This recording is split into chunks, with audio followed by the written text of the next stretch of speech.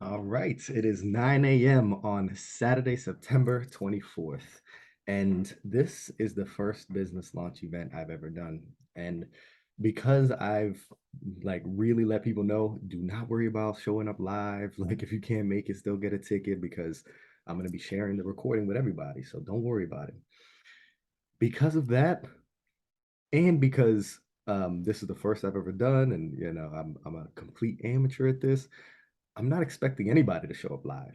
And that's totally fine because I get to share this information with people and speak my truth. In the spirit of transparency, I want to share just how scared and nervous I am. Like before copping on here, before hitting record, body is shaking because in the sake for me as a leader, authenticity and vulnerability is extremely important. Being fully authentic and being completely vulnerable, speaking and embodying the truth, it's everything to me. Integrity is everything to me. So when I go into this type of event to share everything that I've learned as much as I can of the things that I've learned that have got me to this level of happiness and bliss and success in life, it's very scary. But I always remind myself something that I learned from Preston Smile, and I'll be sharing a lot that I learned from him, and I'll be doing my best to give everybody who I've learned from, who have poured into me, even if they don't know me, who are my mentors, even if I've never met them, I'm going to be doing my best to give them credit for everything I've learned. Okay, because again, integrity is super important. And in the spirit of integrity, I'm going to be sharing some things that are really important to me. They're my highest, my deepest truths. And I have to remind myself high intention, low attachment. Just like I tell my clients all the time, all you can control is your intention. So you go in with a high intention, a burning desire, a positive expectation. You know it's going to work out. You know God is on your side. But if it doesn't work out the way you want it to, you have a low attachment to the results. And look at that. We got Haji coming in.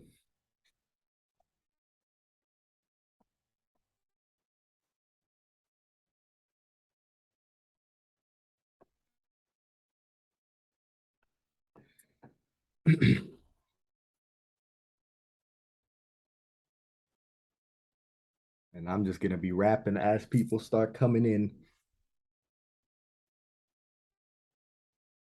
But as I was saying, really wasn't expecting anybody to show up live simply because I told everybody that it's recorded and you'll get the recording and you don't have to worry about showing up live. And given the fact, hey, Nino, thanks for showing up. Appreciate you Hey, hopping on. Um, so just like I was saying, not expecting to have a lot of people show up live. And just like I tell my clients, I tell people that you have to be willing to suck at something first in order to be good at it, right? You have to be willing to be an amateur if you want to become a master. So this is the first type of event that I've done like this. Told everyone they're going to get the recording, so not expecting a lot of folks to show up live, but I'm really excited to be able to share this information. I'm scared. I have a lot of fear of sharing some of my deepest truths and some of the things that I've learned that have had it just a huge positive impact on my life. But I know that if someone can get just a little nugget out of this, if they just get one thing that can add value to their life, then I've done my job. Right. So let's start from the beginning about me, about Rich. So I grew up with a single mom. And while I don't believe that my past defines me, I don't believe our past defines any of us, I do believe it informs our why. And growing up in a place like Brooklyn, New York, Canarsie, living in the projects, falling asleep to gunshots, being in an environment where every single day there were fights, having to fight myself in school, just being in that environment, it molded me, it molded my mind in a certain way.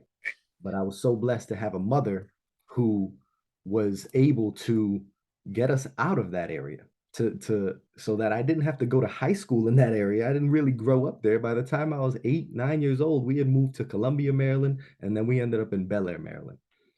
And in Bel Air, Maryland, the question was not, are you going to college? The question was, what college are you going to?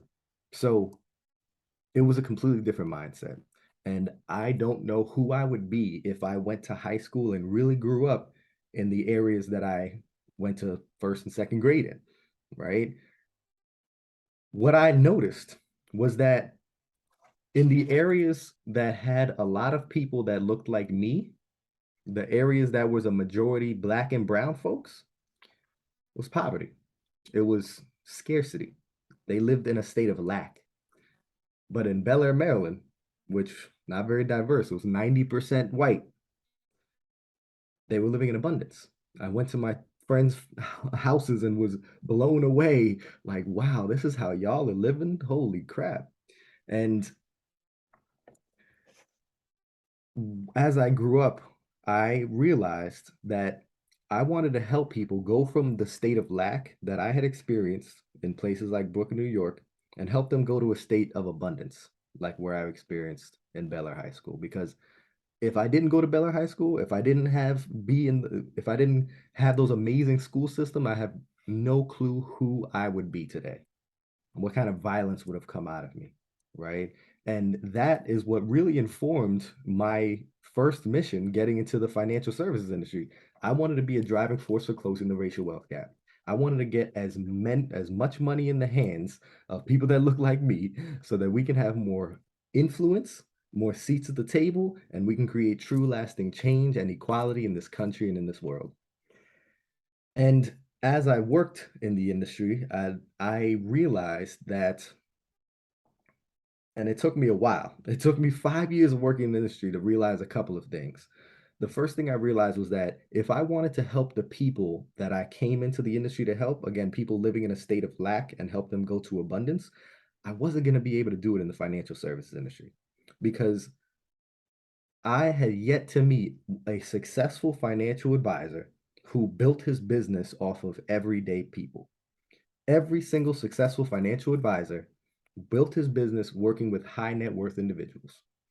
And that's actually why I started my business at Forces Financial, because they didn't have those crazy account minimums where, oh, if you have less than $100,000 or less than $250,000 of net worth, I won't work with you. That's like a lot of financial planning firms have those like account minimums. I didn't want to be that. I want to be able to help everyday people like my family, right? The people that I grew up with. I wanted to be a resource to people like my mom, my dad, my grandparents, and help them achieve financial success. But working with Forsters Financial, who I thought was there for everyday people, I realized, oh, they are more so about the sales. They're not really about advising people.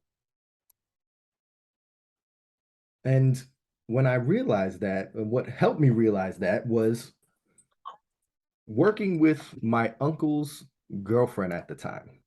And this person had no emergency fund. She had no life insurance. She had no investments for the future. She had no sort of financial standing, nothing, right? She had not taken any action in that area. So you would think that the first step is, hey, let's save some money. Let's get a nice sizable emergency fund, and then we can start investing for your retirement and do some other stuff. That's not what the guys at Forsters Financial told me to do. The guys at Forsters Financial told me, hey, you should have her do this variable universal life insurance policy. A variable universal life insurance policy is a permanent life insurance contract that has cash value that grows based off of market returns. So no, don't give her don't help her build up her emergency fund. Don't help her lock in some dirt cheap, really affordable term insurance so that she can have some money to save. No, don't do that. Don't tell her to invest in her 401k and get the match from the 401k. Don't do any of that. Have her put $300 a month into a variable universal life insurance contract. And I was like, what?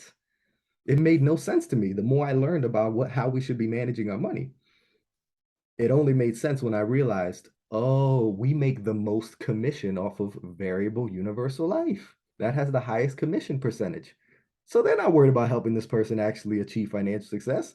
They're worried about putting money in their pockets by showing the upper people, right? Oh, look at all these sales that we're making.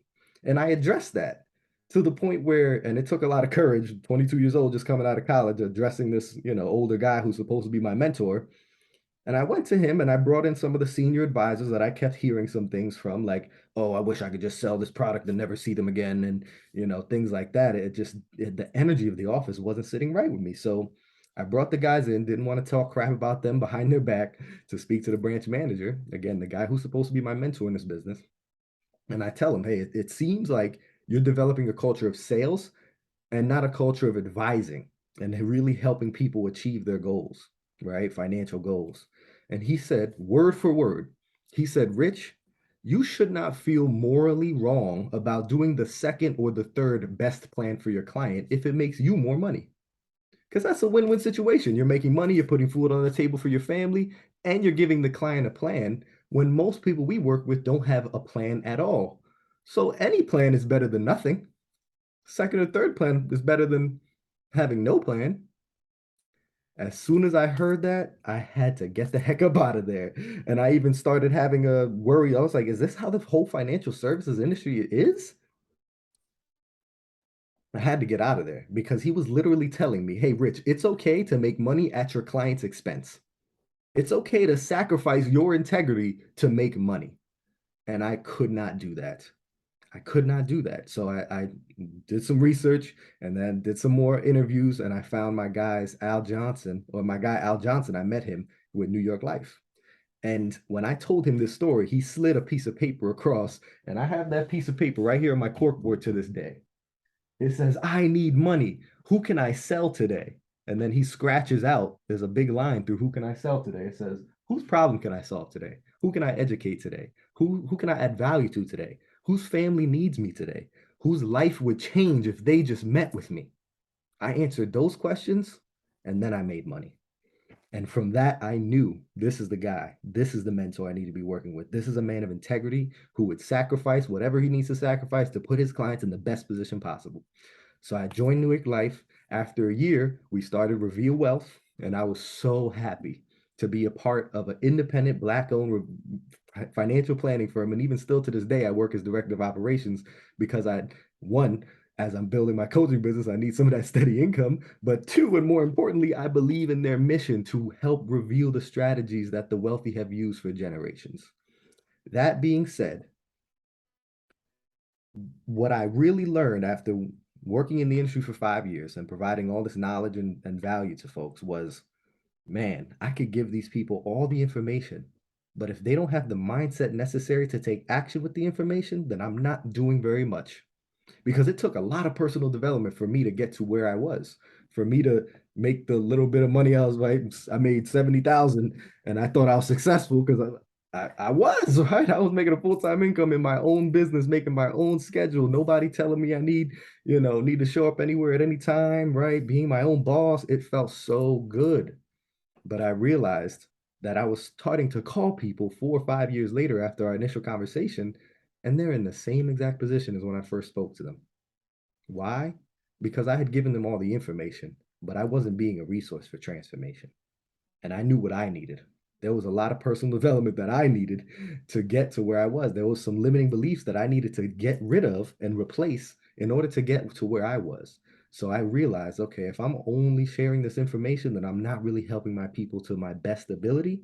And if I want to be successful working with these folks that I know were handwritten on my soul to help, I'm not going to do it in the financial services industry because, again, I've yet to meet an advisor who doesn't only work with high net worth and is successful, right? In order to be successful, and I remember speaking to a high net worth or speaking to a senior advisor, and he told me, Rich, I do not even work with individuals anymore. I work with corporations and businesses because financial planning is 80% or 90% behavior and 10% knowledge. Only 10% of it is knowledge, and 90% is what you do with that knowledge, action, behavior. And he said, word for word, I am not in the business of behavior change. So I will not work with individuals. I need to make my money, and I work with corporations. So I realized, okay, I can make this decision. Here's a crossroads. I can stay in the financial services industry. And if I want to be successful and build my generational wealth for my family, I'm going to have to only work with high net worth individuals or corporations. Forget about the people I wanted to help. Or I could become a coach and I could start over, start a whole new business, which was tough because I had finally gotten to a level where I was like, all right, I know if I keep going and I just elevate the amount, the not the amount of people or the amount of work I'm doing, but just the amount of money that my clients have. If I just elevate the average net worth of my clients, I'll be making well over six figures. I got this. But I knew that that wasn't going to truly lead to my fulfillment. And that's not what was handwritten on my soul coming into this business. So I made the tough decision to start my own coaching business last year in July. And I was afraid to call it life coach. Even still to this day, saying life coach sounds funny because when I hear life coach, a lot of times I've been conditioned. I thought that a life coach was someone who, got everything together by society standards. Their life is perfect, and they're going to tell you how to live your life. It wasn't until I realized that whoever has the problem has the solution inside of them. It wasn't until I realized that it's not my job to be the sage from the stage telling people how to live their lives. It's my job to be the guide on the side, asking the questions they have not asked themselves, providing them with factors to consider that they have yet to consider, and helping them do the internal work required to come to their own conclusions and their own truths. Because if it comes from me, it can be challenged. If it comes from them, that's the truth. So that is my job. It's not about, hey, come see me. It's, hey, come find you. Come find your center. Come find your truths and have someone that can ask you those questions to guide you to where you know you want to go. So that's why I call it personal freedom, because it's about freeing yourself from the inside out. It's about making sure that you have the freedom to be your authentic self, to be your most vulnerable self, to be your most powerful self, right? Just like Marianne Williamson says, we're not afraid of being weak or little. We're afraid of really stepping into our power because who are we, right? Who are we to be beautiful? Who are we to be magnificent? I'm going to tell you who you are to be magnificent. That I'm excited to share that. So, became a personal freedom coach, and given the experiences that I've had, that I'm going to do my best not to censor from the fear that I have of sharing, right? The experiences that I had and the books that I read and everything led to me realizing that I am a spiritual activist because my mission is not to close the racial wealth gap. Yes, that's a big thing. But what's below that? What's the foundation? What's the roots that will create those fruits? Raising collective consciousness, raising our consciousness to the level where we realize that we are all one, that love is all there is, was, and ever will be, and that survival is not our basic instinct, right? There are two paradigms that are undergirding our society right now. The first is survival of the fittest, that survival is our basic instinct. But I believe that survival is your mind or your brain's basic instinct. You are not your mind. You are not your brain. You are your soul. You are a soul. And your soul came here is pure love. And love is our basic instinct because I know for a fact that if you are walking past, I know for me, maybe I won't put it on you, but if you're anything like me and you're walking past a burning building and you hear a baby crying in there, are you really thinking about your own survival and running away? Or are you going to run in and make sure that you save that baby's life? Okay. I truly believe that love is our basic instinct and that we are all one.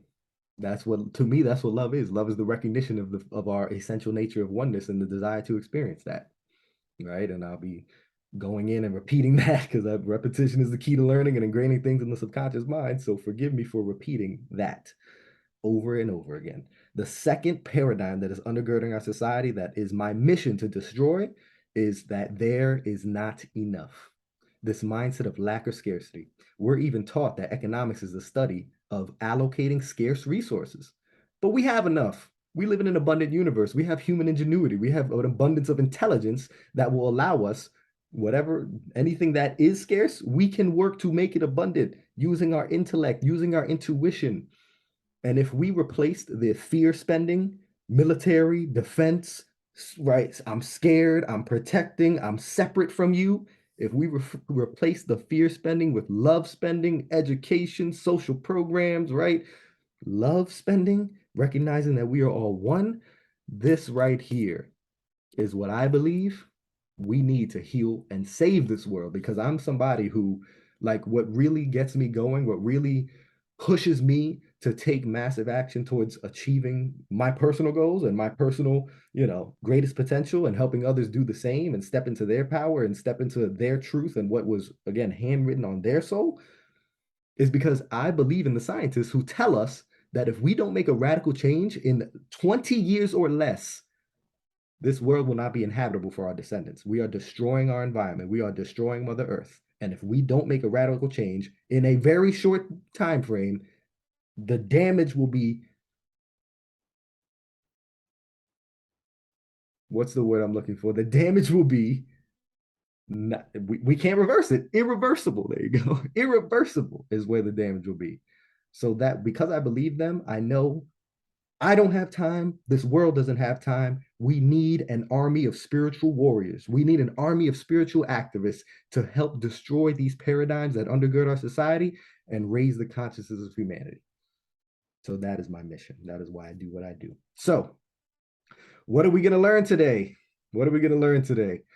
Today, I'm going to talk about the system that I've created called Find Your Center. Because when you find your center, when you know who you really are, you will unleash your energy.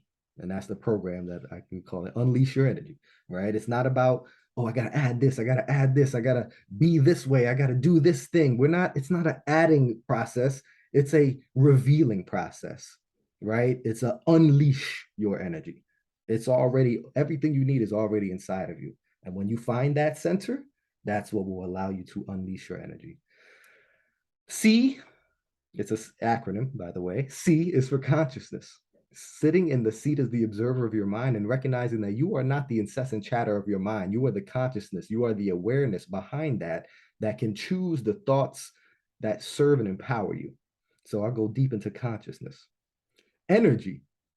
The main point here is recognizing that this entire universe is created with energy. This body, this crystal, this everything you see physically manifested was first unmanifest. It was first intangible energy that clumped together to create what we see. Okay? Your thoughts are energy, vibrations that you put out into the universe. Your words are energy, vibrations that you put out into the universe, and your action is the most powerful energy. When your thoughts, words, and actions are in alignment, you are co-creating with the universe. You are the creator. You are going to manifest your desires.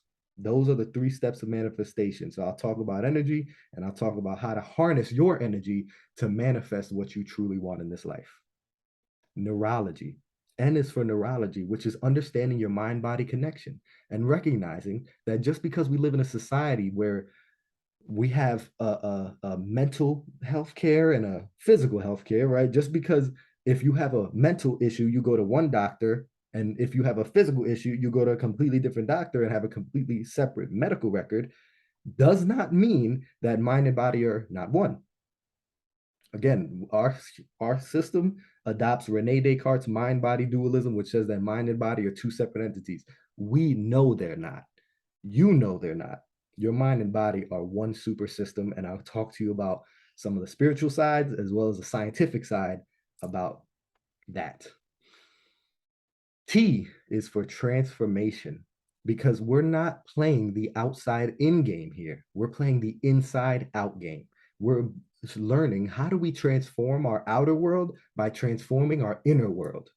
How do we shift the limiting beliefs and non-supportive, disempowering thought processes that are leading to what we are experiencing in life, so that we can truly experience what we want to?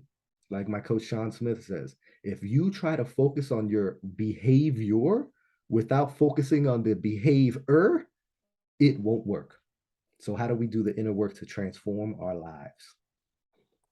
E is for execution. So these next 2 is really just giving you some tangible, like, how do we execute? How do we take action, right? The first 4 are very internal, very intangible. Let's move to the tangible. Let's move to the outer and talk about how are we going to develop the habits, right? Because the most important thing in executing is developing habits. So I'm going to talk to you about how to go about breaking bad habits and in and starting good habits, because you are your habits. Your habits will determine your future. Okay? It's about that slight edge, the little things you're doing every single day. And then routine. Developing a pre-performance routine that will allow you to take action on all the concepts that we talk about today, right? I'm going to talk to you about the Miracle Morning framework. The Miracle Morning was kind of like the beginning of my own personal development, and even it's the Savers framework, right? And I even stole Hal Elrod's framework of having an acronym, because I can pull up the Savers, that acronym, into my consciousness so quickly because the acronym helps so much. And that's what informed my idea to, oh, let me create an acronym, right? So I got to give Hal Elrod a lot of credit for just what I've learned, because the Miracle Morning and having that pre-performance routine, it changed my life. All right. So the benefits here, just to let you know, I'm talking a lot about features. Here's the benefits. Here's why you should listen, right? Um, Me personally, if we talk about the one area of mastery of life, finance, I'm going to be honest. Again, authenticity, integrity is extremely important to me. I ain't done nothing special financially, but I have a lot of knowledge, right? I'm a Series 7 stockbroker, Series 66 licensed investment advisor, a Series 6 and 63 mutual fund and exchange traded fund broker. I got the life insurance license. I'm an expert in infinite banking and how to set up your cash flow insurance policies. I'm an expert at life insurance, right? Like, I have so much knowledge that when I'm able to create some financial abundance by building the business that is aligned with my truth, rather than building something that is not aligned with me, I'll be able to take massive action with that stuff. And I've gotten to the point now where I can say to people 100%, hey, yeah, I'm going to be a millionaire. I'm going to be making $1 million a year. And I can say that with certainty. And that's where it starts, guys, that certainty, being able to speak, being able to tell people your goals and know for certain this is what I'm manifesting. I'm not experiencing in my reality right now, but I'm creating it. Okay. So finance, I got it down. It's gonna be all right, right? Fitness, I went from 230 pounds to 190 pounds, right? To the point where I'm even helping other people do the same thing and inspiring other people to go after their biggest fitness goals. I've started eating less meat and bringing in some more vegetables and eating well and being more conscious about how I treat my body with food, right? So physically, that this information can help you there. And then when relationships, family, right? I've It ain't perfect, but me and my love have been together for 11 years. And I don't believe that longevity is a measure of success in a relationship, right? You could have years long marriage that you're not happy, but we're freaking happy. I love my girl so much. It's so fulfilling. We spend that quality time together, and it's like been so amazing. And the reason I mentioned the 11 years is not, again, I don't think longevity is a success, but it took a tremendous amount of personal growth to get to this level of where we are now. So that's my life. Then you have my clients. I work with over 30 people. I've helped people with this information. Again, I've helped people help themselves. I'm not doing it. They are taking the action because they're taking this information in and they're taking action with it. I have little to do with it other than being the parrot of the people that I've learned from. That's all I am, is a parrot, right? Sharing from what I've people that I've learned. These beautiful souls are taking action. These people have lost 30 pounds. Multiple people have lost over 30 pounds. Multiple people have taken the action necessary to increase their income by $20,000 or more annually. And multiple people have stepped into their vulnerability to manifest a relationship with a significant other, right? Health, wealth, and relationships. The three areas, I believe, that three areas of mastery in life that most of us really, really care about. And not only have I been able to achieve a certain level of success in every one of those areas, this information that I share with you today can help you do the same. Okay. So I want to make sure that you know the benefits that can become out of this in your fitness, finance, and family, and your health, wealth, and relationships, so that you can pay attention, right? Here's not just the features, but the benefits. What are you going to get out of it? So consciousness, consciousness. This is. I just need to take a breath for a second, because this is so powerful. Like, I'm starting with the most important thing. okay? Because I want you to get this. If you get nothing from any of this, I want you to understand consciousness. Let's get into it. Oh, I'm so excited. All right. The most profound question that you could ever ask yourself is this one right here. Who am I? Who am I? And I want you to look within, like right now. I want you to look within and say, who I'm watching this, I'm listening to Rich speak. Who is listening? Who's the one who's watching this?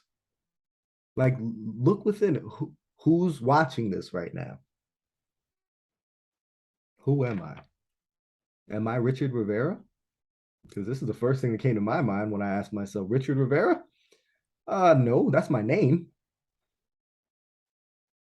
I'm a coach, financial advisor. No, that's my profession. I'm not going to identify with what I do. I'm not a human doing, I'm a human being. So who do I be? Who am I? A son, a brother, a lover? No, those are my roles, not who I am. Am I a Latino man? No, it's my nationality. That's my gender. That's not who I am.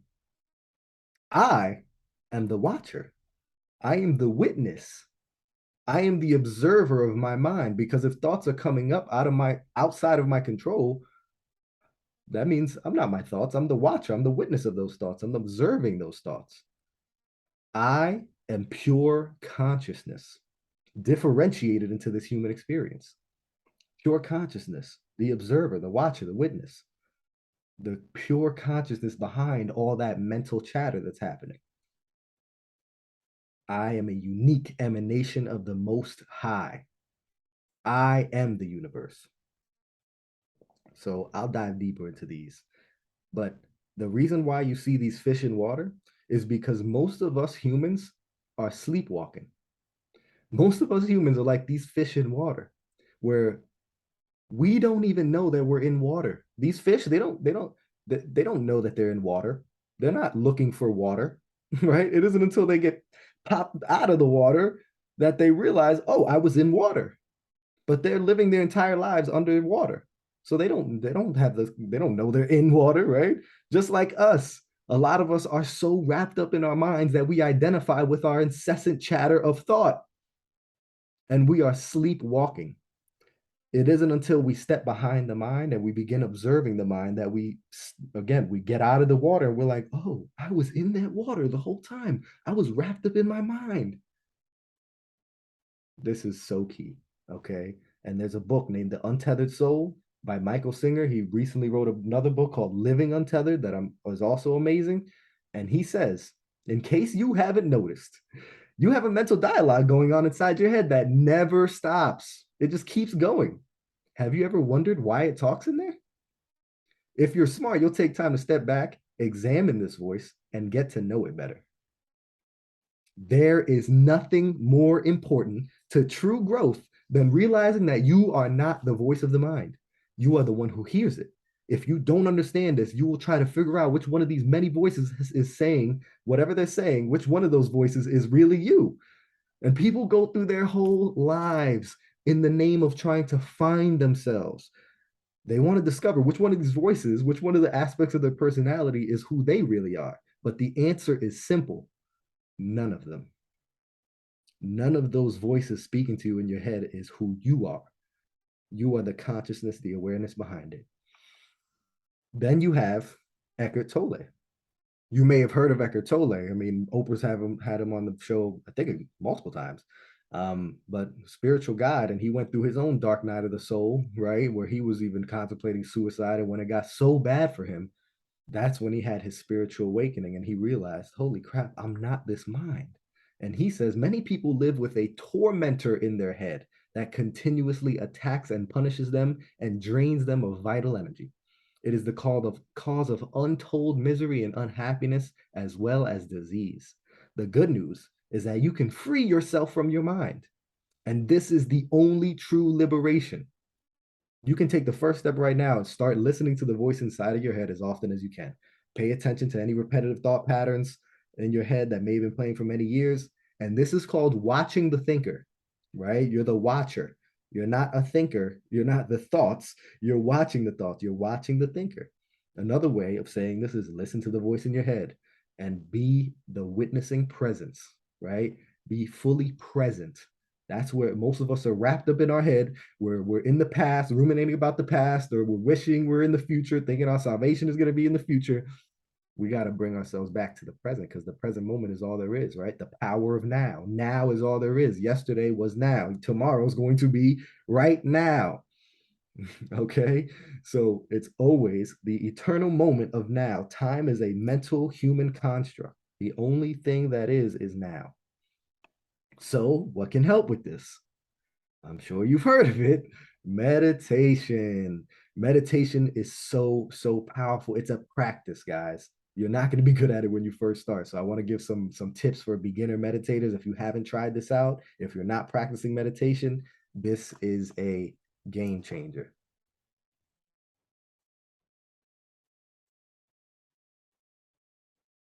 Some tips for beginners. One, do not judge yourself for having thoughts. Do not judge yourself because if you start to meditate and you hear people saying, oh, because this is what happened to me, right? People told me the point of meditation is to clear your mind. You want to have no thoughts. Go have no thoughts, clear your mind. So when I started meditating and thoughts inevitably came up and I could not clear my mind, I thought, oh, I'm a bad meditator. And every thought that came up, I would judge myself. Oh, another thought, oh, I'm just bad at this. Bad, Rich, bad. You're bad at meditating. I was judging myself and it discouraged me from wanting to meditate. But it wasn't until I realized, oh, no, no, no. This is not about just, this is about playing the game of consciousness. It's just a game. Let me play the game. A thought came up. Oh, okay, cool. I noticed it and I'm moving back to my breath. It's a practice. So you notice the thought and then you say, okay, cool, whatever it is, it doesn't matter what that thought is, that I'm aware I had a thought. I'm going to move back to focusing on my breath going in, going deep into my diaphragm and expanding my belly and the out breath. I'm going to move back to focusing on this now moment, get fully present and not allow myself to get wrapped up in my thoughts. I remember I was walking my dog and I let him off leash and he starts chasing a squirrel to the point where I got to run after him like, ah. Oh. And this has happened in the past, right? Where a dog is being a dog, he chases a squirrel, but I get pissed off about it. I get mad. Oh, come back here, dog. Arr, stop running away from me, dog, right? Listen to me, right? And I get mad. But in this moment, this is the moment I realized that my meditation was actually helping me because I became aware of that. I was like, hold on, I'm yelling and being angry at a dog acting like a dog. It's a dog being a dog, chasing a squirrel. And I'm gonna be mad at the dog. And then I'm gonna take that anger into the home and let it affect me moving forward with my day just because a dog is being a dog. And I became aware of this and I said, I choose differently. I'm not going to allow this emotion. I'm not going to identify with this emotion. I'm going to say, okay, the emotion, these thoughts came up. They don't serve me. They don't empower me. I'm going to move on from that. And this is what meditation does for you. That's why it's such a powerful practice because you're practicing. Thought came up. What do I choose? I'm aware that it's a thought. I'm not wrapped up in the thoughts. What do I choose? Do I want to identify with this? Do I want to allow this thought to take me up, take over? Is this thought who I want to be? No. Moving on. What do I choose? Right? And if you've never done this, start small. Don't think you're going to be like me doing 30 minutes a day. And even to this day, sometimes I'm only doing 5, 10 minutes, right? It took me years. I started with 5 minutes and it's taken me years to get to the point where I can sit there and meditate for a half hour period, right? Start small because it's going to be tough. And if it's really tough, because a lot of us have a lot of like negativity, wrapped up negativity going on in our minds, and it's tough to really silence, and it can be triggering to try to silence the mind. Try the walking meditation. If it's too uncomfortable to do the sitting meditation, then try the walking. Try doing a very present walk, focusing on your breath, You're present to the sights, the sounds, the feelings, the sensations around you, right? But you're not allowing yourself to get wrapped up in the mind. I'm not going to stop talking about meditation, guys. It is so, so powerful. Entire religions have been based. You've heard of the Buddha, right? He went into the woods, he meditated for however long, I don't know, years, whatever. And then he came out and he experienced nirvana, and to the point where he had to come back and tell everybody about his experience. And the entire religions are based off of the concept of I'm going to step behind my mind, I'm going to be fully present. And yeah, you can have some powerful spiritual experiences. You can have an experience of disillusion of the ego, which I'll talk more about that, but you realize that you are not your body or your mind. You're connected with everything, right? You are a unique emanation of God. You are pure consciousness differentiated into the human experience. You realize who you really are. And I've had some powerful experiences, but if you make having mystical transcendent experiences the goal of your meditation, then you're probably gonna, like I did, think I was a bad meditator, right? Because my goal was complete silence. And yes, that can be the goal, but it's about practicing. Notice thought, move on. Notice thought, move on. Okay. Don't make your goal and make yourself feel bad if you're not having these mystical transcendent experiences, right? Like the monks do or something, right? But I want you to know this is so powerful that entire religions have been based off of it. Even the skeptic named Sam Harris, he's very, very practical, he's very scientific, he calls himself a skeptic. Even he's experienced this, where he was like, I was gazing out the hills, a feeling of peace came over me. It soon grew to a blissful stillness that silenced my thoughts, and in an instant a sense of being a separate self, an I or a me, it vanished. He said, I'm slow to draw metaphysical conclusions from experiences like this, but yet I glimpse what I call the intrinsic selflessness of consciousness every day. The selflessness of consciousness, right? That there's no self, because the self that we've created, the personality, the ego that we've created it. Our mind has created it. It's not who we really are, right? And this isn't an accident, because he spent years practicing meditation with the purpose of cutting through the illusion of self. Even this super, super practical guy, scientific man, says that the self that you think you are is an illusion. He goes on to say that there is nothing about a brain that even suggests that it might harbor consciousness. Think about that. Nothing in your brain tells scientists that consciousness lives there. Does it even live there? Or does it live in every single cell that in your body? Ooh, this book, You Are the Universe, Deepak Chopra. And the thing I love about Deepak Chopra is that he's super spiritual and super scientific. He's a medical doctor, so he did the schooling, right? He, experimented with psychedelics like LSD even when he was like 19 years old, which allowed him to have a spiritual experience and realize, oh, snap, I am not this body, I'm not this mind. And then he went to school and then continued interviewing doctors, physicists, cosmologists, other scientists. And then he wrote a book with a physicist named Menas Kefatos. And this man, I believe, is a messenger, because again, he understands the spiritual side of things, and he understands how it does not, it meshes beautifully with the scientific side of things, the quantum physics of it, right? The quantum realm and all these things. He's very, very well educated on that, and super spiritual. And I love that. I love people that can take spiritual concepts and allow my thinking, logical brain to understand what my soul already knows to be true. And in this book, they talk about something called the hard problem of consciousness. The hard problem of consciousness is the question: how do chemicals, atoms, and neurochemistry create consciousness? Again, there's nothing in the brain that even hints at the fact that consciousness might be in it. There are invisible photons that are coming to your eyes, right? This is how you construct your own reality, okay? We create reality. It's not just an objective thing.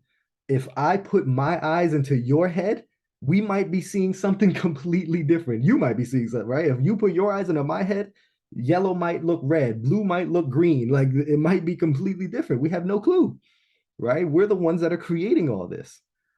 Those photons that are coming to your eyes don't have color, they don't have shape, they don't even have units of mass.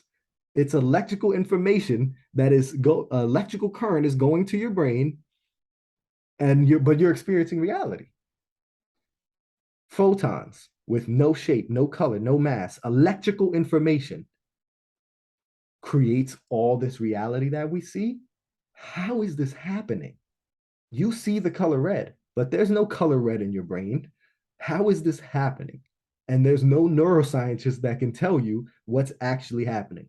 Nobody can tell you how consciousness came about.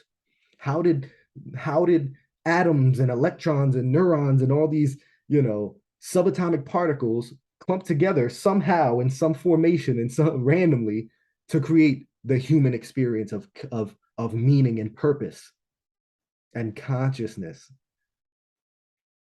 Did matter come first, or did mind consciousness come first? Is consciousness fundamental? Is there nothing behind consciousness? That's my belief. Because a physicist named Dyson Freeman, he said this. Look at this. This is crazy. He said atoms in the laboratory are weird stuff, behaving like active agents rather than inert substances. They make unpredictable choices between alternative possibilities according to the laws of quantum mechanics. It appears that mind, as manifested by the capacity to make choices, is at to some extent inherent in every atom. Wow. A physicist studying atoms says, "Holy, they're acting weird. They're making like choices over here, right?" It's kind of like the a great example that they gave in the book was it's kind of like if you're standing at the top of the Empire State Building and you're looking down at all the cars. Some are turning right, some are turning left, and who knows? It seems like there's random, right? There's some right, left. You don't know what are the. It seems random when you're looking down on it, but you know that every single one of those cells, every single one of those people in the car, right? I'm comparing it to cells or comparing it to atoms, right? They have a place that they're going. They know exactly what they're doing. They have purpose. It might look random to you from a drawn out point of view, but they have a purpose. It's not random at all. And this is a good way to see kind of how atoms are acting. And then you have this poet, this philosopher named Rabindranath Tagore. He said, and I love how he put this, matter is composed of protons and electrons with gaps between them. Okay, there's a lot of space between them. Look at the atom. You see the gap between the protons and electrons. It's actually mostly space. It's I don't know what the actual 90% space, 99%. It's mostly, excuse me, it's mostly space in between them, right? It's matter from protons, electrons, gas between them, but matter may seem to be solid without the links and spaces which unify the individual electrons and protons. The entire universe is linked up with us as individuals in a similar manner. It is a human universe. We are the cells, we are the atoms of God. Is that how I put it, right? And I want to make you aware that you are a human creature. We act with purpose, meaning, direction, and attention, the very opposite of randomness. And how did meaningless dust, right? Because we know, okay, Big Bang, stardust clumps together. It creates the iron and helium and hydrogen and all the things that your body is created from, and all these chemicals and all these compounds that your body is created from. It all came from stardust, right? You are created from stardust. That's what scientists say. How did meaningless dust produce the human body, which is your vehicle to pursue everything meaningful in our lives? The answer, if Freeman Dyson is right, is mind, consciousness, universal consciousness, cosmic consciousness, if you will. This is a participatory universe that depends for its very existence on human beings.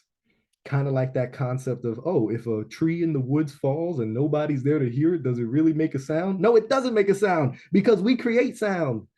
Sound is created in our minds. Vibrations go to our ears and then our minds create the sound. We are participating. We're creating reality. And there's a growing body of cosmologists developing theories of a completely new universe, one that is living, conscious, and evolving. A conscious universe responds to how we think and feel, It gains its shape, color, and sound and texture from us. I don't know if you understand just how profound this is. It's not just some spiritual, oh, you create your reality. No, science is showing us this. Science shows that we are the creators of reality. And I want to make you aware of a conversation between who some might say the a genius, the smartest person, the greatest scientific mind we've ever had. When you think of like great scientists, who do you think of? Einstein. Albert Einstein spoke to that Rabindranath Tagore. He had a conversation with this poet, this philosopher, and I'm going to show you this conversation because it was pretty crazy. So first, Einstein talks about the two camps, the matter first camp or the mind first camp. He says there's two different conceptions about the nature of the universe. The world as a unity, the world as a unity dependent on humanity, which is what we've been talking about. And then he says, or the world as a reality independent of the human factor, just the objective world. It doesn't need us for it to be real. Tagore renounced the either or proposition. He said, when our universe is in harmony with man, the eternal, we know it as truth. We feel it as beauty. Einstein says that's the purely human conception of the universe. And Tagore says there can be no other conception. This world is a human world. The world apart from us does not exist. This is a relative world depending for its reality upon our consciousness. Einstein asked, so truth and beauty is independent? It's not independent of man? You need man for truth and beauty? Right? It's not independent of man. No, it's not independent of man. It's dependent on man, says Tagore. So if there was no human beings, the Apollo Belvedere would no longer be beautiful. There would be no beauty in this universe without humans. No, there wouldn't, he says. Einstein, I agree with regard to beauty. He agrees that there would be no beauty without humans because beauty is a human construct. But I do not agree with regard to truth. He says to Gore, why not? Truth is realized through man. Even truth is a human construct. Einstein, I can't prove that I'm right, but that's my religion. Even Einstein had the humbleness to say, I cannot prove because, like literally, because we are experiencing everything through a human consciousness, my human consciousness believes that we don't need human consciousness for the objective world to be real. But I can't prove that because the only way I'll be proving it is through human consciousness. But that's my religion, he said. He had the humbleness to say, I can't prove this, but that's my religion. Essentially saying, I have faith that the objective world is real, that if a tree falls in the woods and no one is there to hear it, it still makes a sound, right? Even though I can't prove that. How humble was Einstein to say, I believe this is my religion, but I can't prove it. And just like Tagore and Einstein had those conversations, Deepak Chopra and Sam Harris, remember the author of Waking Up? Deepak Chopra and Sam Harris also had an amazing argument, an amazing debate. And check it out on YouTube, like type it in Deepak Chopra versus Sam Harris. They talk about the future of God. That was the topic was, what's the future of God? And Sam Harris is so anti-religious. He was like, no, religion, it separates us, and it's led to the crusades and the jihad, and he's linking up God with religion. And Deepak's like, no, I'm not talking about the God like that. I'm not talking about the God that we see as separate from us, that's some separate entity that would judge us, right? That would send us to hell or eternal damnation, or like, that's not what I'm talking about. Deepak's like, I'm talking about pure consciousness, the source of the Big Bang, source energy. I'm talking about how consciousness is fundamental to everything and pervades the entire universe, and we are not separate from that pure consciousness, which he also uses synonymous with God. That's his God, that's my God, right? Watch this amazing argument and remember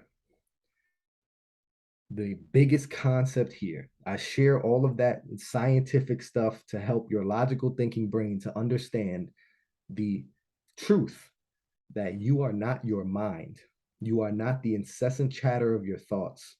You are a unique emanation of the Most High, and you get to choose what thoughts, what personality, what beliefs serve and empower you.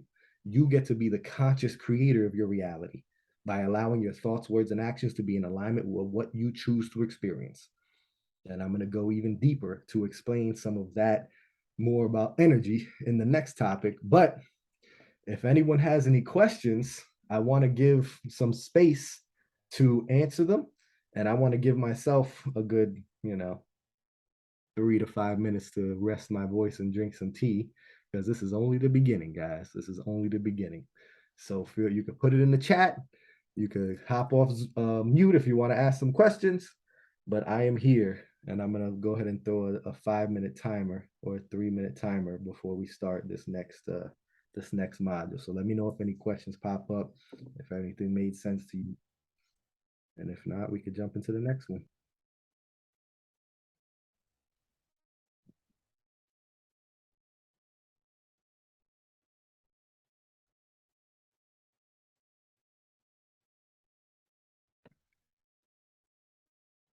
I need one of those Jeopardy. Do do do do do do do do do do do do.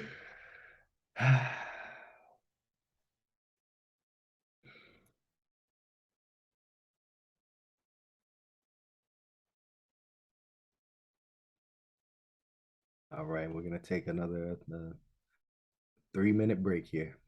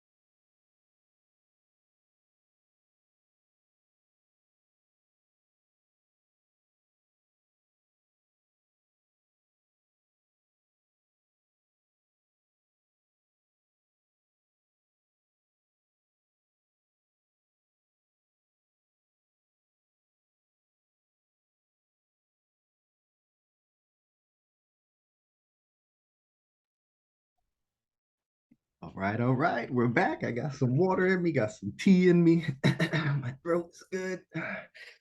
Got my blue appetite helping out with the throat chakra over here and helping me speak my truth, right? And going back to the beginning, especially going into this module, this is the module that I was most worried about because it was really, really deep, vulnerable, and sharing my deepest truths. And there's a lot of fear that comes from that level of vulnerability and like authenticity. And but for me, if I don't share my own experiences that led to where I've come, then I feel like I'm being out of integrity. And again, I'm all about high intention, low attachment.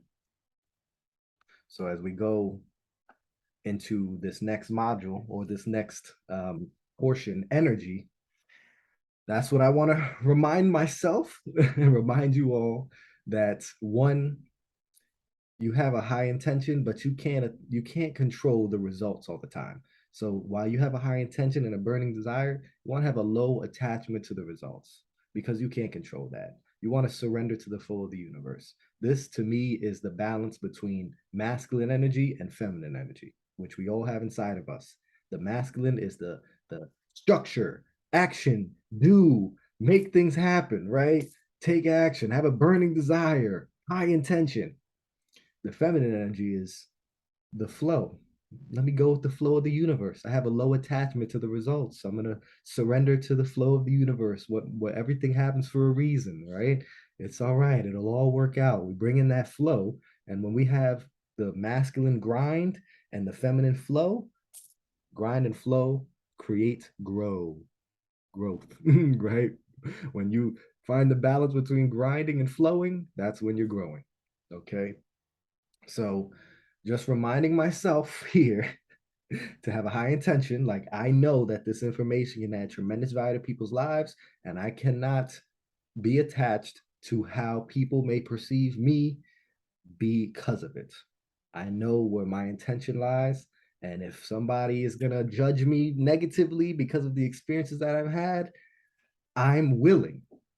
I am willing to have millions of people look at me negatively so I can help thousands, because I know that there's at least one person out there that needs to hear this, and they need to hear it from me. Okay. So if I'm censoring myself, to me, that is a lie of omission. And to me, that is not being a man of integrity. And integrity is so important to me. That's why I left my first job. So I left the financial services industry as a whole, was to stay in integrity with my beliefs and to stay in alignment with who I believe I am and who I choose to be impeccable with my word, to be a man of my word. So I'm going to start this energy talking about my own personal journey, because I grew up as a Christian. First, we went to a Catholic church when we lived in New York, and then we went to a Christian church when we lived in Maryland. And I've had some powerful spiritual experiences even as a child. I remember worshiping, singing the songs, worshiping with to God, and yeah, the Holy Spirit, as they call it, I'd get hit with it. And to me, it was just this abundant love. It was just this abundant gratitude. Like, oh my God, I have my life. I have my mother. I have my family. I have a roof over my head. I have all these blessings, right? And I would just get hit with the love. But also, I would get hit with some guilt, because it wasn't like I was going to church every single week. And when I did, I would be get hit with some guilt because I was so grateful. I'm like, I need to thank God more often. I haven't done this in so long. Like, oh, and now I would be crying and just like, thank you, Lord, so much. I just get hit with that abundant love. So I've experienced that, right? And when my logical thinking brain kicked in as I went through college or high school and college, I would say to myself, if the path to heaven is to accept Jesus Christ into your heart, what about the kid in Saudi Arabia who never had the opportunity to even hear the name of Jesus? What if he followed in the footsteps of Jesus unconsciously? What if he was a beautiful soul that helped other people and just was compassionate and caring and loving and just a beautiful, good person? But he never had the opportunity to repent to Jesus Christ. He never had the opportunity to accept Jesus Christ into his heart. Is he going to hell? Is he going to be sent to eternal damnation because of this? That didn't sit right with me. That did not sit right with me at all. And so I couldn't really call myself a Christian, right? I said, like, that was a basic tenet, was you have to accept the name of Jesus Christ into your heart, and that's how you get to heaven. And I'm like, but what about all these people? Right? Is everybody else just gonna go to hell? Is like most of the world gonna, like 2/3 of the world gonna go to hell? That doesn't make sense to me. I thought God was a God of love. The concept of the devil didn't make sense to me. I'm like, if God is all powerful and omnipotent, omnipresent, how why would he even allow some other entity to be fighting him with evil. Why wouldn't he just destroy that? Right? Like what's that? It didn't make sense to my logical thinking brain. So it didn't sit right with my soul.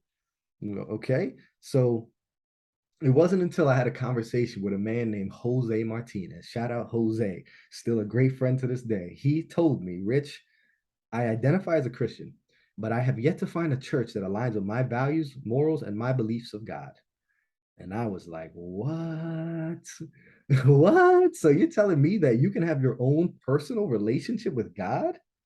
You can have your own personal beliefs that don't jive with other people's beliefs, and that's totally fine? I thought you had to put yourself in a box. I thought you had to be Christian, Muslim, Buddhist, right? But you just created your own thing, your own beliefs that resonate with you, and you go on a journey to find others who resonate with that.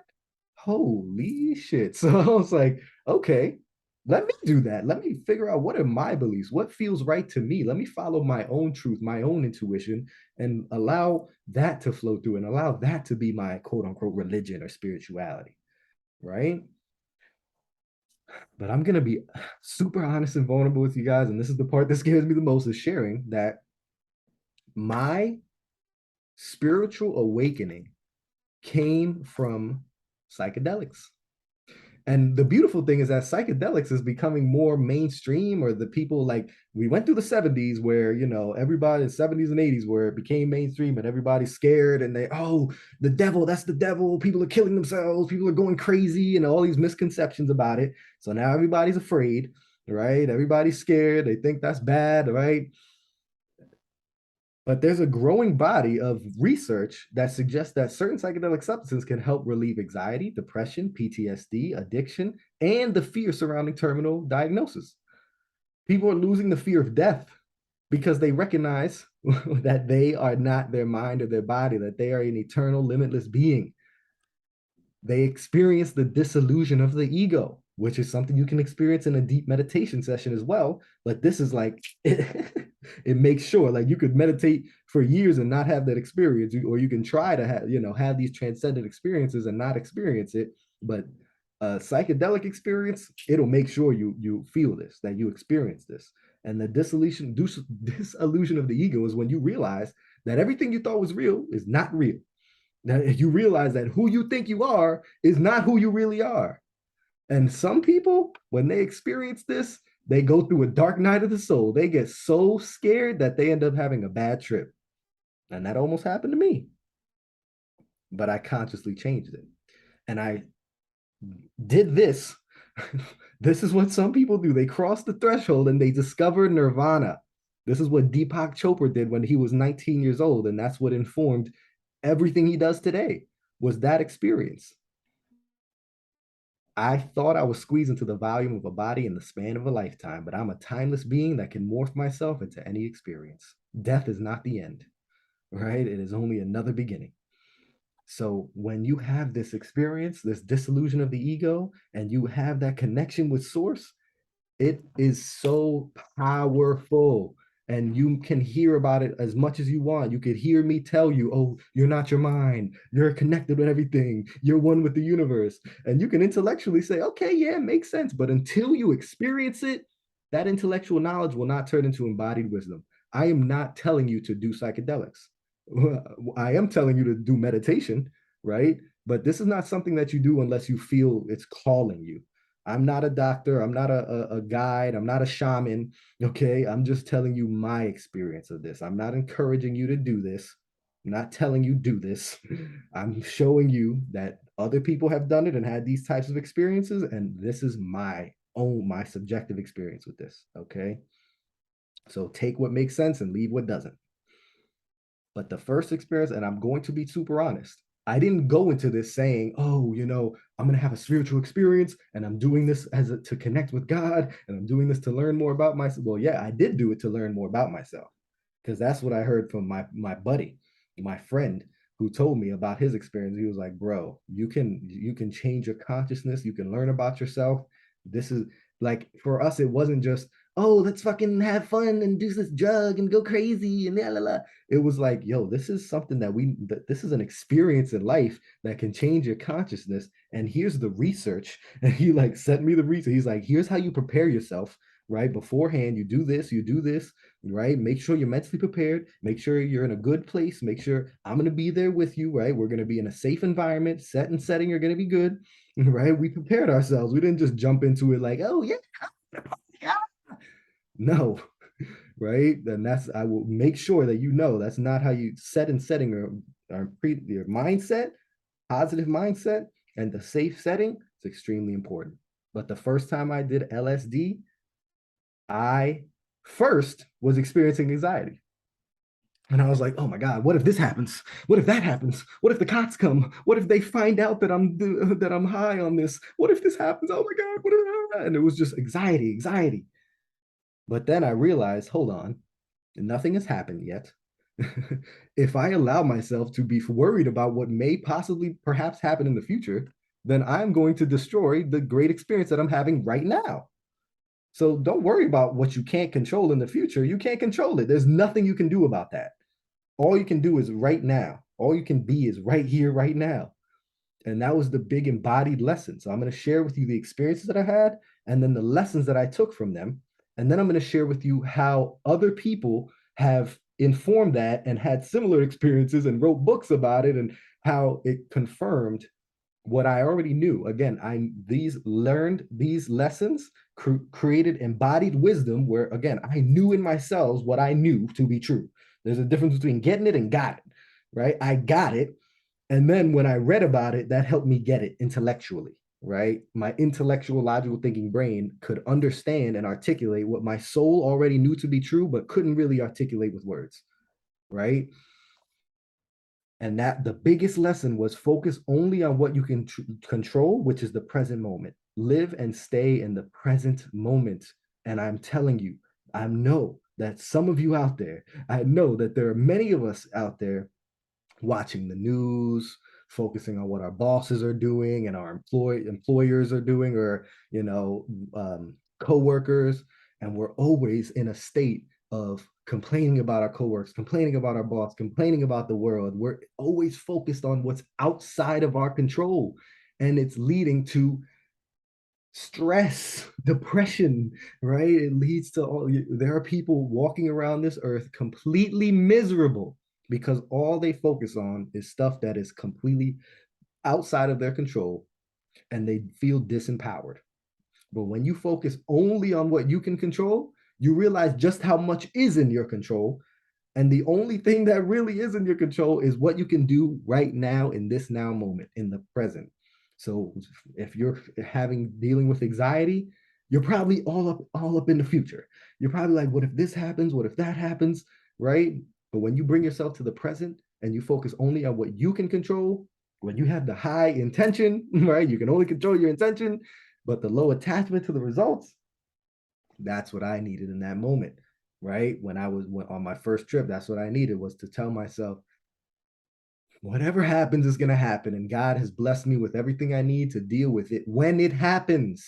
I don't have to destroy my experience right now in this moment because of what maybe might happen in the future. And I took that lesson into my life as well, right? I integrated it.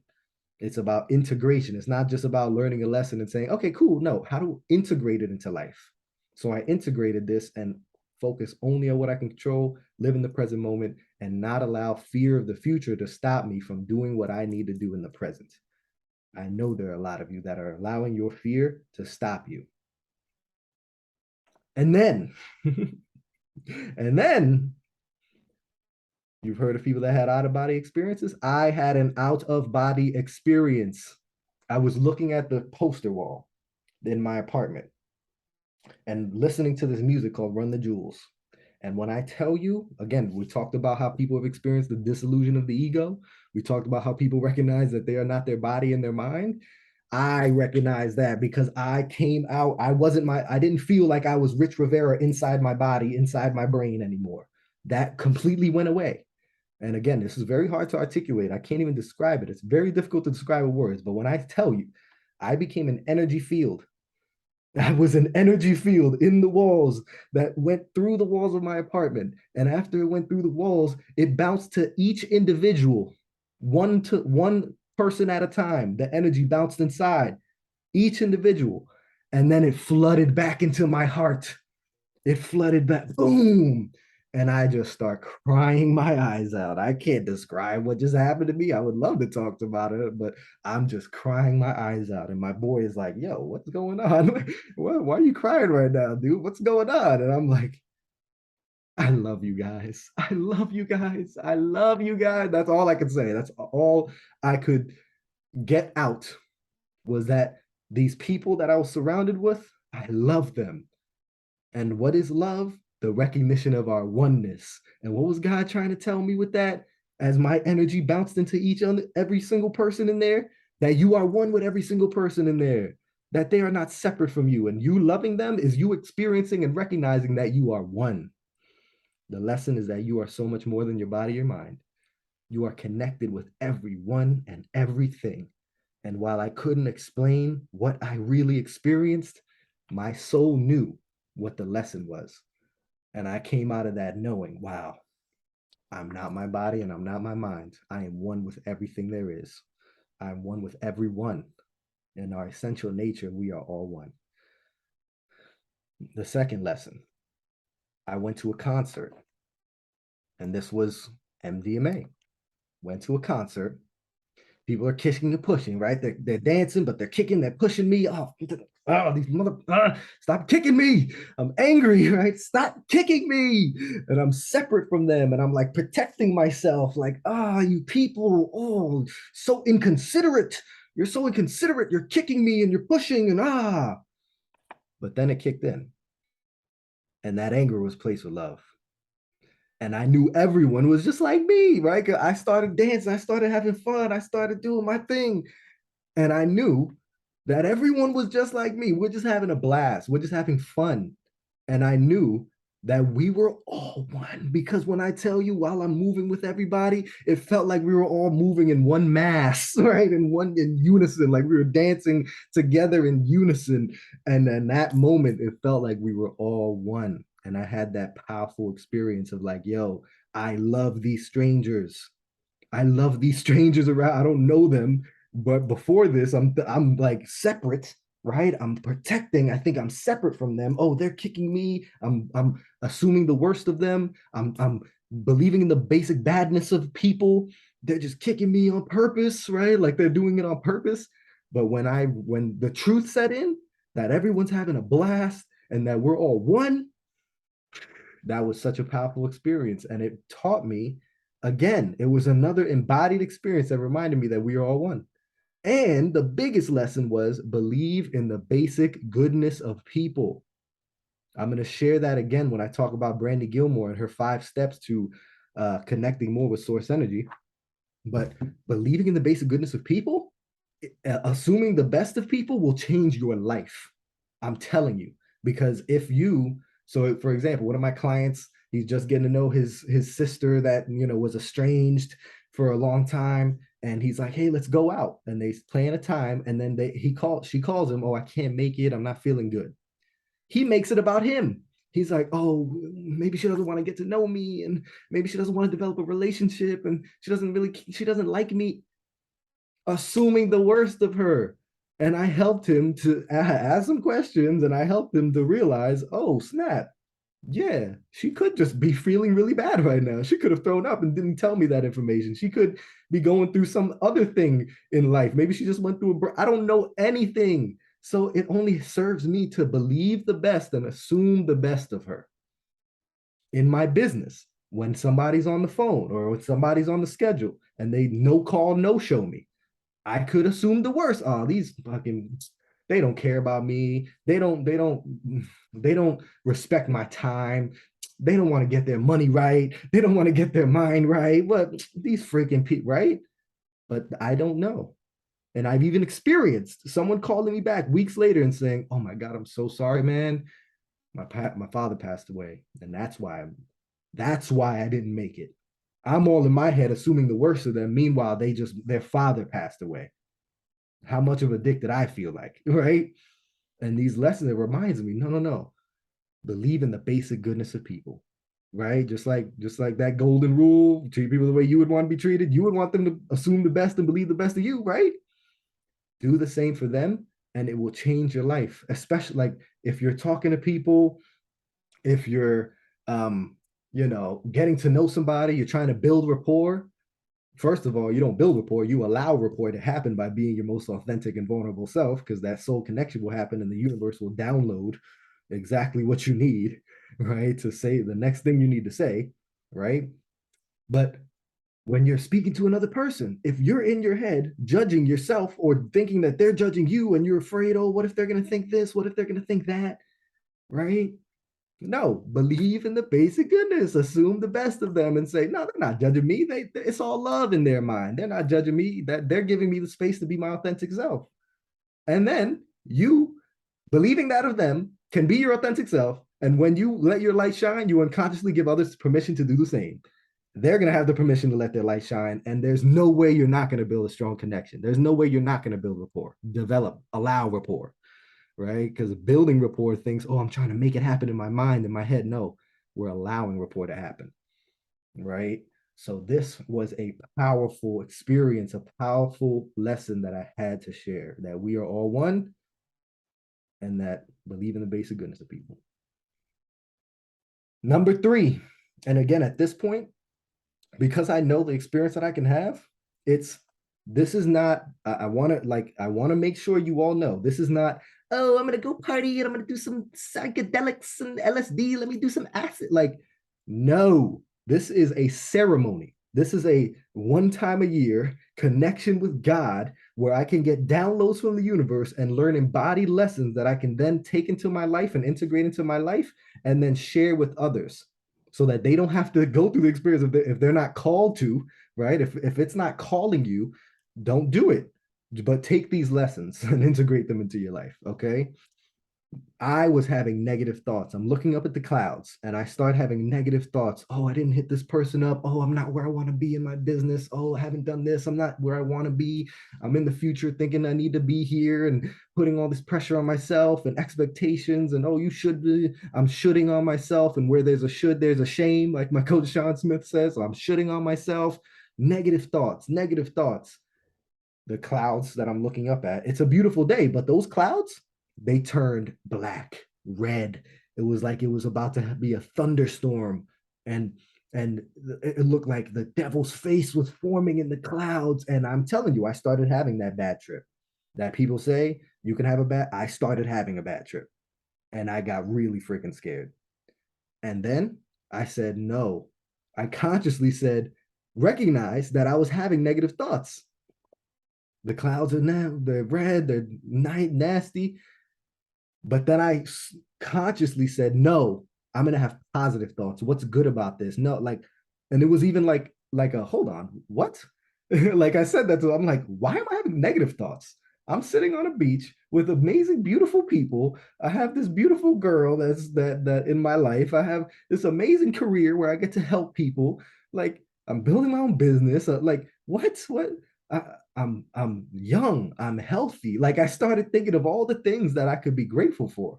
I started consciously having positive thoughts. And when I switched it, whoo, I started having a very powerful experience. The clouds immediately switched to beautiful heaven-like clouds, the most like they're moving around, they're dancing for me, right? It was a crazy. And then I had a powerful connection with source to the point where I knew that God, source energy, cosmic consciousness, infinite intelligence was speaking to me. I knew it in that moment, but I couldn't articulate it. Again, I wanted to articulate it. I wanted to tell my friends, oh, this is what it's saying to me. This is what I'm getting, right? I wanted to say, I wanted to speak, but every time I tried to speak, it was nothing came. Nothing came out. I could not speak. And it was that helped me realize, lesson, I have a personal relationship with God. And that personal relationship is indescribable with words. It's a feeling. Just like Preston Smile said, God speaks vibration, not English, right? God doesn't speak English. He speaks energy, vibration. And when I felt that inside of me, I couldn't describe it. And that was me recognizing, okay, I have my own personal relationship with God. It's indescribable. And even if I try to describe it, people might not understand it. And that's totally fine. It's totally fine to have it just me, right? That's a whole 100% okay. And I needed that. That was my own individual, right, relationship with God, and I needed that, and it was super helpful. And the most powerful lesson that I learned was that your thoughts literally create your reality, because I see the trip of LSD as a metaphor for the trip of life, right? It's the trip of life. And when I allowed myself to think negatively, I had a bad trip. And when I allowed myself to think positively, I had the most amazing experience. And it's the same with life. That like life, if you allow yourself to take in the negative thoughts, to only be thinking negatively, you will literally manifest a negative life, negative experiences. You'll only focus on the negative, and you will have a negative experience of life. But when you consciously allow yourself, force yourself to think positively, to be in a state of gratitude, to live in a state of gratitude, to always be focused on what you're grateful for, and allow those positive thoughts and emotions to come in, you will have a great experience of life, an amazing, abundant experience of life, because your thoughts create your reality. And someone could have told me that. I probably heard that somewhere and was like, sure, whatever. Yeah, thoughts create your, yeah. But when I had this experience, I knew it in my cells. I will not stop talking about the difference between intellectual knowledge and embodied wisdom. Intellectual knowledge, I could know everything about how to swing a baseball bat. I can know, yeah, keep your elbow up, keep your eye on the ball, drive through your hips, make sure you get torque with the hips, make sure your power comes from your legs. I can know everything intellectually, but if I've never stepped in a batter's box and tried to swing at a bat being pitched at me, I don't know jack shit. You don't know nothing until you try and you've swung a bat and you've done it over and over again and you've practiced and it gets in your cells. Knowledge is only a rumor until it's known in the body. Okay. In embodied wisdom is what we're going for here. We learn something intellectually and then we take action with it. We integrate it into our lives. And that's exactly what I did.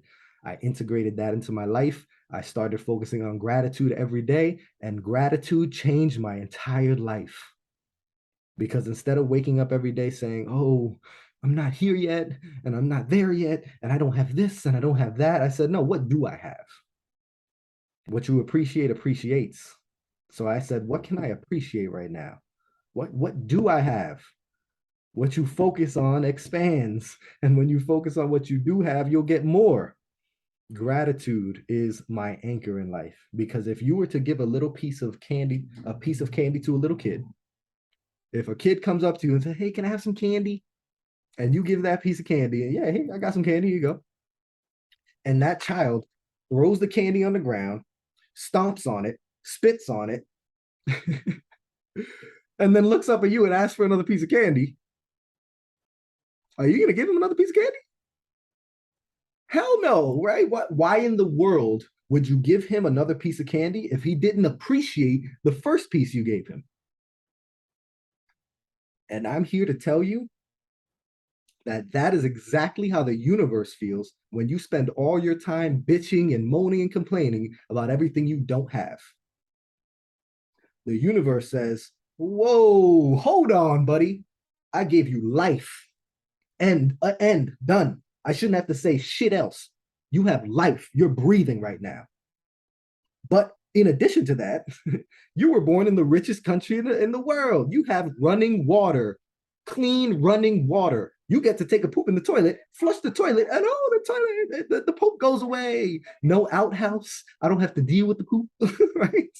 You have food, you have shelter, you have health, you have youth. Many of us have youth.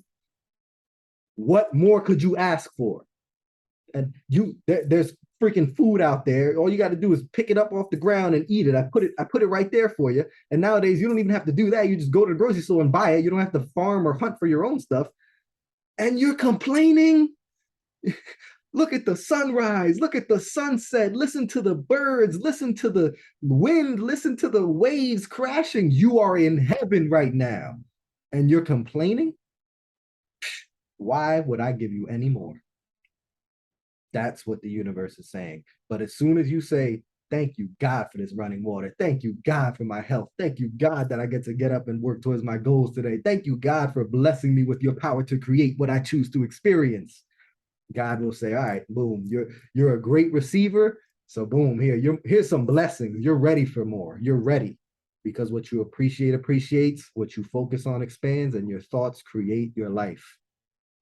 I will keep saying the same things over and over again, guys, because repetition is the key to learning. And then the last one I want to share with you, the last embodied experience that I've had that, and again, I'll go to some other people, right? I'll bring in some other stuff. This is not just about me. I'll share with you some other people who have confirmed some of these things, right?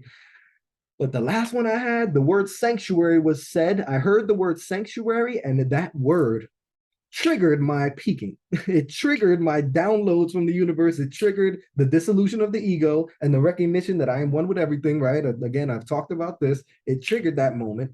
And I started having immediate downloads from the universe. It's those moments when you know this is not coming from me. I'm not this smart. I'm not this wise. There's no way that I'm having these ideas. Infinite intelligence is sharing some powerful stuff with me right now. And I had strong empathy for transgender people because in that moment, I realized that we are unique emanations of the Most High. And who the freak are you? I'm just trying not to curse as much as I do. Who the F are you to tell somebody that may have come here with woman parts who wants to allow their masculinity to be expressed, or came here with male parts that wants to allow their femininity to be expressed? Who the F are you to tell them how they need to show up in this world? And if they do act like their authentic selves and they let their light shine, who the F are you to tell them, oh, you're less than, you're weird, you're bad, you're immoral, you're blah, blah, blah, making them feel like they are less than just for being the sovereign, beautiful soul that they are. Who are you to tell them who they should be and how they should operate in this world? They are a sovereign soul. They are a unique emanation of God. And you don't get to put them in the box just so you can intellectually understand them. You don't have to understand them. Let them be the sovereign soul that they are. And poof, when I started speaking, my voice, it didn't sound like Rich Rivera's voice. Preston Smiles' voice came out of my voice box. I started hearing Preston Smiles' voice as I started speaking. My voice sounded as if it was his voice. And prior to, I had watched a couple of videos of Preston Smiles, and I was like, bro, this guy's an actor. This guy's a fraud. This guy, nobody's this enthusiastic. Nobody's this energetic. Nobody's this on fire for life. He must be acting. And that was my opinion of him, right? And then when I heard his voice come out of my mouth, I had this deep connection with him. And God was like, bro, you and Preston have the same exact mission. Learn from him, model him, right? And you're going to do exactly what he's doing right now, right? Which is sharing your words, using your words to impact lives and share this message of love, right? And the biggest lesson was that we put humans into boxes. Oops. Purse, no worries about hopping off. You're good. Appreciate you hopping on. Thank you so much for being here. You're the shit for being here. And again, guys, I wasn't expecting anybody to show up live. Like, this is totally, like I said, hey, we're going to get the recording, and whether one person shows up, even if 0 people show up, I'm going to act like I'm speaking to a crowd of thousands, because you can share this with as many people as possible that you think you get value from it. Okay. So Purse, thank you so much for being here and for listening to me rap for a freaking hour or so. Like, you're amazing. Don't even worry about hopping off. Anyway, so the lesson was that we put humans in the boxes so that we can understand them. We put them in the boxes when we are all unique emanations of the Most High. The second lesson was that in order to step into my true energy, into my true power, I would have to tap into my feminine energy without fear, because I grew up and my mom, she did an amazing job as a single mom. She's freaking powerful, freaking so, like, I would not be anywhere close to who I am if I didn't have that amazing mother. She's amazing. Like, and if I did anything feminine, she would shut it down immediately, right? Like anything feminine, of course, she's scared that she knows the world that I live in, that they look at men who act feminine as, oh, you're less than, you're bad, you're gay, and they use gay as a bad term. Oh, you're a pussy, you're a bitch, and they say all these things. But I knew in that moment that I need to get rid of that fear, and I need to tap into my feminine energy, right? I was so scared. I wouldn't even wear like my crystal, like these, my crystals, my bracelets. I even saw that. Oh, that's feminine. People might think that I'm, feminine or gay. Who cares? I know who I am. I know who I am. And yes, I will tap into the feminine energy. I will dance the way I want to dance, right? I will sing and sing with high notes. So, I use my, right, whatever it is, I'm going to tap into that feminine energy, that flow, that feminine flow, that divine feminine energy. And I knew in that moment that the divine feminine energy is what we need to heal this world. That men need to adopt and bring in more of that feminine energy, because the masculine energy is the mind, the feminine energy is the heart.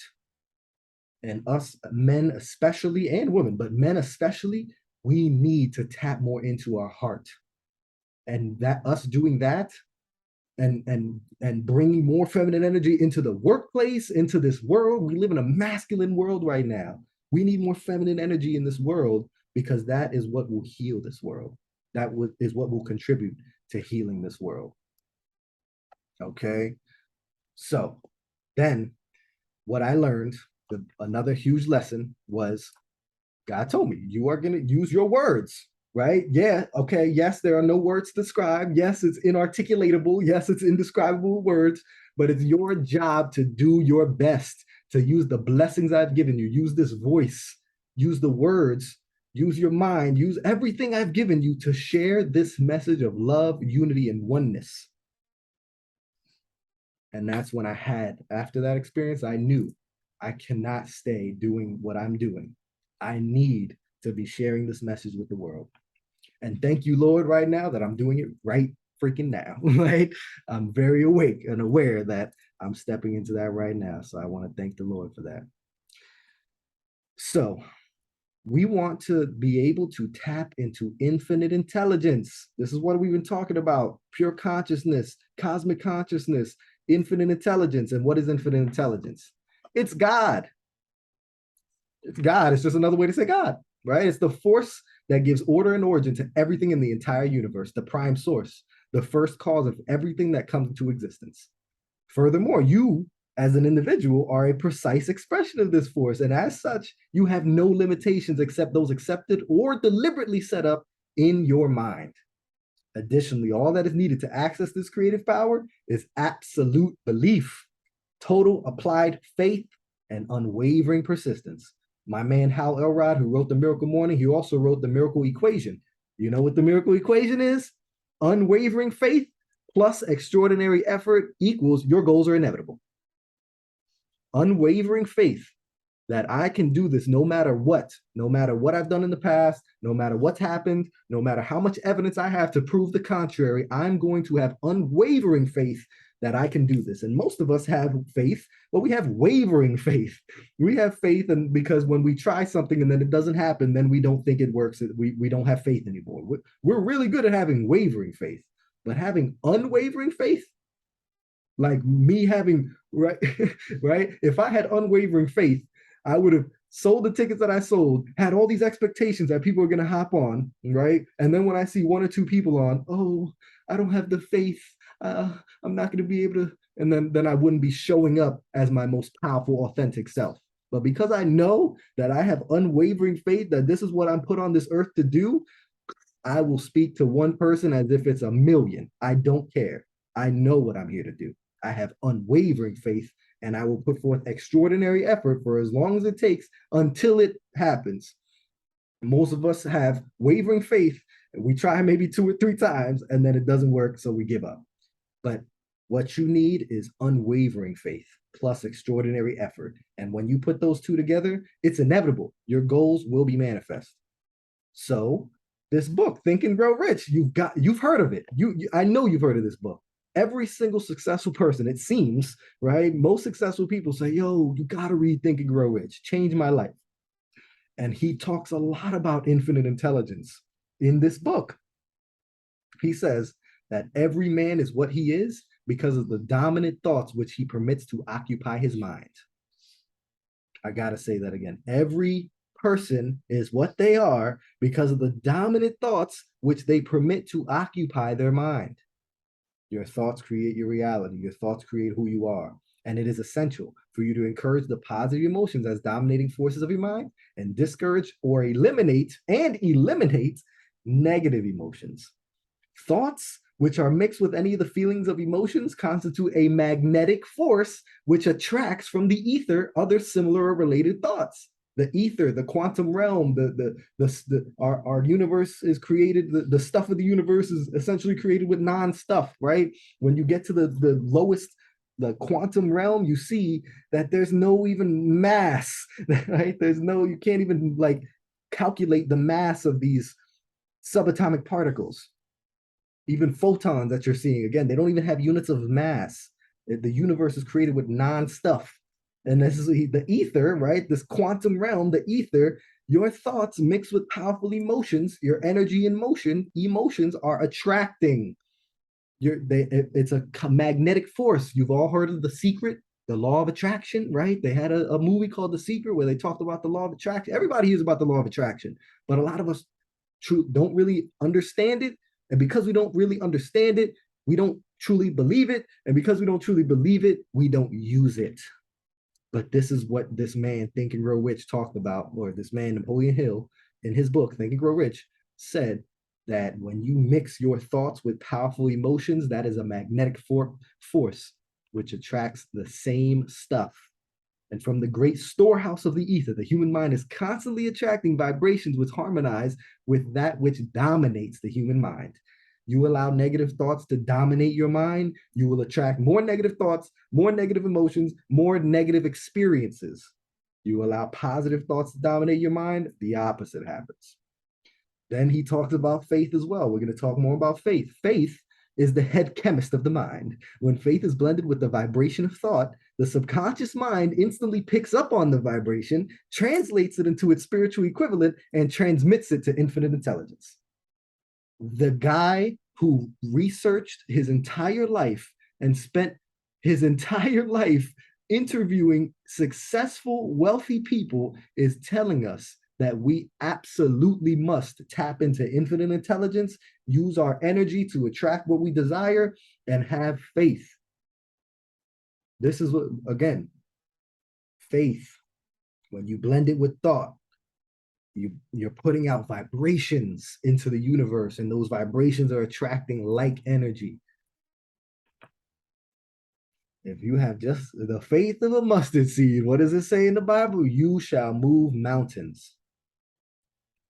Now, this book, Conversations with God, is another reason why I am where I am today. Neale Donald Walsch. And just a little background about this book. The way it's structured, like in the beginning, Neil is like, yo, I was going through some crap in life.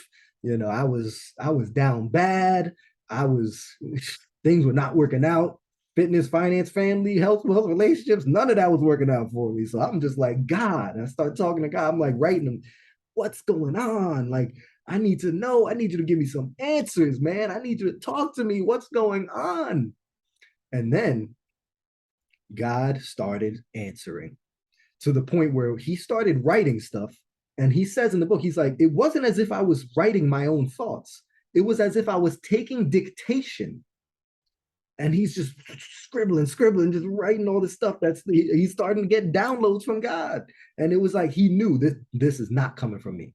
There's no way that I can take credit for all this wisdom coming through me. I am but a vessel for God's wisdom. And when I tell you, reading this book, it wasn't as if I was learning new experiences. It wasn't as if I was learning new information. I would cry my eyes out every 2, 3, 5 pages because it wasn't like I was reading and learning new stuff. It was as if I was remembering what my soul already knew to be true. and the truth would hit me in the heart so much, and I would just start crying like, yes, this is what I needed. This is what my soul knew. And I came to this book because it came into my consciousness listening to Hal Elrod's podcast. He had Neil Donald Walsh on there. But for some reason, I was like, okay, cool, whatever. This fucking guy telling me that he took dictation from God, whatever. Again, I skeptic. No, no, no, whatever. But that was in my consciousness. And it wasn't until 2 years later that I'm dropping my license plates off at the MVA. Something tells me to step into the bookstore that's right next to the MVA. I didn't plan to go buy this book. Something tells me, it's pulling me into the bookstore. I'm like, oh, let me see if they got The Power of Now in there, right? I was looking for a different book. Didn't find that book, but Conversations with God is sitting right there staring at me, drawing me in. And I'm like, I've heard of this somewhere. Huh. Let me check this out, right? And then I realized, oh yeah, I heard this in Hal Elrod's podcast, right? That's what put into my consciousness. But I was drawn to this book and I started reading. And when I tell you again, not learning new information, remembering what my soul knew to be true, what my soul wanted me to be able to take in so that my intellectual brain could understand what it already knew. You will not have that which you ask, nor can you have anything that you want. I'm going to say that again because it's weird. You won't have anything that you ask for, and you cannot have anything that you want. That is because the very statement is a statement of lack. And you're saying you want a thing only works to produce that precise experience, wanting, in your reality. You say you want something, and the universe, like Preston Smile says, the universe is a yes machine. It says yes, yes, yes, yes, right? And when you say, I want that, the universe says, okay, yes, you do want that. But if you say, I choose that, I'm manifesting that, I have that, the universe says, yes, you do.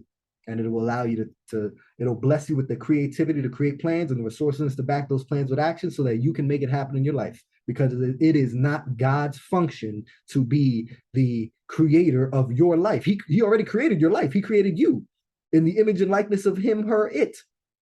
Now it's your job to create the rest. It is not God's function to create or uncreate the circumstances of your life. It created you, and it is your job to create everything else. It gave you the power to create. All you have to do is believe in that power and then go about creating. So the correct prayer is therefore never a prayer of supplication, but a prayer of gratitude.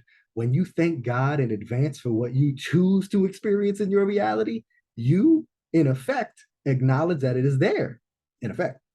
Thankfulness is thus the most powerful statement to God, an affirmation that even before you ask, I have answered. Therefore, never supplicate, appreciate. This is why gratitude changed my life. And I started with gratitude, then I read this book and I'm like, oh snap, that's why. That's what happened. That's what's happening. I'm making these powerful statements to God that I have everything I need, that everything is working out beautifully, that everything is like perfect, right? And that's when it's like you're vibrating on that frequency and you're attracting those similar vibrations. The process of prayer becomes way easier when, rather than having to believe that God will always say yes to every request, one understands intuitively that the request itself is not necessary. Then the prayer is a prayer of thanksgiving. It's not a request at all, but a statement of gratitude for what is so. I will say it again. You are the creator of your reality. And it's now, when you have true faith, you don't go to God and say, God, can you please make this happen for me? Please make this happen for me, God. No, you go to God and you say, thank you, God, for blessing me with the power that you have, the power to create that which I choose to experience. Thank you for what I'm creating. It's almost as like it's already there because I'm so certain in my power to create that I don't need to ask. It's almost done. It's already done. It's done. I got this. I'm just working on the process. My thoughts, words, and actions are in alignment, so it's already created. I just gotta take the steps, right? True faith. And that's the spiritual side. Let's talk about Dr. Joe Dispenza's book, and let's look at the scientific side of faith.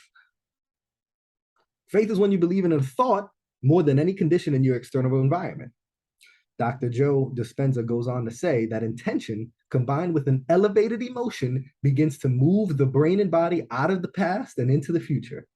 We have to teach our body emotionally what the future is going to feel like before it's made manifest. And when you do this, you are changing your brain and your body at a biological level because it has something called neuroplasticity. And when you start to think differently and read different things and get different things, and when you're not just acting on, the same patterns that you've been acting and allowing the same synapses and neurons to snap, and right, I'm not super scientific, I don't know the exact stuff that, right, the exact verbiage there, but your brain has neuroplasticity, meaning it can literally change. You're firing different neurons and you're changing your brain. The makeup on a biological level, you're changing your brain and body. Dr. Joe Dispenza goes on to say that gratitude is one of the most powerful emotions for increasing your level of suggestibility. It teaches your body emotionally that the event you're grateful for has already happened, because we usually give thanks after something has happened, right? So if you bring up the emotion of gratitude before the actual event, your body, as the unconscious mind, will begin to believe that the future event has indeed already happened or is happening to you right now. Gratitude, therefore, is the ultimate state of receivership. Gratitude is the ultimate state of receivership. We don't pray. What did I just said, right? What a conversation with God. He's saying the same thing. We don't pray to have our prayers answered. With faith, we get up as if our prayers are already answered. That's true faith. Let's keep going. Emotion is the power which attracts. Emotion is energy in motion. When you move energy, you create effect. If you move enough energy, you create matter, right? Matter is energy conglomerated. It's moved around, it's shoved together. And if you manipulate energy long enough in a certain way, you get matter. Every master knows this. It's the alchemy of the universe. It's the secret of all life. Thought is pure energy. The process of creation starts with thought. Words are the second level of creation. They disrupt, change, alter, affect the universe at a greater impact. And then actions are the most powerful energy.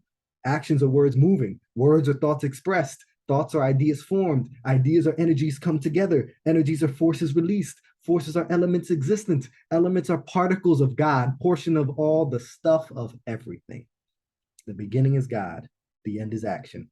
Action is God creating or God experienced. Pure consciousness. Before the Big Bang, there was nothing and everything. You could say both. There was nothing and there was everything, because pure consciousness is everything, right? It knew itself to be pure love, pure goodness, pure magnificence, pure beauty. It knew these things, right? It had pure mind. It was intellectual knowledge that it wanted to turn into embodied wisdom because it wanted to experience. Knowing something is different than experiencing it. And God, source energy, pure consciousness, cosmic consciousness, whatever you call it, infinite intelligence, wanted to experience itself. So it said, boom, let me create the world of the relative so that I can understand, so that I can experience what I am. Because if I don't have what I am not, I am not. In the absence of what I am not, I am not. Do you get that? In the absence of cold, there is no hot. We can't understand. In the absence of tall, we can't understand short. In the absence of good, we can't understand bad. In the absence of evil, we can't understand good, right? We need the duality. We need the relativity to even experience. So when people tell me, oh, if God is pure love, if God is love and God is good, and the universe vibrates at a high frequency and the universe is good, why is there all this negativity? Why is there war? Why is there death? Why is there murder? Why is there rape? Why would a God allow any of that? Well, that's the thing. We wouldn't even be able to experience love without its opposite of fear. And that's why the duality was created, so that we could really appreciate it. When you have a string of sunny days, you start to not enjoy the sunny days as much. You're not appreciating it. But when you have a couple rainy days and the sun comes out, you're like, ah, yes, the sun. We need the rainy days to appreciate the sunny days. We need the fear to appreciate love, to experience love. We need the light to experience it. We need the dark to experience the light. Light is not even a concept without darkness. Okay. This is so key because it allows you to look at the world and say, yeah, there's negativity, but I get to create something different. And the negativity is there for a reason for me to be able to understand. But it doesn't mean it has to be there. It doesn't mean we have to be experiencing the negativity. We can change it. And when you understand that you are pure love, when you understand that you are connected with everyone and everything, you can start to use something called the alter ego effect. And the alter ego effect is essentially tapping into the energy of others in order to allow yourself to be fully expressed. So, for example, like Superman, right? He had when he had the glasses on, he had, was Clark Kent. When he puts the Superman suit on, right now he's Superman. He had an alter ego. And most superheroes have an alter ego, right?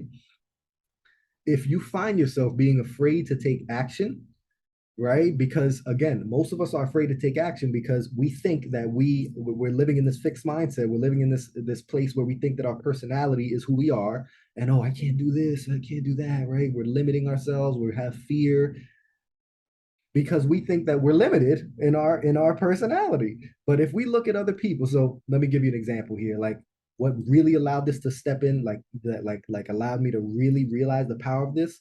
I was watching a movie called Raya, some animated movie. The father dies in the beginning, and I start crying my eyes out, and I'm like, I look within, and I'm like, why am I crying right now?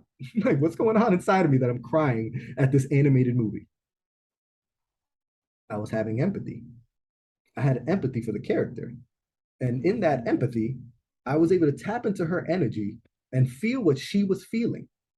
So I'm crying because I'm feeling what she was feeling. I tapped into her energy, right? Energy, right, is emotions. Emotions is energy in motion. I tapped into her energy, her emotions, and I felt the same thing she might be feeling, right? I had deep empathy.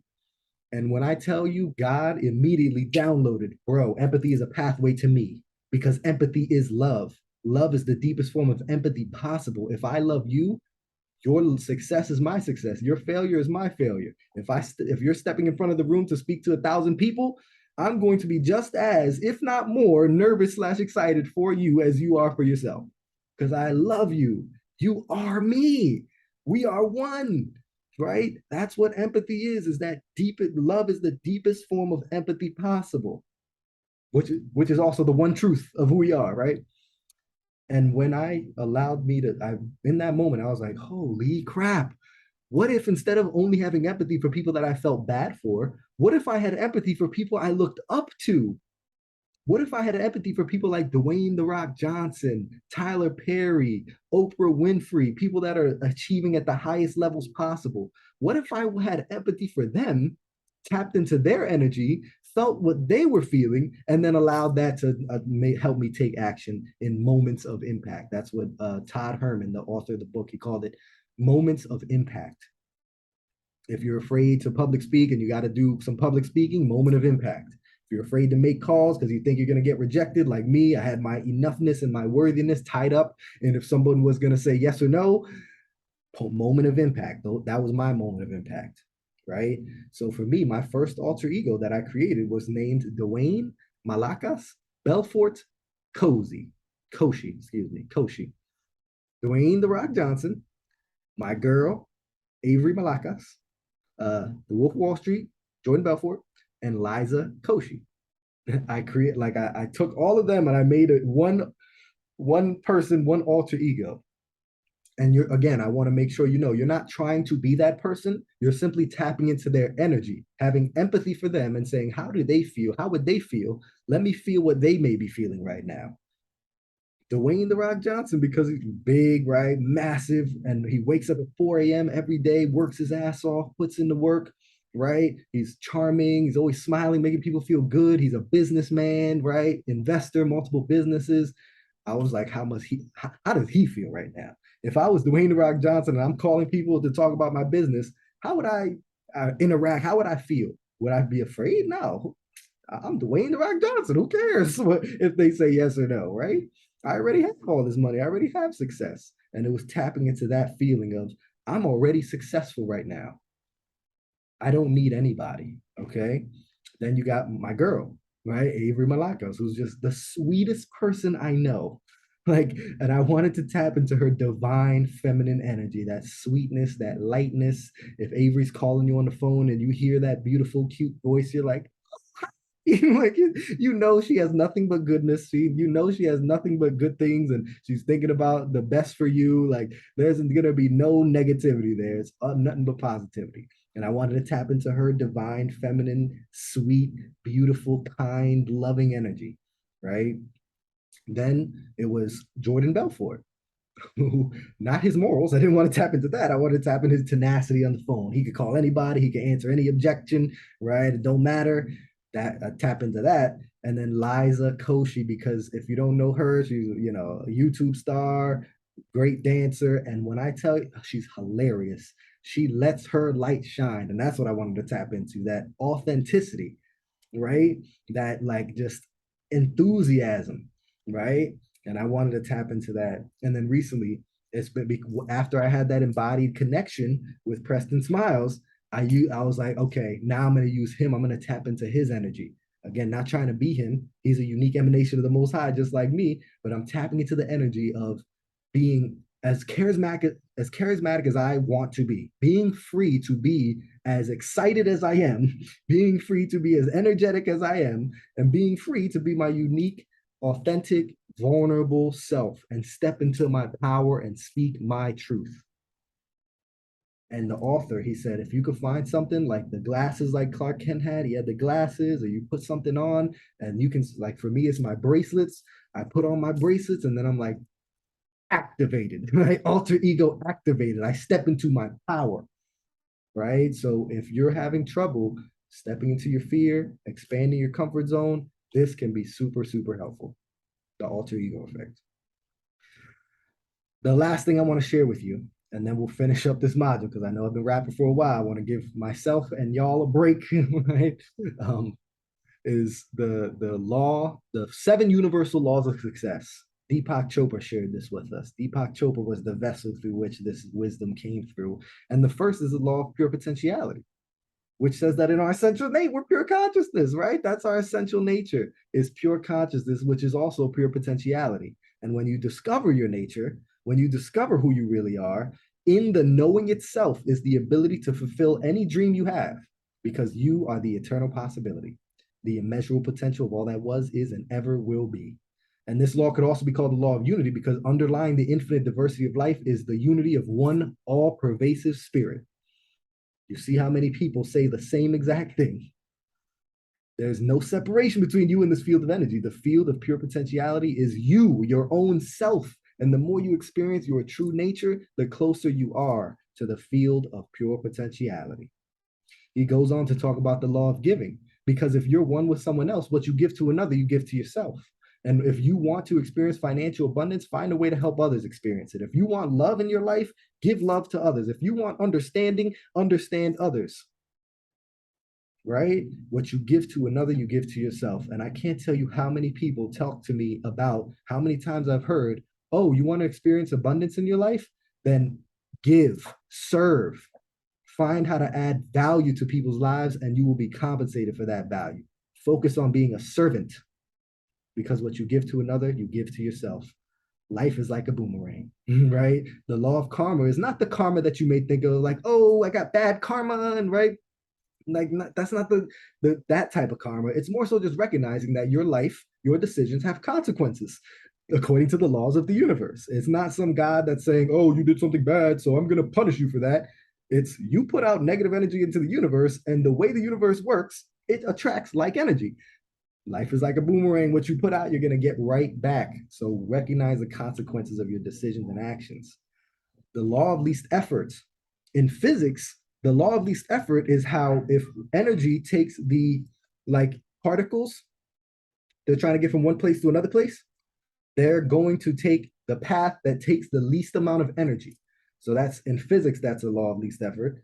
Then you have in like just look at humans, right? If we have two options, we're going to say, what's the easiest one, right? We're just programmed, wired to go for what's going to expend the least amount of energy, what's the least amount of effort that I can do, right?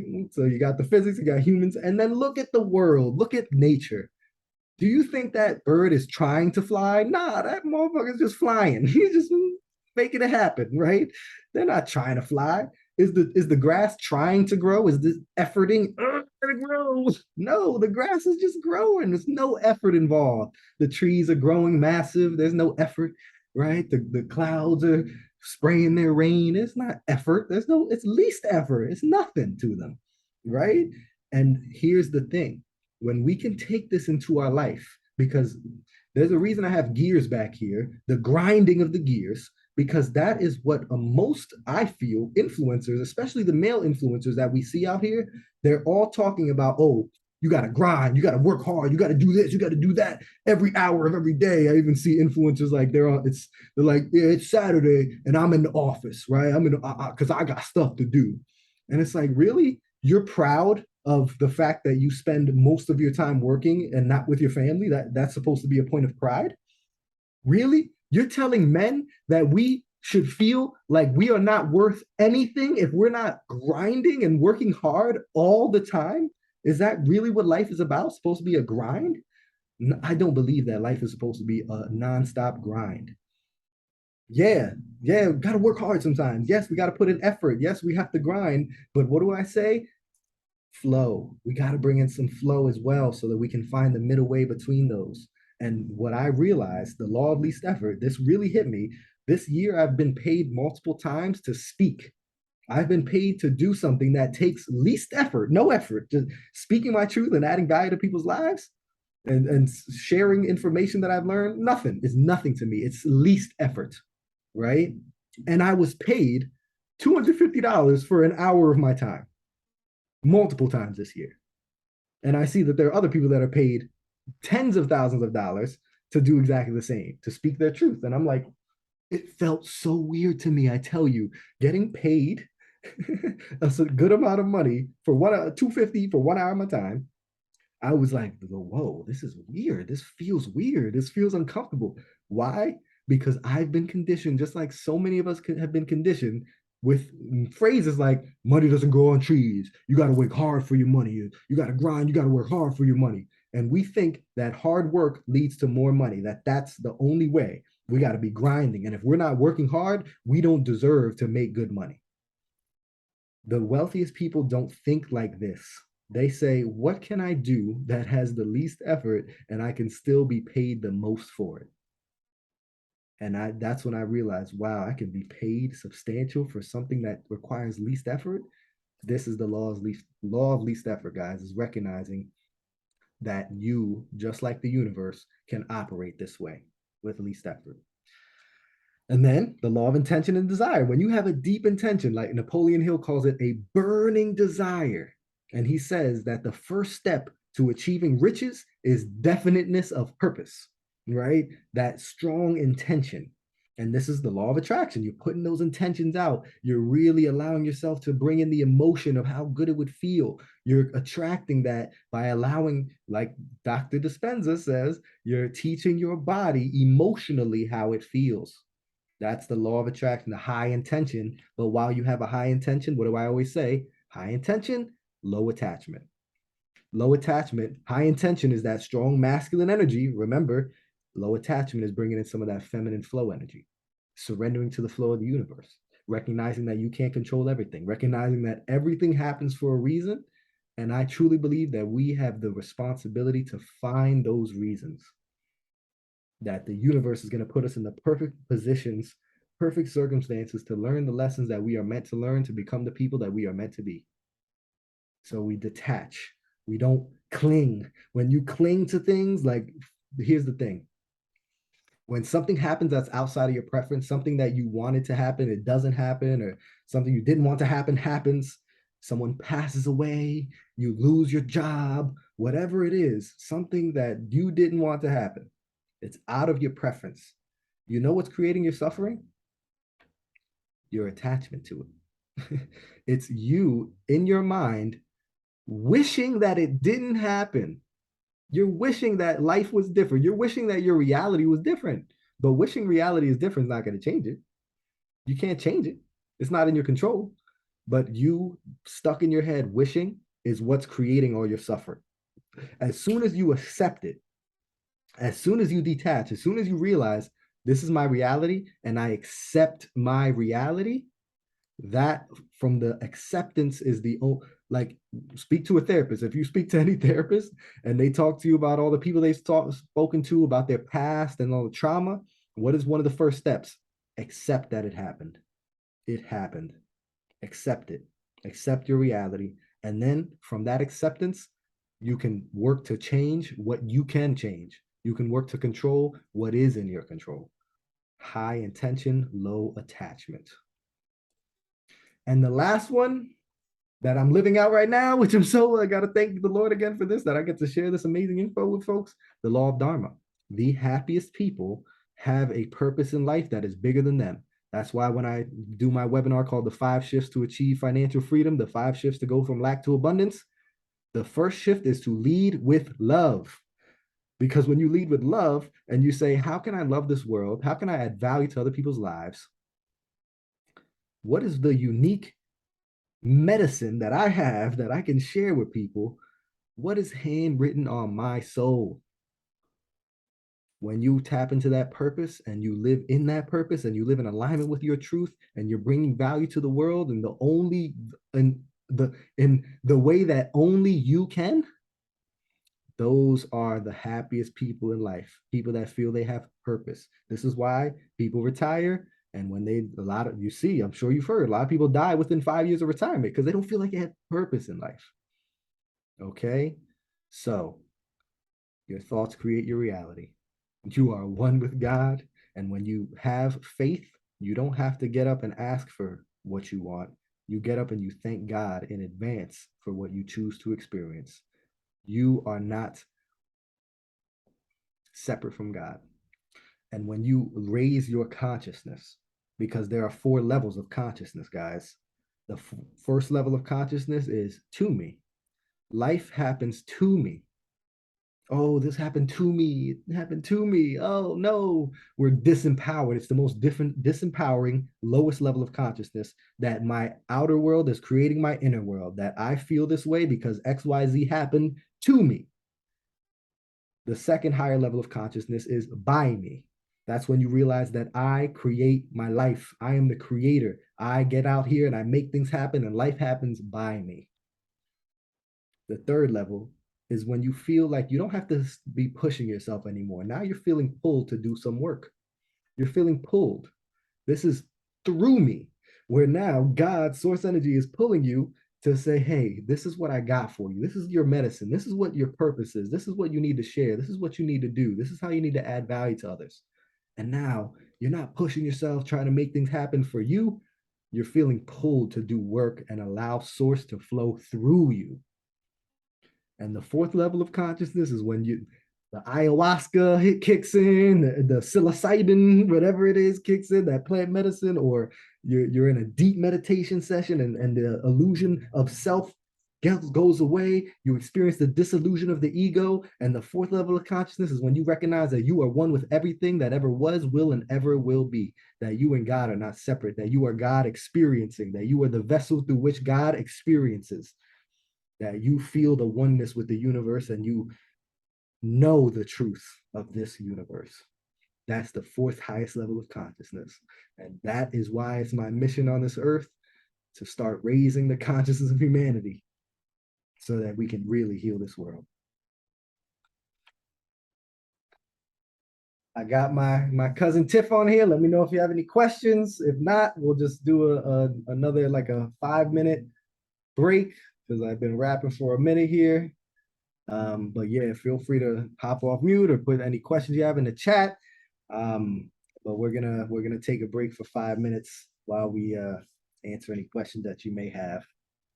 And if you're watching the recording, if you've been triggered by anything, if you do have any questions, you can message me at rich@internallyrichcoaching.com. You can just respond. You respond to the message that I send with the recording. And let me know if you have any questions, any disagreements, if you want to hop on a Zoom and rap about any of the things we've been talking about. But it's rich@internallyrichcoaching.com. And you can you can respond to the message that I send you with the recording because it'll be coming from that email anyway. So but I want to let y'all know if you're on the recording to you know definitely send in any questions that you have because that's only going to help. Like for me, selfishly, that's only going to help me grow and learn. So I would appreciate if you did do that. So I'll start the break now.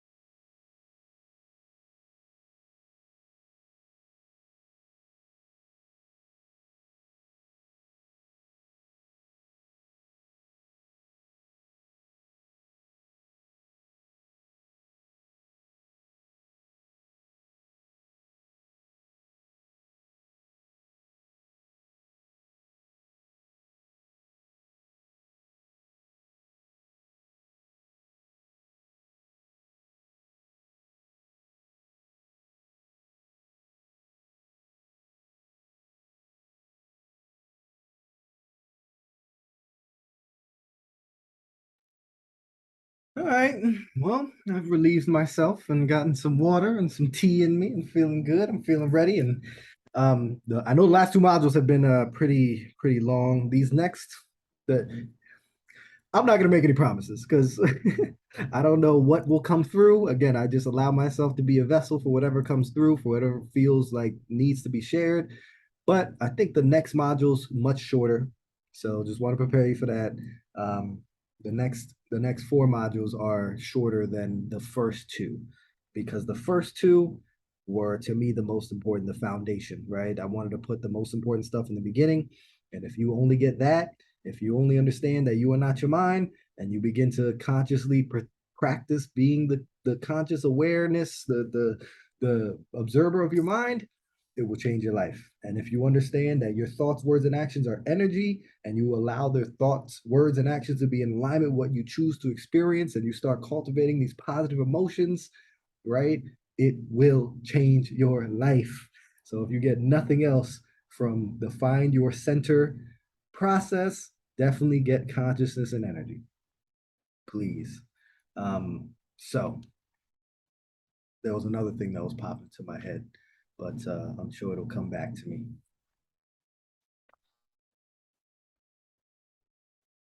Neurology. This is talking about your mind body connection. And I need you to understand how much your mind and body are not just connected, they are one super system. My man Preston Smile says that the body is a library that stores every single trauma that you've had. Your traumas are stored in your body. Your fears, the things that happened to you in the past that have created fears, that your fears are embedded in your neurology.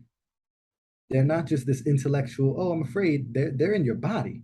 And we know this.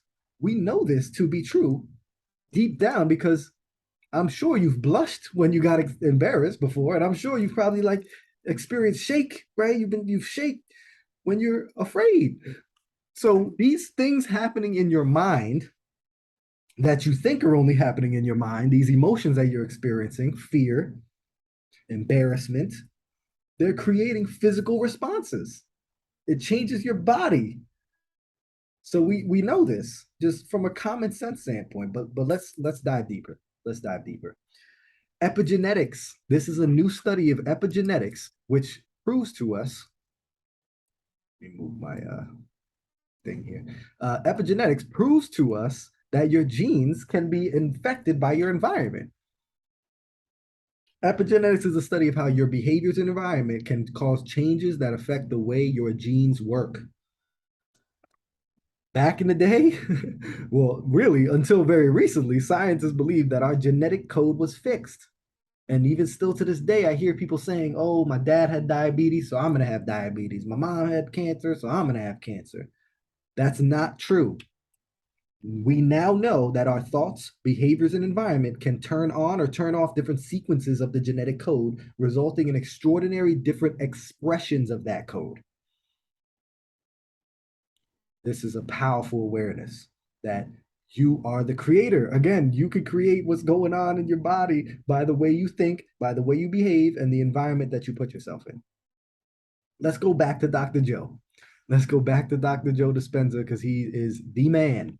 Okay. He says that epigenetics teaches us that we indeed are not doomed by our genes and that a change in human consciousness can produce physical changes, both in structure and function in the human body. So now you can understand that whether it's joyful or stressful, every thought you think, with every emotion you feel, and with every experience you have, you're acting as an epigenetic engineer of your own cells. You control your destiny. The way I like to say it, you create your reality.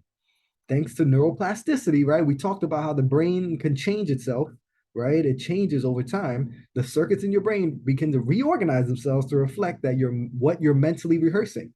So you keep putting it in you keep thinking, you keep visualizing, you keep emotionalizing, right? And you're changing your brain. And as you keep coupling your new thoughts and mental images with the strong positive emotion, then your mind and body are working together and you're now in a whole new state of being. At this point, your brain and body are no longer a record of the past. They are a map to the future that you've created in your mind. Your thoughts have become your experience and you just became the placebo. Right? We heard about the placebo, people taking sugar pills. They think that it's, a pill that's going to, help them out in some way. Their mind is affecting their body, the placebo effect.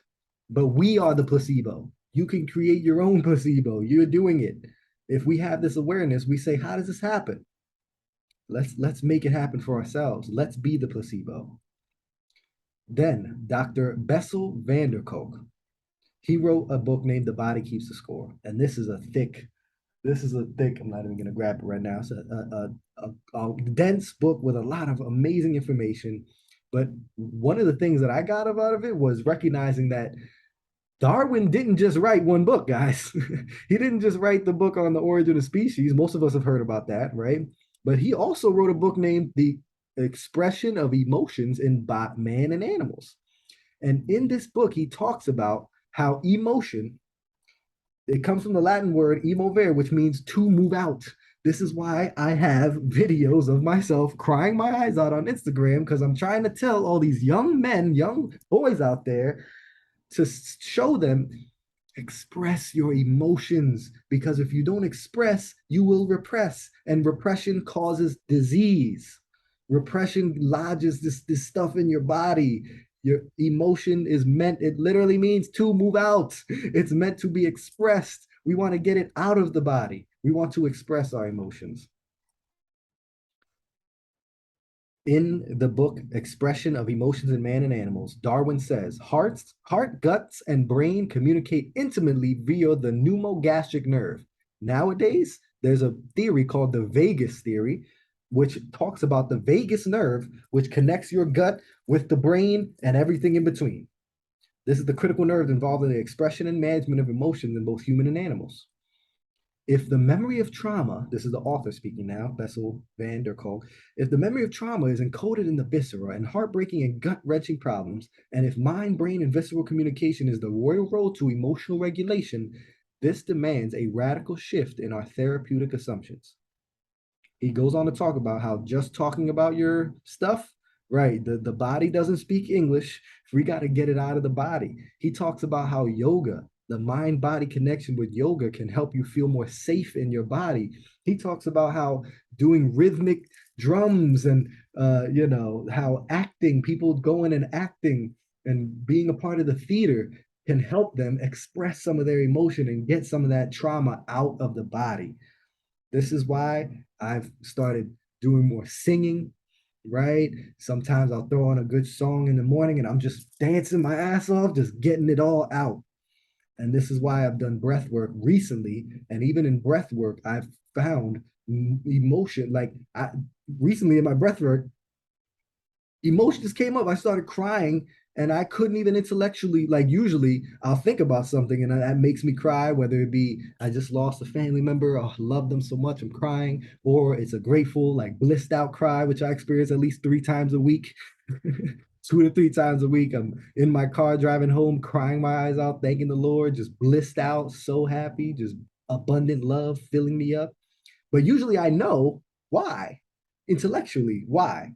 But when I was doing my breath work and just in the body, just out of my mind and in my body, and then emotion came up and I had to cry it out, I didn't know intellectually why. I just allowed myself to express. And I didn't feel like I needed to, oh, let me figure this out. No, forget it. I'm out of my mind. I'm in my body and I'm letting it do its thing. And there's something in there subconsciously that needed to come out and be expressed. And that's fine, right? So he talks about that nerve. He calls it the pneumogastric nerve, but it's Darwin called it the pneumogastric nerve. Now they call it the vagus nerve, and it's connected. That's what connects the mind with the body. Okay. If you're not following the holistic psychologist on all platforms, please follow her, Dr. Nicole Napara, who wrote How to Do the Work. She talks about how it's no exaggeration to say that every client who arrives in my office experiencing psychological symptoms also suffers from underlying physical issues. Unresolved trauma weaves itself into the very fabric of our being. The research is unequivocal. People with unresolved trauma get sicker and die younger. Our nervous system and our unconscious addiction, which is crazy. We become addicted to these emotions because it's so familiar to us, because our brain is a survival mechanism, and anything that's familiar to it, it latches onto that because it's like, hey, this familiarity, this stuff that I've been doing for years and years, it kept me alive, and I'm here to keep you alive. So I'm going to keep you doing the same shit you've been doing. Right. And when we understand that the brain is a survival mechanism, we can bring in some grace for ourselves and say, okay, brain, okay, ego, thank you for trying to keep me safe, but I know that I'm good and I'm going to make this happen, right? But our unconscious addiction to keeping our nervous system in a highly activated state is at the heart of many of our psychological and physical problems. Even you stepping into, let's say you stepped into a networking event, bunch of people you don't know, and you're scared. You're in an activated state. Your nervous system is in an activated state because you have fear. Maybe you had an experience in the past where you met someone new and it didn't work out. They made fun of you, they judged you, right? And you got these negative feelings about it. You're taking the past and bringing it into the present, right? There's someone who said most of the shit that you're angry about, you're not angry about that. You're just bringing the past in. Okay. And this is what we do. We keep our nervous systems in an activated state. And when we're in receptive parasympathetic state, our resources are allocated to the higher executive functions of the brain, like planning, motivation, problem solving, emotional regulation. And when we're not consumed with survival, we're free to be our authentic selves. When you allow yourself to feel safe in your body, to feel safe in this world, then you are free to be your authentic self. Okay. And it's all about how that fight or flight thing, right? We jump into some again, I always use networking events because I know a lot of people are scared to meet new people. A lot of people are scared to speak in front of a crowd, right? That's when our fight or flight response comes up. And then our brain tells our body, survival, be activated, right? And I'll tell you, Dr. Nicole will tell you more about how this happens. The body's stress response, the fight or flight mechanism, when we encounter a threat, the brain's fear center, the amygdala, lights up. And once activated, it sends messages to the rest of the body that we're under attack. Once our immune system gets the signal that we're living in a near constant threat state, it repeatedly sends out chemicals to cause inflammation in the body. Your dis-ease that you're experiencing mentally and emotionally is causing your diseases. These chemicals act like a fire starter for a wide array of symptoms of imbalance and dysfunction, increasing our risk of autoimmune diseases, chronic pain, and other diseases like heart disease and cancer. We have to. If we want to be healthy, holistically healthy, mentally and physically healthy, we have to do the work, not just on the bottom, not just from the top down, like allowing the mind to affect the body, but the bottom up process as well. That's why I love yoga. That's why I love breath work. That's why I love dancing, right? And singing. I'm using my body to affect the mind. And then you have things like meditation, working out, right? Working out, moving your body. Movement is medicine, right? So that's the bottom up processes. You're working out, releases endorphins, makes your mind feel good. But then you have the top down processes where, like meditation, where, and even like um, cognitive behavioral therapy, just talking about your problems, getting it out, right? You're using your mind, and doing those things will affect the body positively. So now we have two therapists who have talked about how people that have mental issues, every single one of them seems to have physical issues. Now let's look at the other side. Now we have a medical doctor who works on people's physical body who says that the studies show that patients with lung cancer were frequently characterized by a tendency to bottle up emotions. The result indicated that for lung cancer to occur, tobacco alone is not enough. Emotional repression must somehow potentiate the effects of smoke damage on the body. Biologic and physiological activity are not independent. Each resents the functioning of a super system whose components can no longer be thought of as separate or autonomous mechanisms. Doctors are starting to see. Doctors who are awake, who watch, who see, who ask the questions, who interview their clients and actually get to know them, they see, wow, their mental issues are causing their physical issues. And even in my own life, I interviewed my grandmother, and this warrior of a woman, this testimony of a woman, amazing, beautiful soul, has gone through a lot of physical stuff. She's gone through lupus, breast cancer, a quadruple bypass, and now to this day she's fighting lung cancer because when they took the breast cancer out, a piece of cancer tissue fell on her lung, and now she's battling lung cancer 20 years after the fact. When I asked her to tell me her life story, I linked it up and I saw how every time she ended up in the hospital was after a major stressor in her life. I'm not saying it's a causation, but there was a correlation doesn't mean causation, but it was interesting to me that wow, even the story she told, she said, I went through this and then I ended up in the hospital. I went through this and then I ended up in the hospital. It was like every single time. Anecdotal evidence, but I had to share. And then the last thing I want to share when it comes to neurology, Brandy Gilmore. And this is I've tried to stay very scientific here and show you the science of epigenetics and right, be very grounded. But let's get a little woo-woo, okay? And even she's pretty grounded. Even she refuses to call herself a psychic, even though that's exactly what the hell she is, because she's like an empath on steroids. She will tap into somebody's energy, feel what they feel in their body.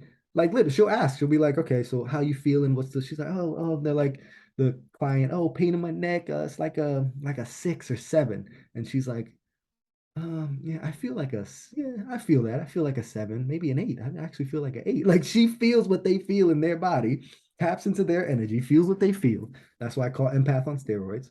And then she helps them pinpoint the subconscious thought process that's going on that's causing the physical ailments.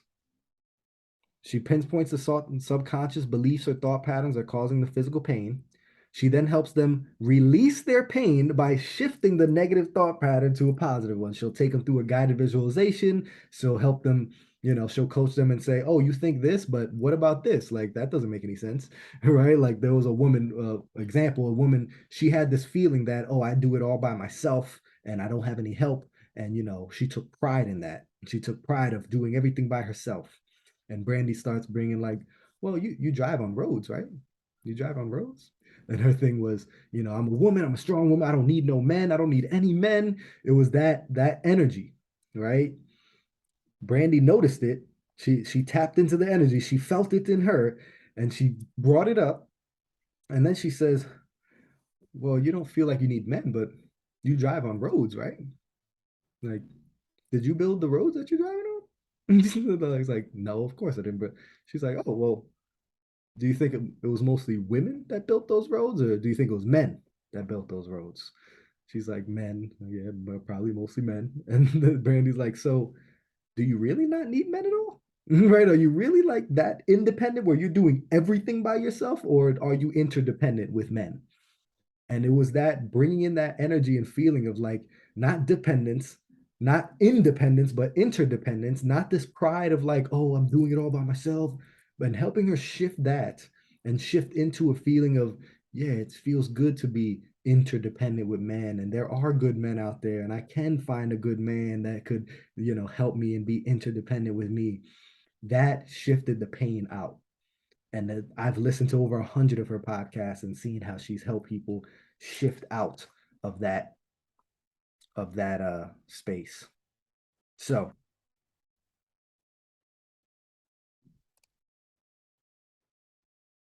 you can watch her do this under thermography. That they connect people to a machine, and then the machine shows you where the pain is, right? There's like red in the tight spots, and then there's green in the loose spots. And you can see over time as she's coaching them through their mental space, through their mental, negative thought process or belief, coaching them out of that. You can slowly see the red parts in their back. That was the example. It was a back tightness.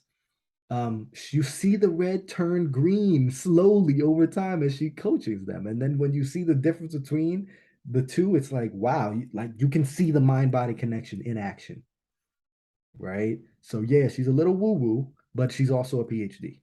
Okay. And she's very, very grounded and very scientific. And she's always bringing in the science. And I love people that bring in both, just like Deepak Chopra that brings in both the spiritual aspect and the scientific and shows how they don't have to be mutually exclusive. They don't have to fight each other. They're actually one. I think it's amazing.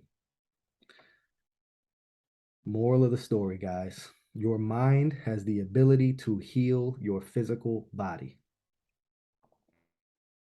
It's the truth. Watch, listen, see her do it. Listen to her TED talk. She is a modern day Jesus, but she's not out here healing people. She's empowering people to heal themselves using only their minds. And it's incredible. She's helped people shift out of cancer. She's helped people get rid of tumors. Like one lady, she worked with Brandy. The next day, she had her surgery. She goes into the hospital, and the doctor says, I can't operate on something that's not there." Don't take my word for it, right? Listen to her, learn from her. And one of the most powerful things I learned from her, because she has such a powerful intuition, because she's so connected with source that she can have that empathy, right? Again, empathy, infinite, it's a path to infinite intelligence, that deep love for someone else. She's tapping into their energy and she feels what they feel and she can hone in on some of that stuff. She gives 5 steps to connect with source energy, 5 steps to develop, to strengthen your intuition, because that's what I believe your intuition is, that little voice inside, right? That's telling you that your intuition, following your feelings. I believe God speaks to you through your feelings, through your energy. He speaks energy, he speaks vibration. It speaks vibration. The 5 steps to connect more with source and develop your intuition. One, seeing more in others. So what did I tell you about that experience I had where I learned that believe in the bait? God told me, hey, believe in the basic goodness of people, assume the best of people. And it's not about judging or thinking you're superior to others. And that's even recently, guys, I recognize that when somebody does something that I like, that I like, I can be judgmental of people. Like, trying to think of an example. Um, someone sends me something and it doesn't have all the information that I need, and I'm like, "Oh, come on, like you know what I need, right?" And I'm just like, if it was me, I would be doing this, and I would know. And you have this sense of superiority, and you're like, oh, people making these dumb decisions are just stupid, right? And I had to catch myself to say, hold on, no, no. They're doing the best they can, right? Assuming the best of people, not thinking I'm superior to them just because I would do it a different way. No, I'm just different, not superior. We are all equal. And that's um something that Barack Obama said. Barack Obama, he said that one of the most profound things you can teach a child is that I am better than no one and nobody is better than me. We are all equal. We are all one. So it's about dropping the ego, dropping the spiritual ego as well, and keeping an open mind to other people's points of view, right? So, number one, to connect with your intuition more, seeing more in others. Number two, clearing the negativity out of your mind, getting rid of that subconscious chatter. And when you get rid of the negativity, right? A lot of people meditate and they're trying to silence the mind, but it's not only about silencing the mind, it's about pinpointing the negative stuff going on and getting rid of it. Because again, like she shows and proves to us, the negativity is literally creating negative, like physical issues. So you clear the negativity so that you can listen to the information coming through, because the universe's vibration is positive, it's net positive. And when you are more positive, you are more in alignment with the universe, and the universe can provide more downloads. Like I was talking to a family member recently, I'm coaching somebody in my family, and I asked her as we were putting together her mission statement, when are you at your best? And one of the things she mentioned was, I'm at my best when I'm high. After I smoke some weed and I'm high, I'm at my best. I feel great. And I'm like, okay, yeah, okay, sure, that makes sense. And you've probably experienced having really good ideas when you're high too, right? You've had high ideas, right? You've heard of the term high ideas.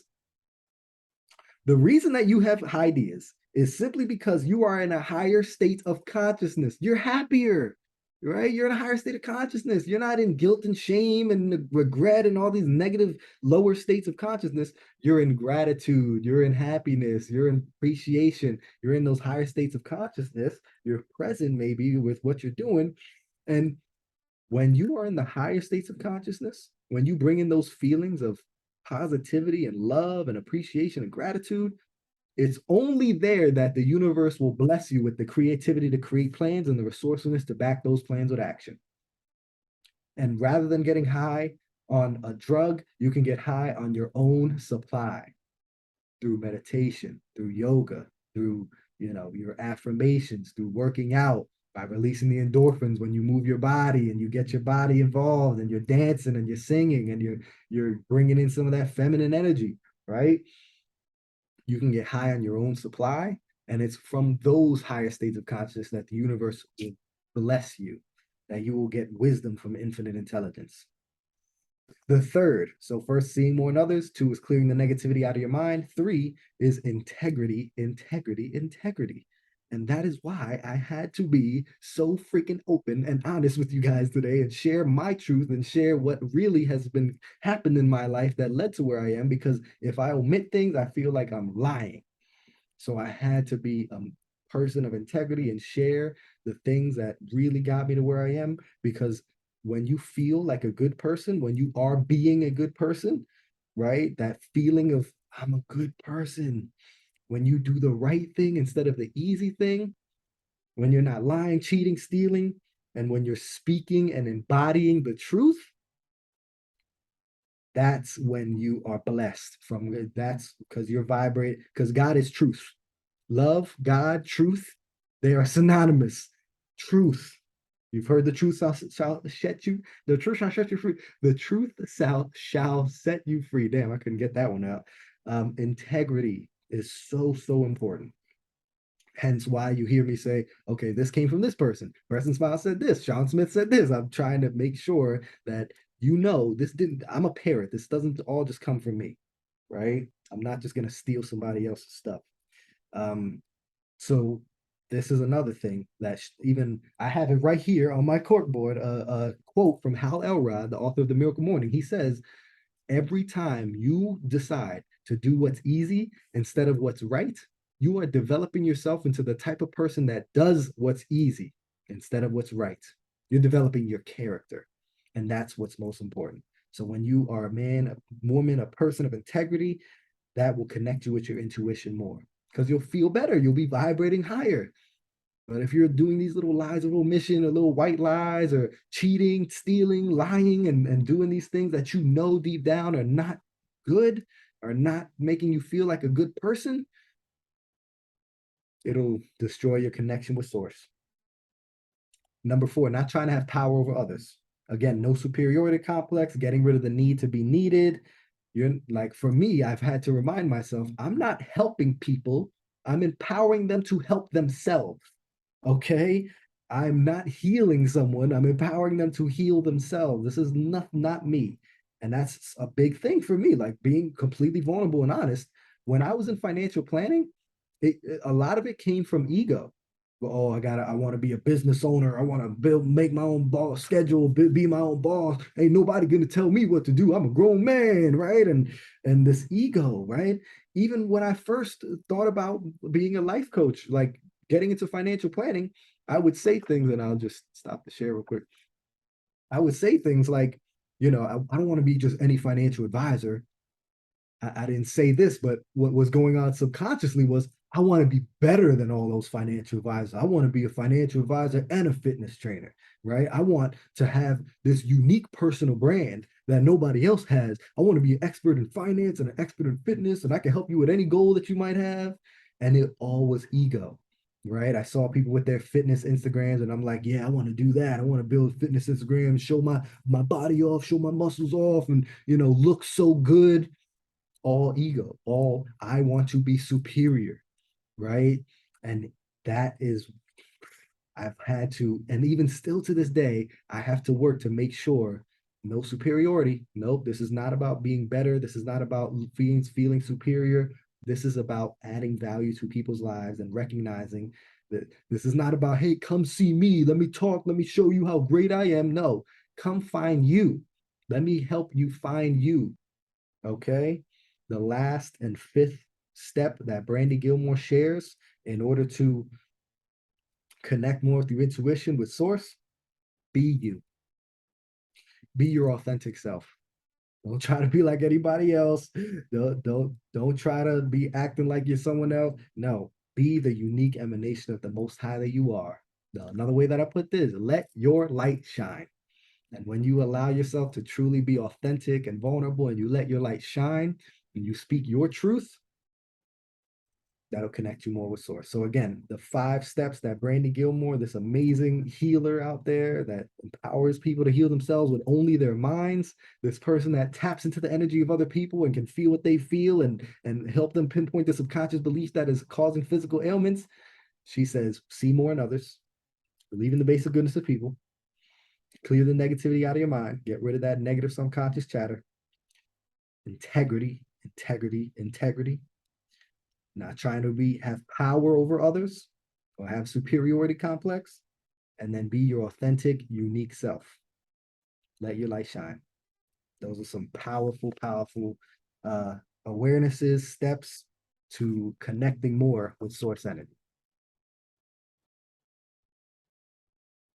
So, reminder, nobody on the live right now. Thank you again to the people, Haji. Thank you so much, Priscilla. Thank you so much, Tiffy, my fam. I appreciate you guys for hopping on.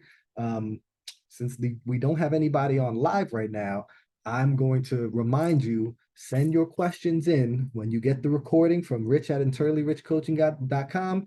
Send your questions in. Let me, let's wrap. Let's get a conversation going. I want to make sure to answer your questions. But given the fact that we don't have anyone live, I don't feel like I need a break. And I don't feel like anybody else needs a break because ain't nobody. Yeah. So let's get it. Let's flow right into transformation. Transformation. And of course, the butterfly is such a great, example of this. It transforms from the caterpillar. And transformation is about doing the inner work to change your outer self. Again, how like my coach Sean Smith says, We're not only focusing on behavior, we're focusing on the behavior, because when you change the behavior, you internally, you will transform your life. Let's get into it. Let's talk about the scarcity mindset versus the abundance mindset. Let's talk about the mindset of lack versus the mindset of abundance. So, first, the scarcity mindset is have, do, be. This is how most people are operating their world. They say, I need to have something, something external needs to happen so that I can do what I need to do so that I can be who I want to be. That it's have, do, be. Something external, I need to have something that I can do to be. like like a Family Feud when you get it wrong. No, not have, do, be. It's be, do, have. It's about becoming the person. Your level of success, like Jim Rohn says, your level of success will never surpass your level of personal development. So the abundance mindset is playing the inside out game and recognizing that we are focused internally first. We have to be the person that can achieve our goals, become that person, focus on the internal, then we can do what we want to do to have what we want to have. It's not have, do, be, it's be, do, have. Another way to say this is that the scarcity mindset says that my outer world creates my inner world. The things happening outside of me are what are causing my emotions. The abundance mindset says that my inner world creates my outer world. I'm the creator of my reality. The scarcity mindset says that financial security is getting a steady paycheck. Whereas the abundance mindset says that financial security does not come from your employer, because employer can come to you at any time and say, "Oh, you're laid off. You're fired. No more benefits for you. No more income for you and your family." It does not come from the government. I think most retirees are recognizing that when we realize Social Security is, not sustainable at all. But even if it was sustainable, it wouldn't be your source of security. It doesn't come from your employer. It doesn't come from the government. It doesn't come from anything outside of you. Financial security comes from living and working in your sole purpose, living in alignment with your truth, bringing value to the marketplace that you can be compensated for. Remember Dharma? We talked about Dharma, right? That's true financial security. True security in general comes from within. Nobody can give it to you. So, I want to share with you some of the wealth files from Secrets of the Millionaire Mind. This guy named T. Harv Eker wrote Secrets of the Millionaire Mind, and he came up with 17 wealth files, 17 ways that rich people think that poor people think opposite. And I want to apologize as I go into this about the juxtaposition of poor people and rich people. Of course, there's a spectrum. Of course, it's more so the mindset, right? It's the lack mindset and the abundance mindset. So when I say poor people think lack mindset, they don't have to be poor. They can be making over 100 grand and still have this kind of mindset going on. But the abundance mindset is when I say rich people think abundance mindset. Okay. So I want to share these wealth files. Again, it comes from T. Harv Eker's Secrets of the Millionaire Mind. Check that book out. Rich people believe I create my life. This theme has gone through a lot, huh? Everybody keeps saying the same thing, right? I believe my life. Poor people believe life happens to me. Remember the 4 levels of consciousness? The lowest is to me. The second is by me. I create. I'm the creator. Rich people play the money game to win, whereas poor people play the money game not to lose. When you think, oh, oh, the bills, I just gotta pay the bills, and if I just pay the bills, I'll be good. I don't want to lose. I don't want to lose this. I don't want to lose that. Let's see if I can move this out of the way. Yeah, that's good. So they play in the money game not to lose. Rich people are thinking bigger. They're saying, how can I win? How can I experience abundance? They're also committed to being rich, whereas poor people just want it. Remember, you cannot have that which you want. You can only have that which you choose. You can only wanting, right? You experience wanting in your reality when you want. The universe says, yes, you do want. But when you say, I choose this, I'm committed to this, I'm manifesting this, that's the energy that you want to bring. That's true faith. Rich people, again, think big, play to win. Poor people are thinking small, just paying my bills. Rich people are saying, how can I change this world? How can I impact millions of people and heal this world? Rich people are saying, how can I pay my bills this month? Or excuse me, poor people, right? Big. There's even a book called The Magic of Thinking Big. And it's the same thing that I've been talking about. When you allow yourself to think big and then you bring in the emotions of how good it would feel to be living that big, that's when the universe says, all right, boom, here you go, because you are one with the universe, and the universe, billions of galaxies, right? Literally hundreds of billions of galaxies. Think about how massive that is. Hundreds of billions of galaxies, and it's still expanding. It's unfathomably massive. It's infinite, limitless. The universe is limitless, infinite, abundant, and you are one with that. And when you allow yourself to really bring in those big thoughts, those big feelings, that's when the universe says, here's how you can take some big action to make that happen. Ooh, let me take a breath for this one, because this one I'm really passionate about. Rich people focus on opportunities, whereas poor people focus on obstacles. I can't tell you how many times I've told somebody in a state of lack about my business goals and dreams, and all I heard was fear, fear, fear. Well, did you think about this? And what about this? What if this happens? And what if that happens? And, there's a risk here, and there's a risk there, and there's a risk here. And it's like, ugh, yeah, thank you, but I'm not going to be focused on all my obstacles, because there are three different types of people. And this is straight from T. Harv Eker as well. T. Harv Eker says there are three different types of people in this world. There are mediocre people, there are average people, and then you have your champions, warriors, successful people.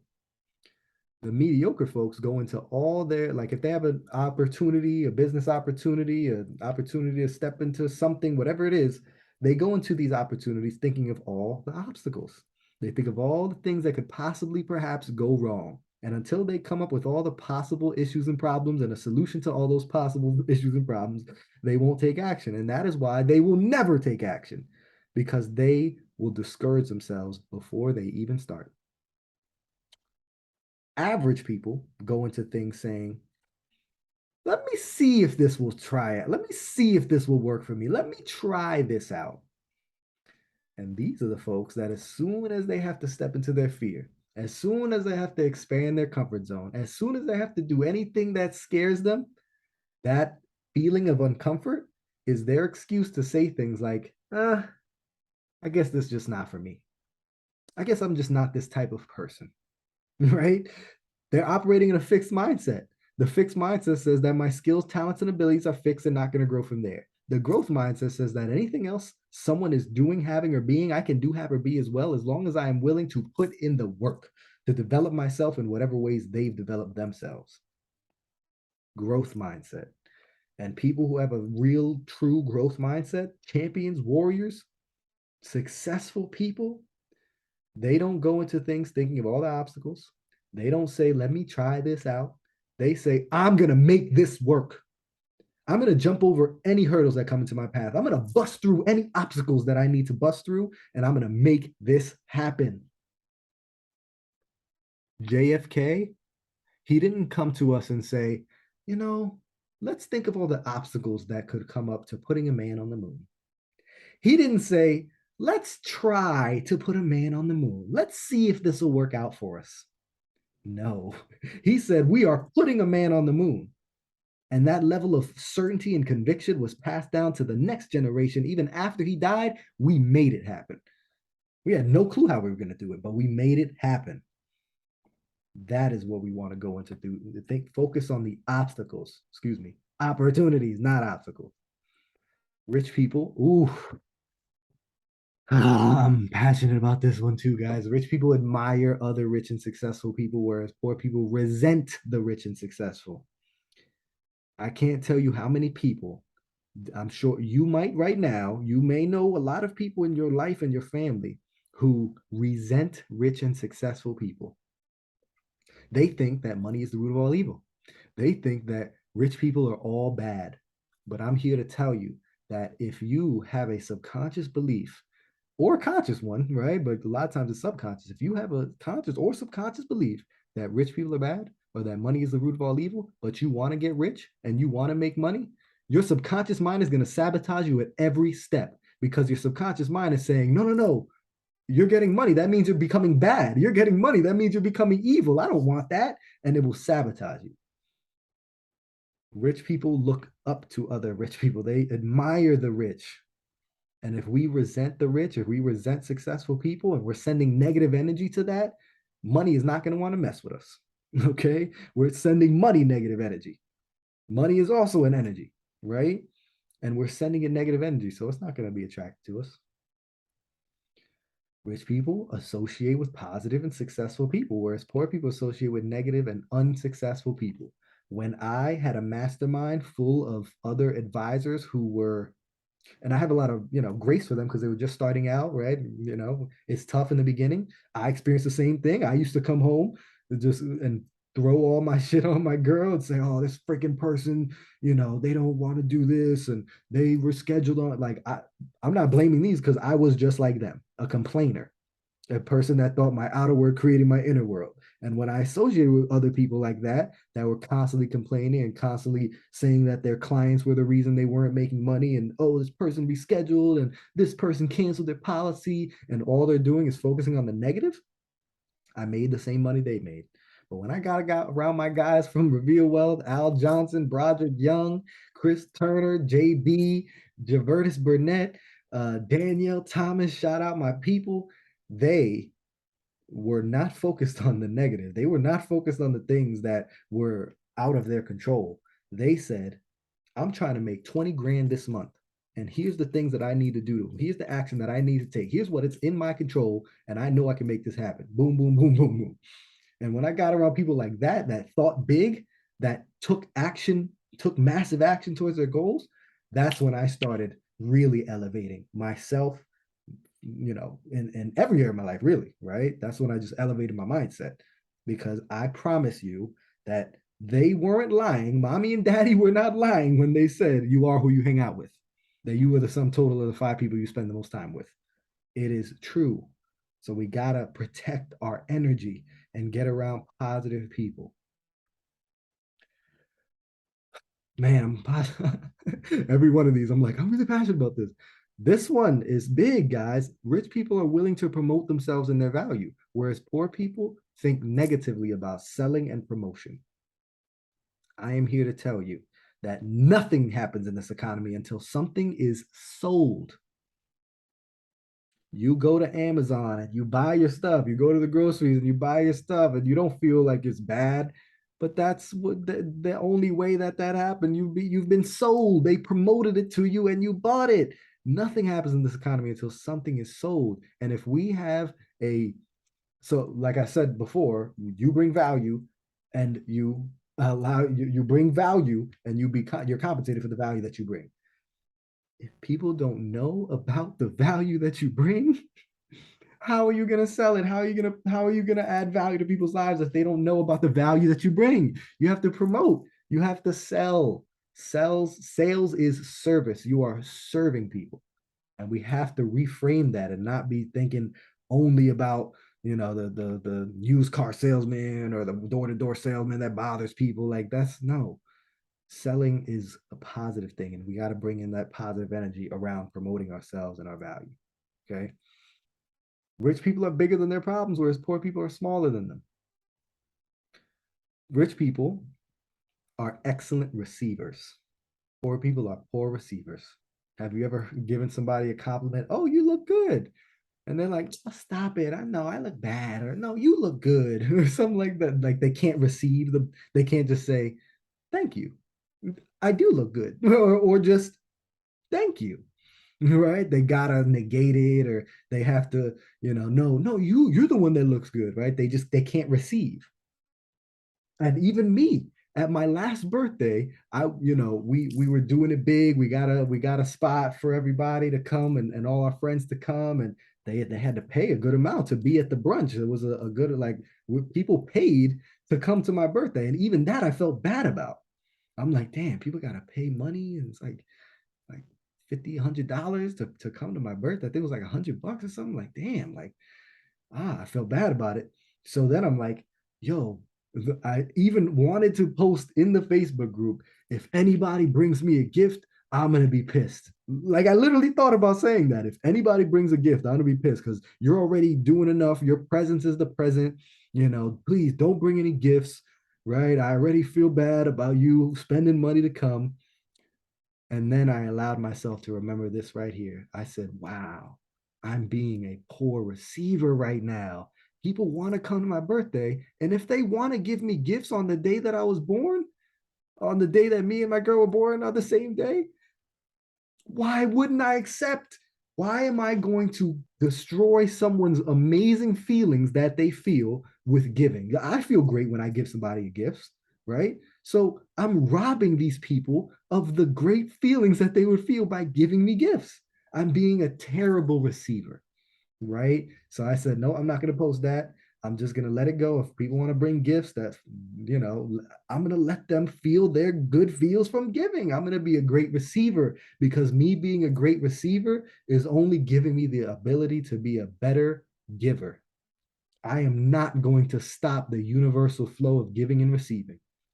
I'm going to allow myself to receive so that I can give. Okay. So when you manifest money and money comes to you, I don't want you to hear you saying stuff like, oh, I can't believe it. I can't believe it. You hear that all the time. I can't believe this happened. I learned this from Zion Kim. Zion Kim told me about how he hears all the time people saying, I can't believe it. And he's like, no, stop that. You can believe it. You better believe it because you manifested it. You created that in your life. You attracted that money. And if you're sitting here saying, I can't believe it, then you're saying that you are not a manifester, that you are not the creator of that. You're negating that. You're being a poor receiver. No, believe it and accept it and expect more of it because the more you receive, the more you can give. Rich people choose to get paid on their results, whereas poor people choose to get paid on their time. And that I read Rich Dad Poor Dad, and that's why I became have such an entrepreneurial spirit. And I said, what can I do to get paid for my results? And that's when I saw the commission-based financial planning. You got to, sell insurance investments and only get paid for the results. I said, that's going to help me continue to develop this entrepreneurial mindset. Okay. So that's why I jumped into there to get paid based off of my results. And that's how entrepreneurs do. They add value to people and they're not just paid for their time, they're paid for the results that they bring to people's lives. Poor people get paid just on their time. And when you're trading time for dollars, you're trading your most valuable asset.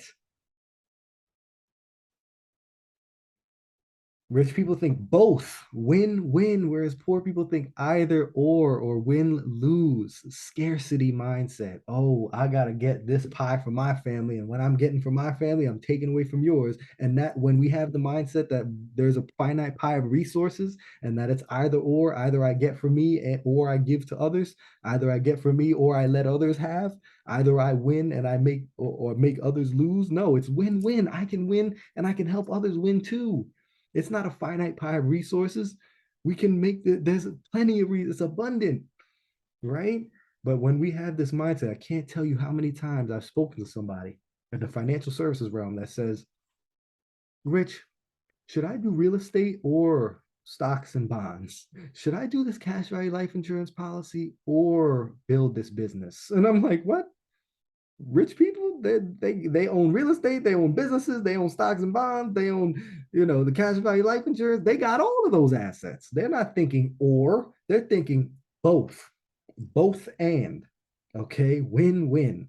This is how rich people think. And when you're thinking of two alternatives, like even I was just talking to a client yesterday who said, Rich, I want to bench 315 pounds. I would feel so powerful. That's a big goal of mine, but I don't want to look too bulky at my wedding. And I was like, is there a way that you could do both? Is there a way that you can get bigger as you want and be as strong as you want and not look bulky at you? And he started thinking, well, I could, be real strict with my diet and I don't have to build all this fat. I could, maintain the level of fat that I have and still get stronger at the same time.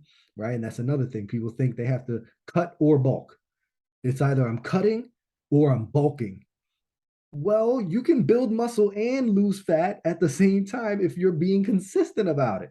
If you're keeping the right macros, keeping a good diet, and working hard in the gym, you can build muscle and lose fat. That's a wealthy person's mindset. Both, not either or. You can get as strong as you want and you can look amazing at your wedding. And that when he thought about that, he was like, yeah, I'll just call the suit people and say, hey, maybe leave a little room, or like, is there a way for you to send me the suit a month before and I could try it? And if I need to adjust it, I can adjust it. I'm like, yes, now we're thinking wealthy. Now we're thinking abundance. Okay, both. Rich people focus on their net worth, whereas poor people just focus on their working income. Rich people manage their money well, whereas poor people mismanage their money well. Rich people have their money work hard for them, whereas poor people work hard for their money. Rich people act in spite of their fear. Poor people let fear stop them, right? Abundance, wealthy people, they use fear as a signpost showing them exactly the next step to take, because they understand that all their dreams, all their dreams, that T is starting to come up.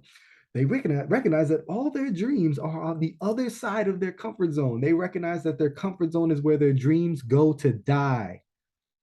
So they say, what am I afraid of? Boom, ooh, that's bringing up some feelings. That's bringing up some uncomfort. I'm afraid, I'm scared.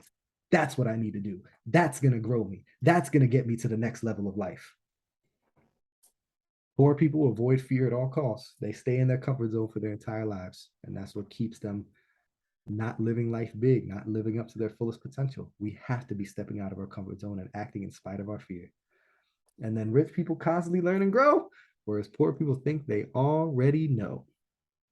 They say their favorite phrase is, oh, I know that. I know that. And that's probably the most dangerous phrase you could ever hear. That's probably the most dangerous phrase you could ever say. I know that. Because as soon as you say, I know that, your brain shuts off and is not open to learning any new information. Where rich people, they're always reading, they're always growing, they're always learning from other people. They keep an open mind and they recognize, just like scientists, they recognize, just like the scientists, that I'm only operating based off of what I know, and there's so much more to learn, to know, and I'm going to constantly learn for the rest of my life. And I'm always going to be, looking at what my assumptions are and my theories are and seeing how to challenge them. That's why science has come so far, because science is always asking that question. How are we wrong here? Right? They're always assuming that there's more information, and they're always willing to change what they originally thought with new information. And that's how we need to be. So, Rich Dad, Poor Dad, he talks about active income versus passive or ongoing income. This is the quadrant, the four quadrants of how we can generate income and money. You have employees, you have self-employed individuals, you have business owners, and you have investors. Employee, you have a job. Your time is traded for money and you have no leverage. If you're not working, you're not making money. Self-employed, same thing, except you own a job. Just like me, I call myself a super employee, right? I'm an employee for Reveal Wealth right now, and I have my business, Internally Rich Coaching. I'm self-employed because I do everything, right? I'm a super employee in this business.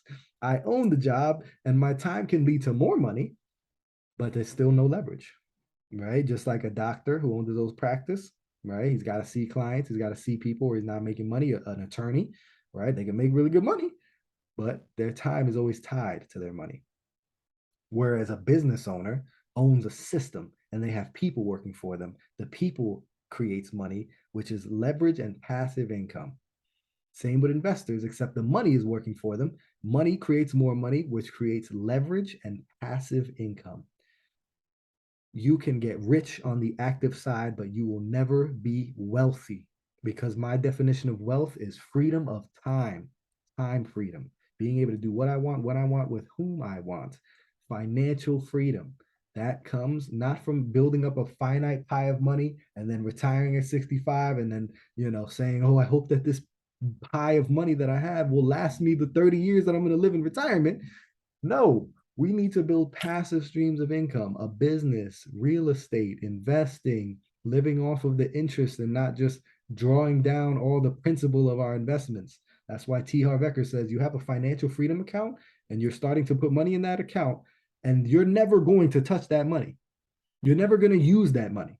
That money is going to make you more money. That's your financial freedom account. And eventually you get to the point where you live off of the interest that that money is making, where you take income off of the interest, not from the principal, right? Not from the money that's making you the interest, okay? This is what we need to do is move from this left to the right, move from employee and self-employed to business owners and investors so that our money can work for us, so that we can give other people opportunities, right, in the form of employment, and we can have leverage and passive income, freedom of our time. Okay, I had to share with that because this right here, this is transformational. Like we are conditioned to be employees or self-employed. We are conditioned with the employee mindset, going through school, going through college. What was it? Oh, get a good job so you can get a good benefits and you can save money in your 401k and you can retire when you're 65. This is how we're conditioned throughout high school and college. And because we're conditioned and programmed this way, it takes internal transformation to develop the identity of a business owner or an investor. That's why I put this in this module of transformation, because it takes internal transformation of your belief system and your mindset in order to be able to operate as a business owner, entrepreneur, and as an investor. Okay? Because we are conditioned with limiting beliefs. We and our beliefs, these beliefs, they run our lives because your brain has something called a reticular activating system. The reticular activating system is like the screen door or the search engine of the brain. What does a screen door do? It stops bugs from coming in, bad things, it stops them from coming in, and it lets good things to come in, air, right? Fresh air. The screen door stops what it perceives to be bad, and it lets in what it perceives to be good or what's important to it, right? It searches out what's important to it and only lets that in. This is where confirmation bias comes from. This is from where the phenomenon comes from of, let's say you just bought a new car and now you're driving around in your new car and it seems like everybody has bought your car. You just bought a Camry and now all you see are Camrys everywhere, right?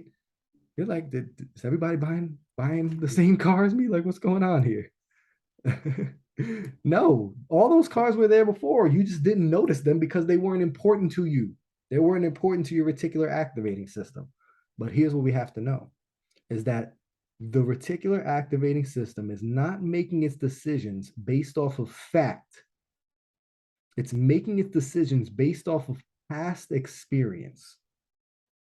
So you may have stepped into front of the class when you were 7 years old to give your first presentation ever, and you're excited and you're gonna do it, but something happened. Maybe you stumbled, you mumbled, you messed up, like you stuttered, and then people made fun of you after that. The kids in your class made fun of you, and that experience, while you may not recall it now, your body, your subconscious mind remembers everything.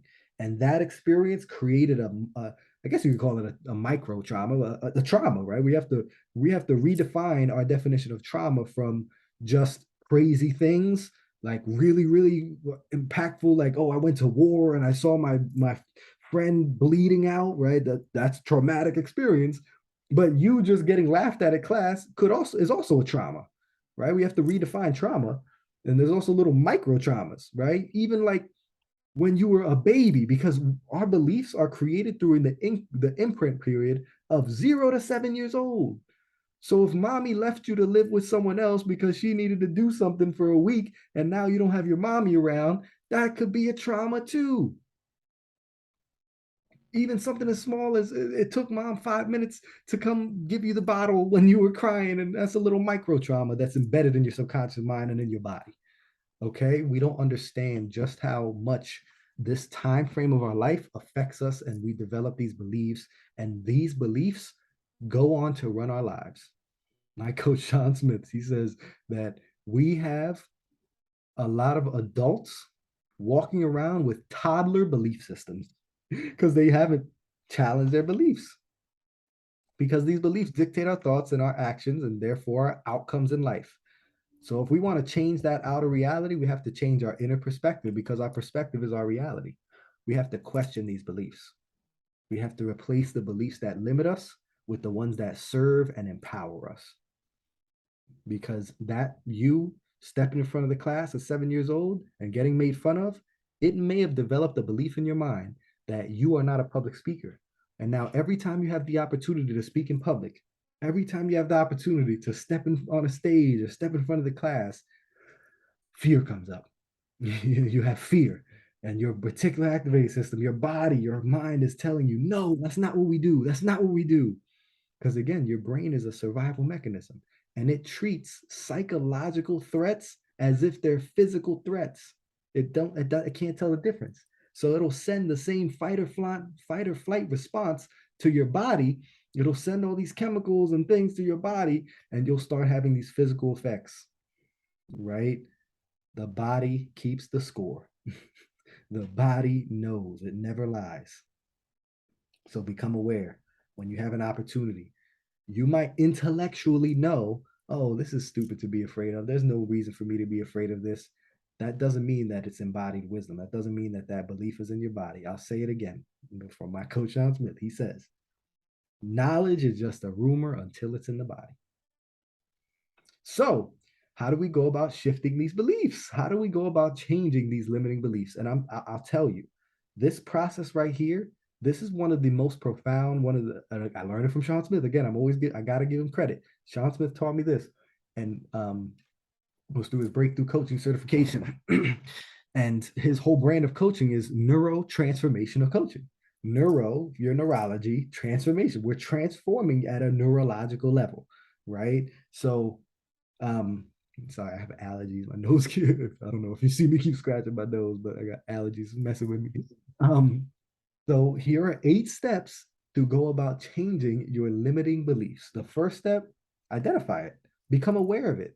What is the belief? And sometimes there might be a surface level belief that you need to dig deeper and figure out what's below this. What's the belief underneath? What's the operating, the dominating belief? What's really happening, the foundational belief? And that's why a lot of times this is what I feel is one of the biggest values that I add to my clients, is helping them really identify, asking the questions they're not asking themselves, giving them the space, holding space for them to talk through it, because it's your language. I'm not Brandy Gilmore. I can't tap into your energy and pinpoint the subconscious thing, but your language is the bridge between what's going on consciously and subconsciously. So when you just allow yourself to speak and talk and answer these questions that I have for you, we can start to identify what the belief is. From there, we identify where it came from.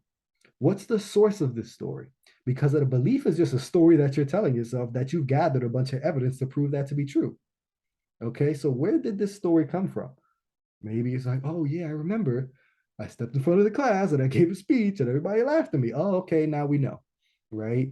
And this is probably the least important. I'm gonna go ahead and say this is the least important step, because a lot of times you won't even remember where the belief came from. But help remembering it, where the belief came from, can help you destroy that. Because when you see, oh, that came from mom saying this, and I don't have to believe mom saying that, right? That like mom's not where I want to be right now. So maybe I should believe something different. Because if I believe the same thing mom believes, I'll be exactly where she is, or whoever it is, right? So identifying it can help from an intellectual, logical standpoint for you to intellectually disprove the belief, to say, oh, it came from this experience, but that was BS, or that I don't have to make that the story. I could create a new story from that experience. Okay.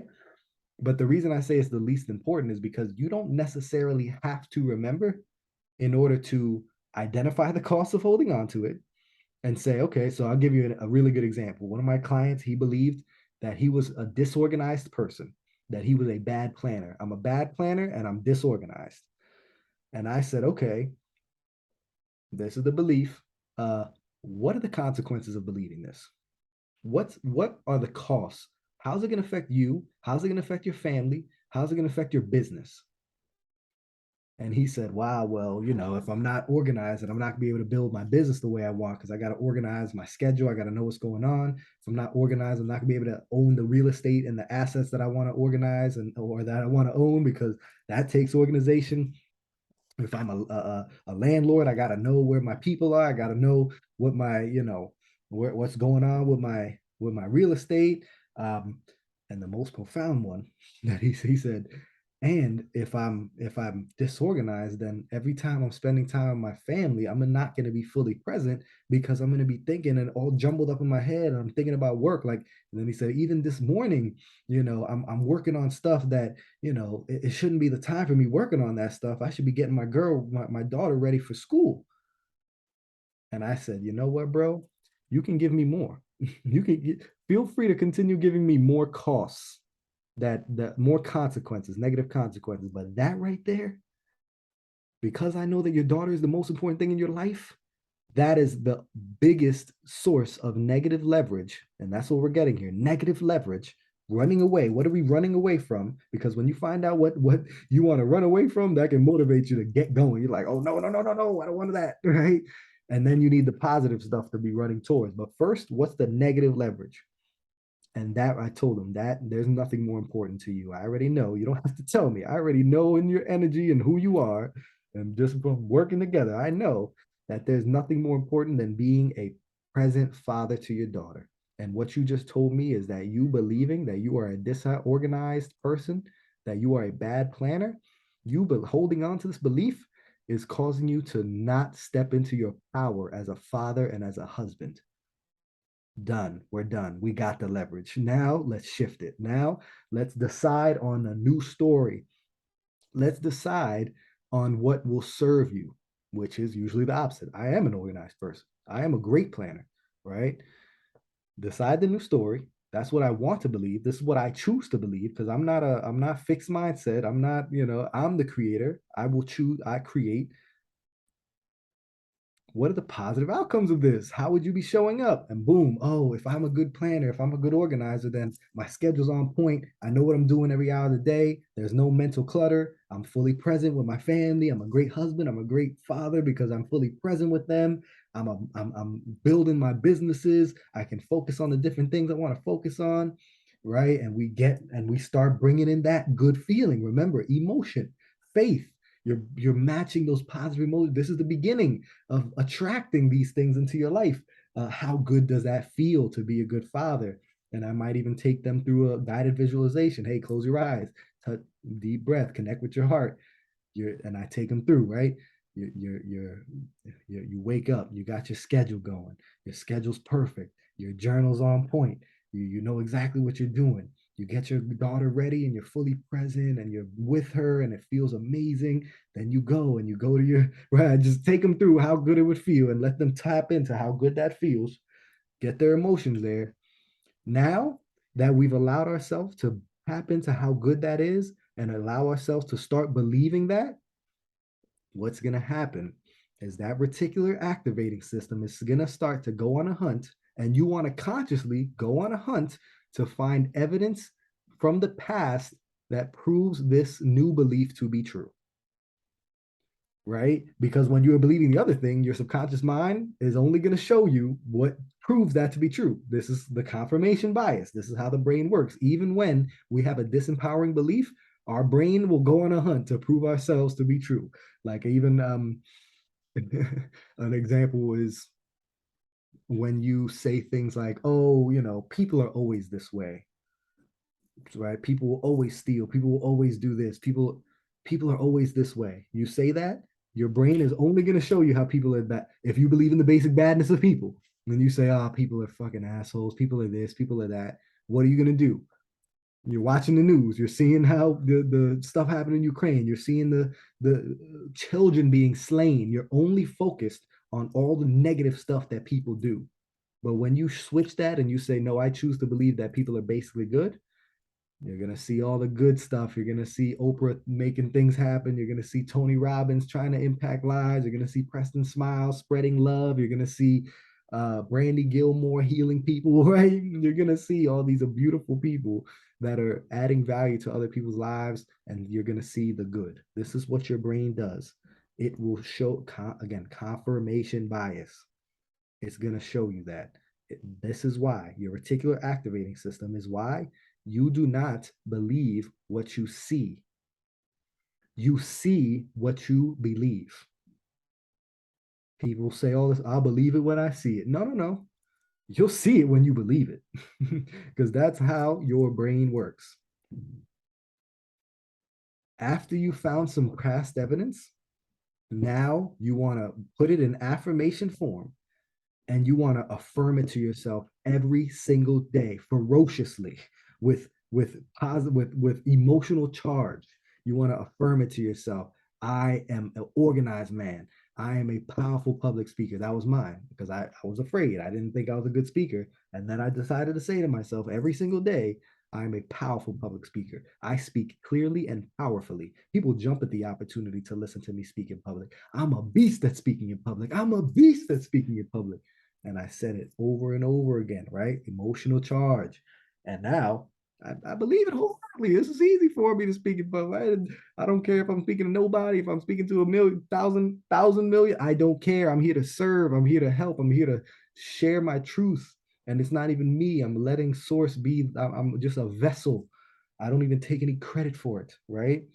You affirm it ferociously every day. And then you go out and you start gathering more evidence by taking action and acting as if you are that because that's who you choose to be. If you believe that you are not a fit person and you are 50 pounds overweight and you look back on your life and you say, yeah, I haven't hit the gym, I've eaten McDonald's every day, yada, yada, look at all this evidence to prove that I am not a fit person. Okay, well, we act in line with who we identify as. So if you want to be a fit person, you have to choose that that is your identity and you have to act in line with that identity. Because if you're believing that you are a smoker and you're trying to quit smoking and someone comes to you and says, you want this cigarette? And you say, no, I'm a smoker, but I'm trying to quit smoking. You're going to go right back to smoking. I promise you. Learn this from example I got from Tony Robbins. But when you say, no, I am not a smoker, you have shifted your identity and you will be successful because that is you are acting in line with who you choose to identify as. This is you, your identity, right? You are not a smoker. I am a fit person. You say that to yourself every day. I am a fit person. You look back and say, you know what? There was a time in life where I was a high school, athlete. There was a time where I was right working out. So you've been a fit person before. You've done those things. Even if you went to the gym one time, well, I went on a run once. Okay, well, you acted like a fit person. Take that. That's evidence to show you, right? But you affirm it to yourself every day, and then you go out and prove it. Then you go out and gather more evidence because I promise if you hit the gym 30 to 60 days in a row, you will develop the habit and you will start to develop, you will begin to develop the identity of a fit person. You have evidence to look back and say, you know what? Yes, I'm doing it. I'm acting in line with who I choose to be. So these are the steps. Identify where to come from. What am I get my negative leverage? What are the costs? Who do I want to be? What do I choose to believe? What are the positive outcomes? Positive leverage, hunt for past evidence, affirm it, and then go take action. This is how you're going to shift your beliefs, which is the key to changing your life. You're transforming yourself internally and becoming the person, identifying as a new person who can take action. You're recognizing that it is not have, do, be, it is be, do, have. Pray this added value, y'all. And I'm excited to give myself a 2 minute break because I've been rapping for a minute here. I think we're at the almost at the 4 hour mark. We started at 9. We're at 12:30 right now. But pray this added value. Reminder, make sure if you're watching the recording, get some questions down. I hope you've been taking some notes. But get some questions down, shoot them to Rich at Internally Rich Coaching. So that, as always, I want to make sure that we get a good conversation going and I get all your questions answered. Let me take my little 2 minute break.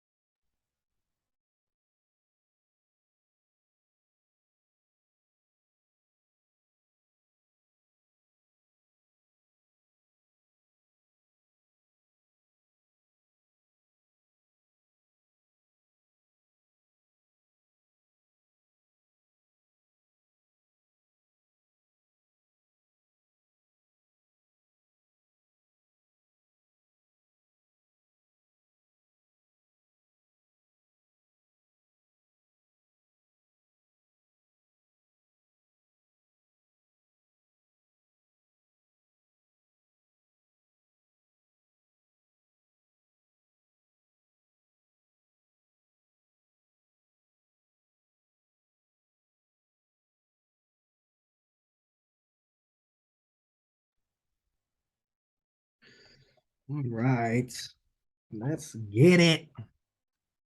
Get my video going again. I hope y'all have been getting tremendous value from this. And hope you've gotten at least one nugget that's and you can take into life and integrate. Um, as a reminder, knowledge is not power.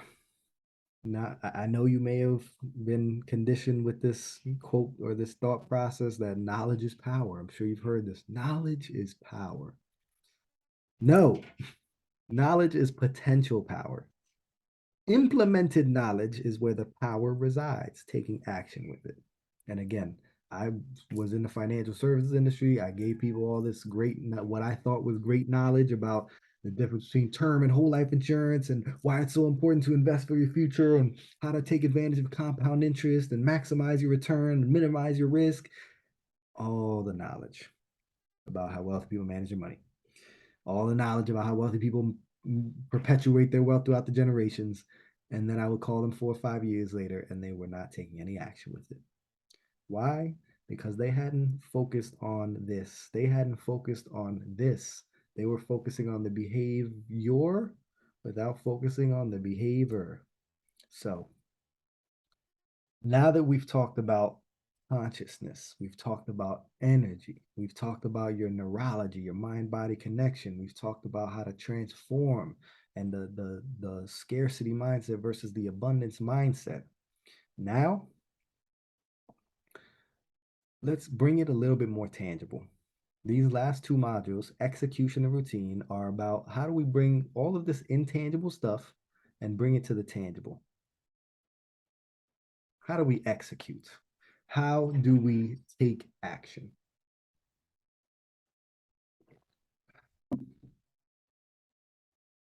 People do not decide their futures. They decide their habits, and their habits decide their futures. This whole module is about habits for the most part, right? Because you are your habits, you become your habits, right? People are, so work for me. We are what we consistently do. Excellence, therefore, is not an act, it's a habit. And losers have goals, winners have systems. I'll go more into that later. So, how do we develop the system, right? We know what we need to do, and there are actions that we need to take to get there. We know we want to get in great shape, and we know that we need to develop the habit of going to the gym. We know that we want to build our business. We need to develop the habit of maybe, I don't, whatever it is, networking, reaching out to people, marketing our business, whatever. We got to develop a habit. I want you to know that it takes 30 to 60 days to develop a habit. Once you do something consistently for 30 to 60 days, it will become a habit. I want you to know that willpower is a depletable resource. A lot of people are walking around looking at others that have, they got six-pack abs, they got amazing relationships, they got a fat bank account, and they're like, wow, they must have so much willpower. No, you have the same amount of willpower as they do, but they allowed themselves to use that willpower for long enough to create a habit. Because your willpower is a depletable resource that depletes every time you need to make a decision. So if you get up in the morning, you say, oh, am I going to go to the gym or am I not going to go to the gym? You're depleting your willpower. Am I going to drink coffee even though I don't want to, I wean myself off of caffeine already? And am I going to just do it again? Depleting willpower. Every time you need to make a decision, they even call it decision fatigue. You get fatigued. You have less willpower. Even you can see it's really easy to, if you're on a diet, if you're trying to stay strict with a diet, it's really easy to stay strict throughout the day. But once you are at the end of the day, it's really easy to be like, let me get this midnight snack or let me eat on these chips at the end of the day. You lose your willpower, right? So we want to set ourselves up to make the least amount of decisions possible. This is why, for me, it's really helpful. I don't have to decide to go get water. I don't have to decide to put my shoes on. I don't have to decide to brush my teeth. I don't have to decide to do these things. They are habits. I've done them so many times. So I set myself up that I know what clothes I'm going to wear for the gym. I got my water in the cup ready to go. My sweat rag, my headphones, the water, the water bottle, it's all right there, ready for me. I know where it is. I got it. It's right there. Boom. It's easy. It's the least amount of decisions. So I could pop out of bed, go, and make it happen. And once you develop a habit, you don't need willpower anymore. You're not just making decisions. It's not a, oh, am I gonna go to the gym? No, this is what I do. I go up and I get up and I go to the gym. This is just what I do now, right? It's no willpower because you've developed discipline. You've done it for 30 to 60 days and you've developed a habit. Now you don't have to use your willpower anymore. You can reserve that willpower for the other things you're trying to implement. Okay. This is really, really helpful when you understand that willpower depletes every time you need to make a decision. But you don't need that willpower. You've developed a habit, you've developed discipline. You got to read this book, guys. Atomic Habits is the best book on habits. When you want to learn how to break a bad habit or create a good habit, this is the best book. And a couple quotes here. He says, habits are the compound interest of self improvement. The same way that money multiplies through the compound interest, the effects of your habits multiply as you repeat them. They seem to make little difference on any given day, and yet the impact they deliver over the months and years can be enormous. Your habits matter because they help you become the type of person you wish to be. They're the channel through which you develop your deepest beliefs about yourself. Quite literally, you become your habits. So what do we talk about? If you want to develop a belief, right? The last and most important step is taking action that is in line with the new identity. And the more you do it, you're developing. This is the channel through which you will develop your deepest beliefs about yourself. Okay, so he gives and I'm not gonna be able to break this down as well as good as he does. So I need you to read the book. I need to, or at the very least, get the cliff notes or whatever, right? But when you're breaking a bad habit, you want to make it invisible, you want to make it unattractive, you want to make it difficult, you want to make it unsatisfying.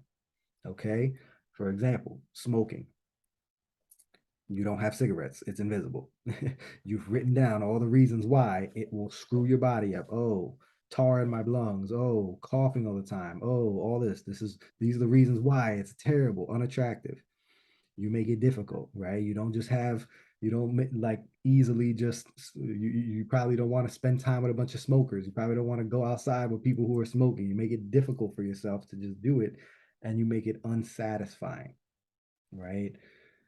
Same opposite with the good habit. You make it obvious, make it attractive, make it easy, and make it satisfying, right? The cue, the craving, the response, and the reward. You want to focus on these things because a lot of times the cue for drinking something, right? If you drink beer every day, your cue, as soon as I get home, I drink a beer. That's your cue. How do you make that differently? How do you make that cue into something, a different habit, right? You can form a different habit so that the cue isn't immediately bringing, oh, beer, beer, beer, right? Making it craving. Okay. This can help. So again, you can see I can't explain this as well as he does in the book Atomic Habits. So you got to check that out. But these are really, really helpful when it comes to um, creating your own habits. And he talks about a concept called habit stacking, which means, you know, you already have one habit formed, like you have the habit of, waking up in the morning and brushing your teeth. Add something on top of that. Okay, when I wake up in the morning, I brush my teeth. After I brush my teeth, I put on my workout clothes. After I put on my workout clothes, I drink a glass of water. After I drink a glass of water, I hit the gym. Stacking habits on top of a habit you already have, right? Another habit that has been kind of cool for me recently, the high five habit. When I go brush my teeth, after I put the toothbrush in my mouth, I high five myself in the mirror, right? I woke up at 5 a.m. I'm up, I'm doing the first habit, I'm brushing my teeth, and I'm gonna high five myself in the mirror, right? And I think it was Jill Robbins.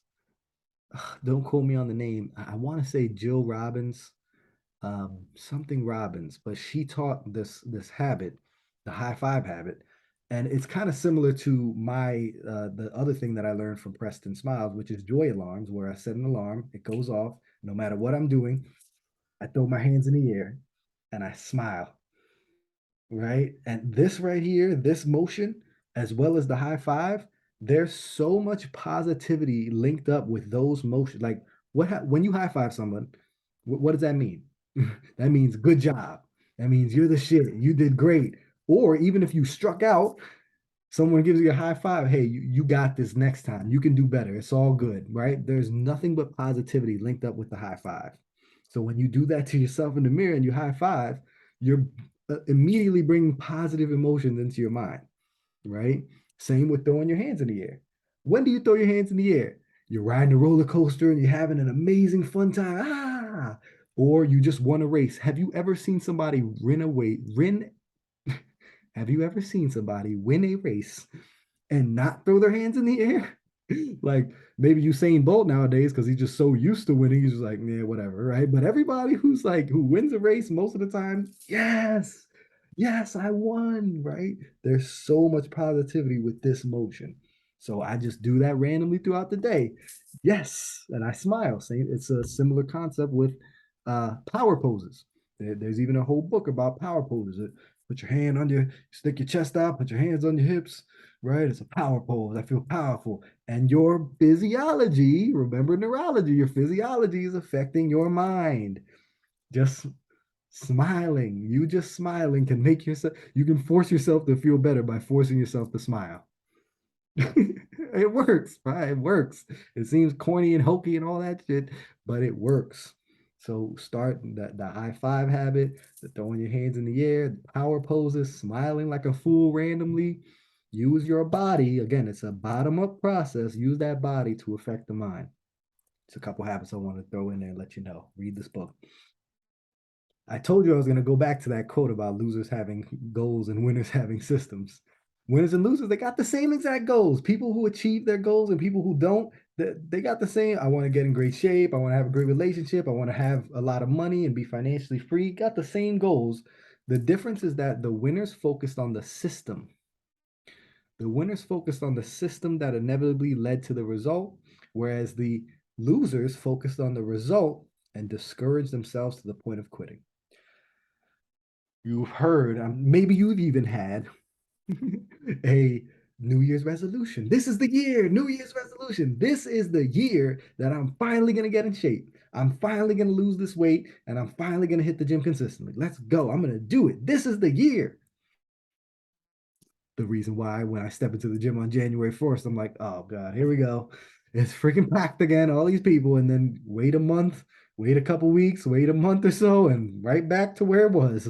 The same people. Oh yeah, you're still here. Oh yeah, cool. Right? It's the same people you see, right? Because they've developed a habit, whereas and they focused on their system, whereas the people who had their New Year's resolutions, they focused on their result. So if you have the goal of losing weight and you want your result to be losing weight and that's what you're focused on, you might work out for a week, 2 weeks, 3 weeks, step on the scale, and then you see, oh, I haven't lost any weight. I'm not achieving my goal. You're focused on the result. And you being focused on the result is going to discourage yourself to the point of quit. You're going to stop working out. You're going to say, oh, it's not working. It's not working for me. But people who are able to lose a substantial amount of weight, they don't focus on the result. They focus on the system that inevitably leads to the result. What's the system? Hitting the gym, maintaining a caloric deficit and a good diet, right? That's it. If you maintain caloric deficit, your body's going to lose weight. That's how it works. So if you focus on the system and you don't care about the result, but you fall in love with the process, that is what you will, because you're developing the habit, you're focused on your system. So a great example of this that I'll probably talk about again is when I was starting to make calls for my business.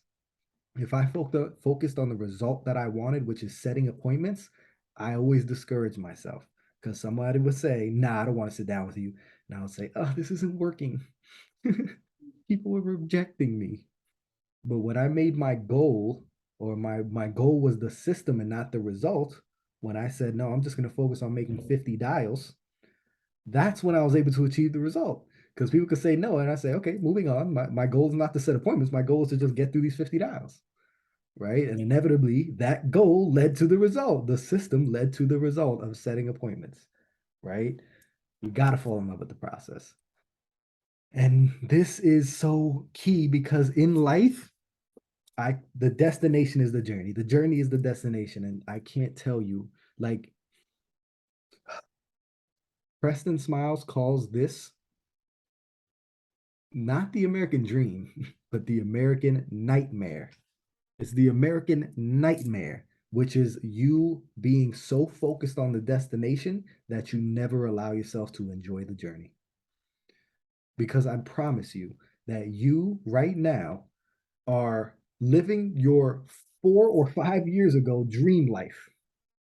The 4 or 5 years ago you wanted to be exactly where you are now, probably.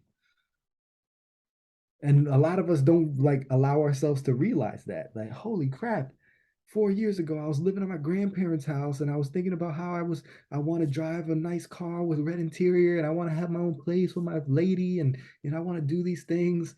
And now that I'm here, I'm focused on, oh, I want this dream house with all the 50 acres and I'm not going to be happy until I get that. Hold on. I'm living my dream life right now. Let me be happy that I'm here. Let me enjoy the journey because if I don't fall in love with the journey, I'm going to achieve my next goal. I'm going to allow myself to be happy for 30 seconds. And then I'm going to look around and say,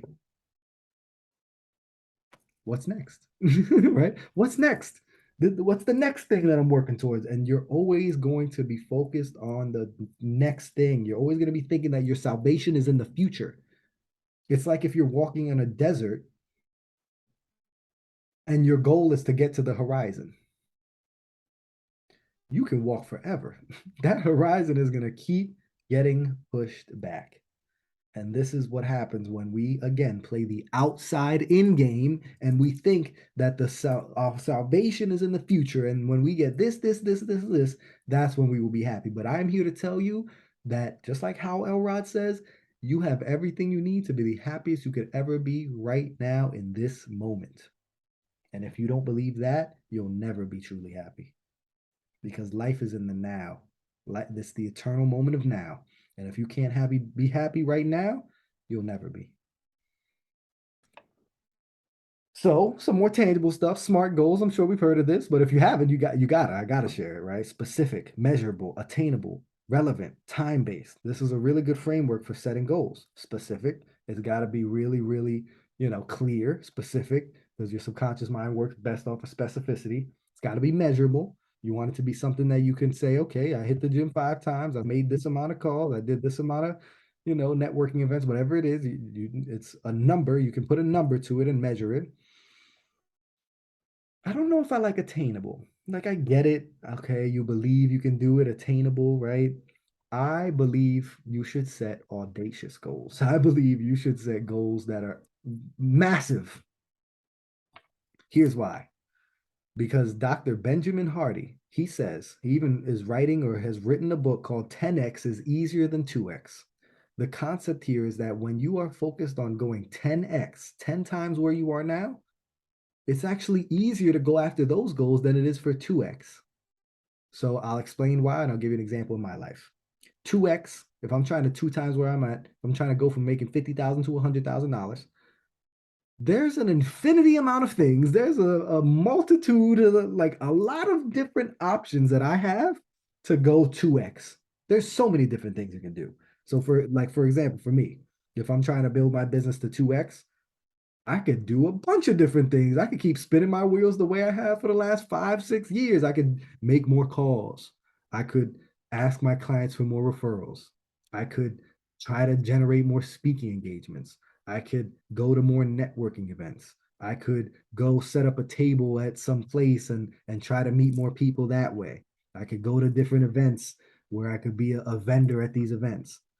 I could do so many different things, right? To go to 2x. But if I'm thinking 10x, if I'm thinking, no, I don't want to make $30,000 a month. I want to make $300,000 a month, 10x. There's a very small amount of things that are going to get me to 10x, right? There's a very little amount of things that I can do that are going to allow me to elevate to that level. So going 10x and focusing on the bigger goals, it allows you to pinpoint the 1 or 2 things that you really need to focus on. And it allows you to become aware of your constraints or your bottlenecks, right? So for me, like for 10x, the one thing I can focus on that would really allow me to go 10x, where is everybody nowadays? Online, social media, everybody's online. So if I focus on the place where everybody is, That's where I can have the most impact and meet the most people and add the most value. So that's what I need to master is the social media and online space. Because I could be spinning my wheels going to networking events and speaking engagements and doing all these things. That'll help me get to 2x. But if I'm thinking 10x, there's only one thing that would really help me get there that I really got to focus on mastering the online space. Okay. And me thinking big allowed me to pinpoint that, right?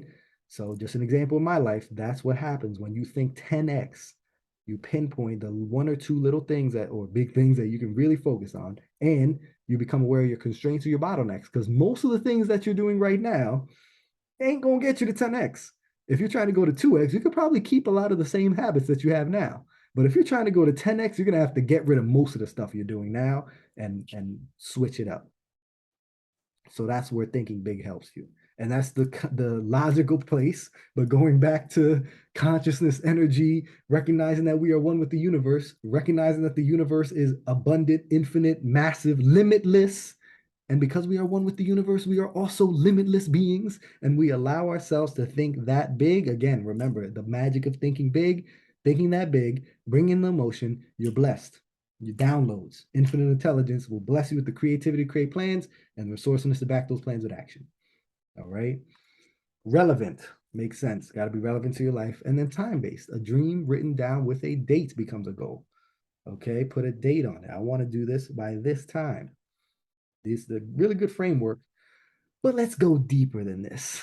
Let's go even deeper. And I gotta shout out Sean Smith is where this came from. I'm stealing this straight out of Sean Smith's breakthrough coaching certification because he gave us permission. He's like, hey, the things you learn here, the things you learned in our program, share them with your family, share them with your friends. This is some quality information that everybody needs to know. So I gotta shout out Sean Smith. He's such a blessing. He's a conscious father that in my life, one of, and this is straight out of his breakthrough coaching certification that I went through this past year. He was asked, how do we commit to our goals? Like, what are the components that go into committing to our goals? So he went on a journey to gather these 16 components that go into commitment. And in order to commit, you need your subconscious mind on your side, right? In order to get your subconscious mind on your side, you have to know how to speak the language of your subconscious mind. So these are the components that go into being able to really, really commit to your goals. And the first one is clarity. Clarity. We talked just like the first one in SMART goals is specific. Same thing here. It's got to be clear. Your subconscious mind works like a nuclear missile. And if you were to go to a nuclear missile and say, hey, missile, don't hit the Atlantic Ocean, the missile's going to be like, bruh, where do you want me to go? Like, that's a massive body of water. I need you to put some specific coordinates in here, guy. Same thing with your subconscious mind. You have to be absolutely clear. You don't say, I want a nice house. I want a house with woods in the back, with a stream in the back, with facing the north on an open field of 50 acres. I can watch the sunrise in the east and the sunset in the west on my wraparound porch. I have a home gym, a home theater. That my office is detached with a. I'm telling you about my vision. Office is detached with a conference room that's cozy and circular, and I meet with my team in there. You know, I got my kitchen, living room, and dining room are all open concept. I got big windows in the basement in my home gym facing the east so that I can watch the sunrise as I work out and meditate and practice yoga.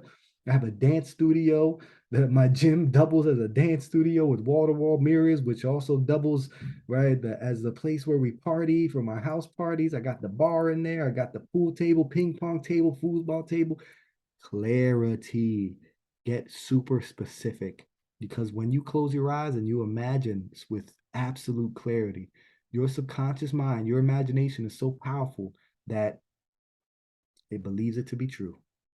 Your subconscious mind cannot tell the difference between what is real and what is imagined. And when you allow yourself to imagine it with so much clarity and specificity, it'll believe it to be true.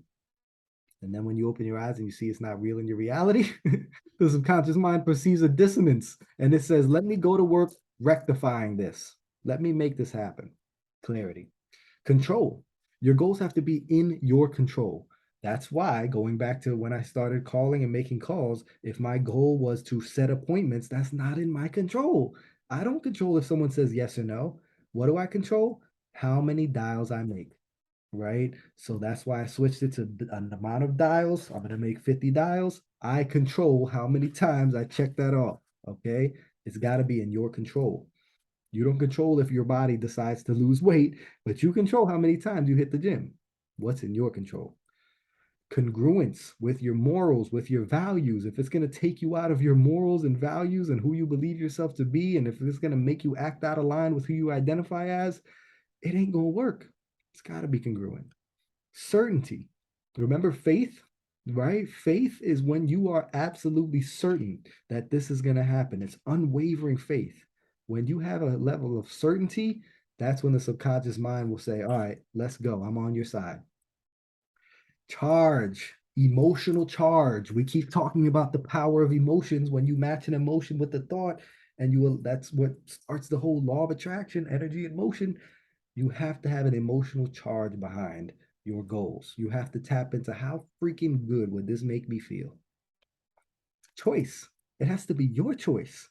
If you, I'm sure you may have seen a doctor or a lawyer or someone, right, in their 40s or 50s that is like, I'm going to switch careers. They just, out of nowhere, switch careers because they look back and they realize, wow, this is never what I wanted. This is what my parents wanted for me. This is what my society wanted for me, right? I didn't really want this. This wasn't my choice. So they aren't able to fully commit to their goals or that goal because it wasn't really their choice. It's got to be your choice. Challenge. We love a challenge. And it, of course, things that are challenging, it makes us step into our fear, expand our comfort zone, and that can actually stop our conscious mind a lot of times. But really, we love a challenge. Are you ever proud of yourself for doing something easy? Right? If I step into the ring and I bench or step into the gym and I bench press 145 pounds or 2 plates, okay, I'm not proud of that. But if I put 3 plates and I bench 315, holy crap, I'm really proud. That was challenging. That was difficult. Have you ever listened to a success story where someone said, yeah, it was easy. Whatever, it was easy. Is that going to motivate you? Is that going to get you going? Is that exciting to hear about? No, we love a success story that's like, I went through all this crap, I went through this and that, and I pushed through, and it was challenging. That's what gets us going. We love the challenge. Completion. Your subconscious mind loves to complete things. So going back to, I can't complete losing my 30 pounds. I can complete hitting the gym today. I can't complete, right? Uh, Something that's outside of my control, like, oh, if this, I hope these people, say yes when I call them and ask them to get on my schedule, right? I can't complete that because it's not in my control. So completion and control kind of go together. What can you complete? Right. So when my goal was, oh, I need to set this amount of appointments, one, it was out of my control, and two, I didn't know I completed. My subconscious mind knew I couldn't complete it.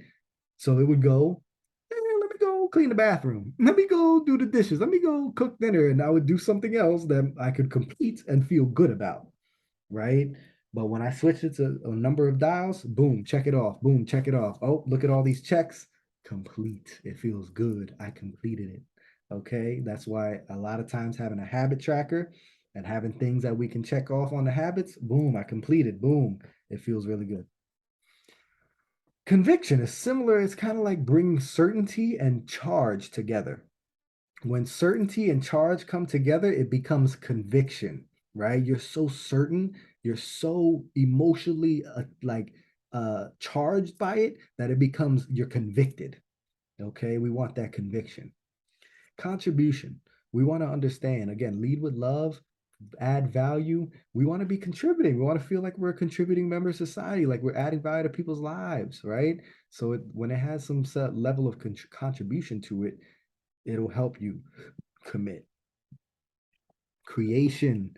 Our subconscious mind loves to create. We are all creators. We are all creative. But a lot of us are conditioned, again, some of those limiting beliefs. Maybe you had an experience where you drew something and somebody told you, yeah, that sucks. Yeah, I guess you're not going to be an artist. I guess you're not creative. Guess you don't have that creativity. And then you just created a belief, I'm not creative. But when we're kids, we're all creating. We love to be creative when we're kids. Every kid loves to draw, every kid loves painting and stuff. Like we love to create. So, how can we bring in some creation that will help us to commit? Consistency. If you are telling yourself you're going to do something and then you don't do it consistently, your subconscious mind begins to not trust you. It says, yeah, buddy. Okay, sure. Yeah, all right. You said you were going to do that like 5 different times, 10 different times, 20 different times, and you never do it. So what? Whatever. I'm not going to help you out. Your subconscious mind is not going to trust you. But as soon as you begin bringing in consistency, then the subconscious mind is like, okay, yep, he's serious about it, that he's ready. Let me be on his side. Let me not sabotage. Okay. Accountability. Same thing as measurable in the SMART goals, right? We want to be able to count it. We want to be able to measure it. I did 50 dials. I hit the gym 5 times, right? Consistency, accountability, comparison.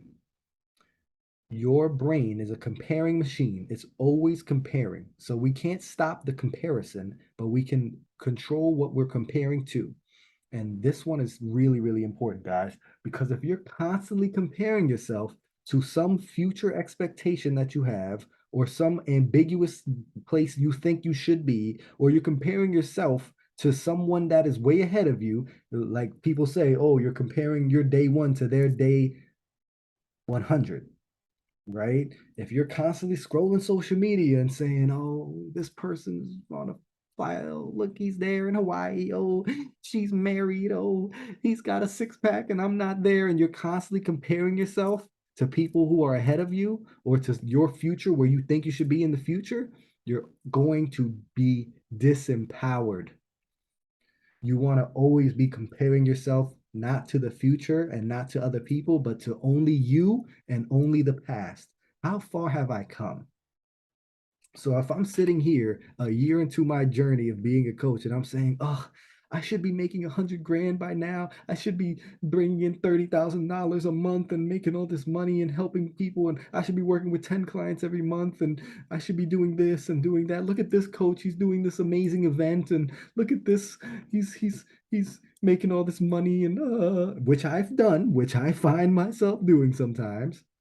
I have to shut that off and say, no, look at how far I've come. I started my business a year ago and I've helped 30 people.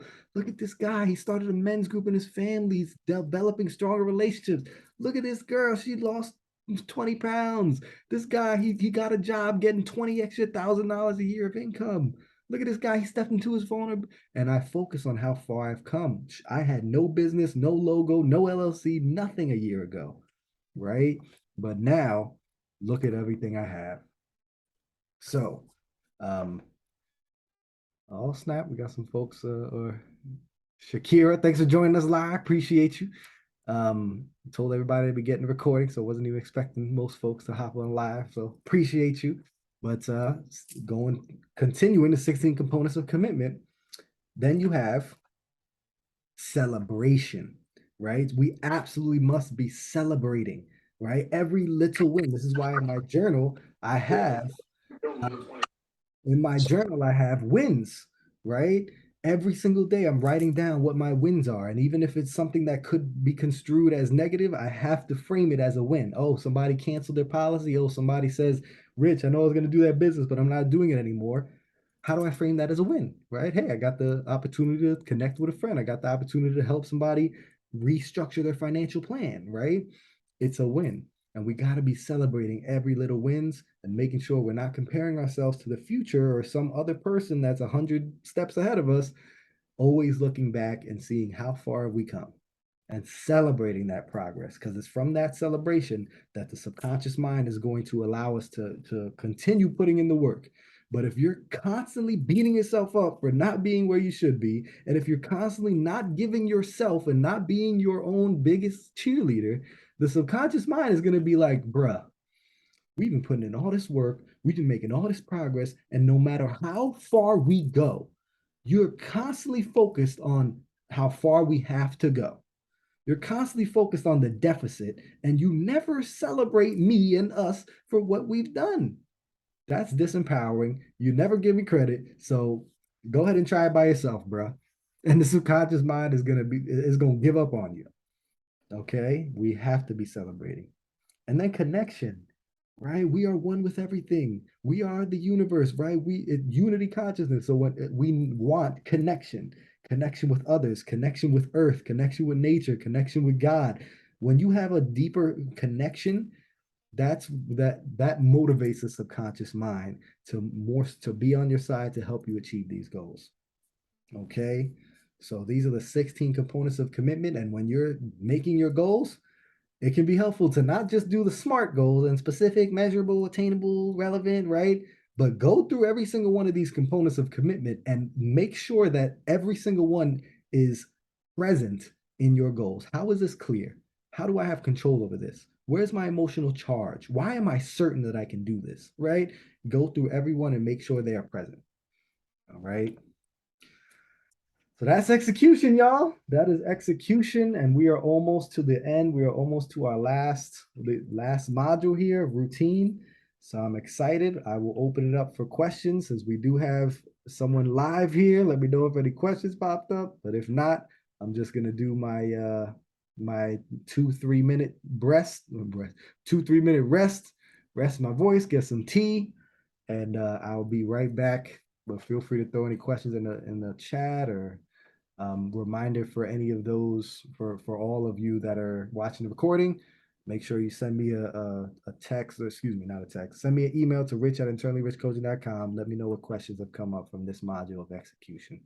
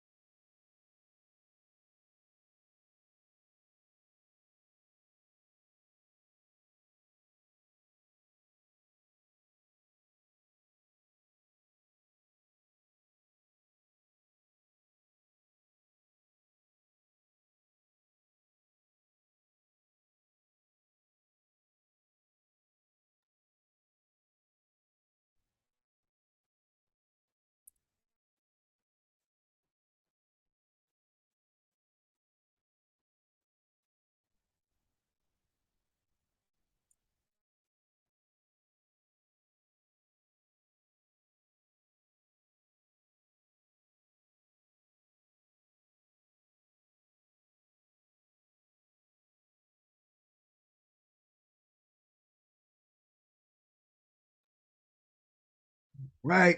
Got some sustenance in me. Got some tea in me. I am ready for our last module. Module, well, I call it a module. Last section, I keep calling it modules because that's how it is in the program. But the last section, the last letter in the acronym, the framework of Find Your Center. R is for routine. Now, I have the sunrise here simply because my entire personal development journey started with The Miracle Morning. The Miracle Morning is a book called is a book written by Hal Elrod, and this man did some research and he found that most successful people have certain habits that they do, and he created a framework called the Savers to really, break these habits down, right? And really the concept here is that how you wake up each day and your morning routine or lack thereof dramatically affects your levels of success in every area of your life. Focused, productive, successful mornings generate focused, productive, successful days, which inevitably create a successful life. And the opposite is also true.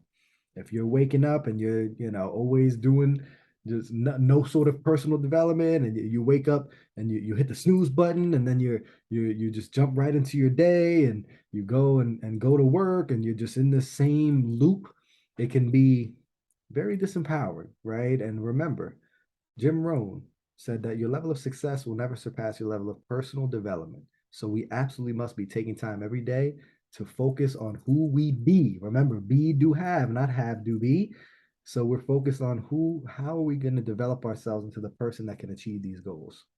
When you focus on your personal development in the morning, it gives you that positive motivational kick to start the day. You have to take that time for your self-care, especially y'all ladies out there, women who with especially with kids. I can't tell you how many women I speak to that are so focused on giving, giving, giving. They're so focused on taking care of their children that they never give themselves time to take care of themselves. But the more you do so, when you give your time for self-care,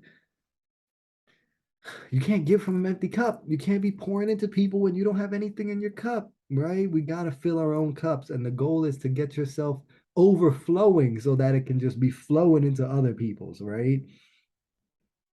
Can't give from an empty cup. Please, please give yourself that self care time. So, Rich, I'm not a morning person.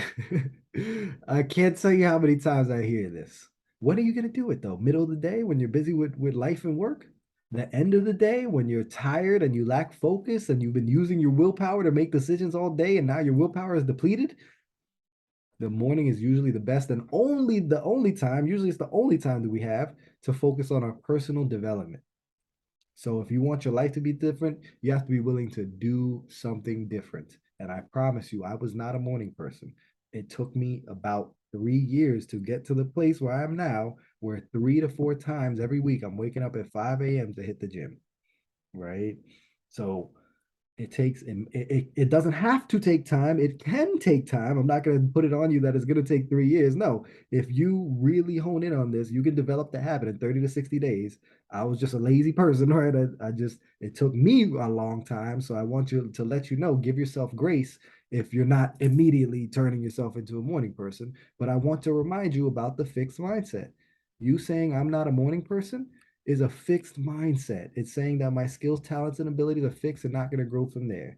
But if someone else is getting up, like Dwayne The Rock Johnson gets up at 4 a.m. every day, if Rich is getting up at 5 a.m., even though he wasn't doing that before, you can take the steps to develop yourself in that way as well. Okay? If you want your life to be different, you got to be willing to do something different. The miracle morning is so key. So here are the savers. The savers acronym. S is for silence, aka meditation. We started with that. We talked about the benefits of that in the consciousness and energy modules. Meditation is a success habit, okay? Affirmations. There's also declarations. So affirmations is, stating what you want or who you want to be in the present tense. Declarations is like stating a intention, okay? Visualizations, and I'm coining this term emotionalizations because it's not just about visualizing or seeing it in your mind's eye. It's about bringing your emotions into it, getting your energy involved. Exercise, right? Movement is medicine. Rich people, successful people, they understand the mind body connection and they make sure to move their body. And then reading, because readers are leaders, right? We always want to be, remember how T.R. Becker told us that successful people are always learning and growing. This is one of the ways they're reading, and all right, it's so important. And then scribing or journaling. And of course, he used silence and scribing instead of meditation and journaling because May Verge kind of sounded funny, so he had to find, some words that actually worked. So SAVERS, the SAVERS is the acronym here. So again, I told you I ain't gonna stop talking about meditation. This is a game changer.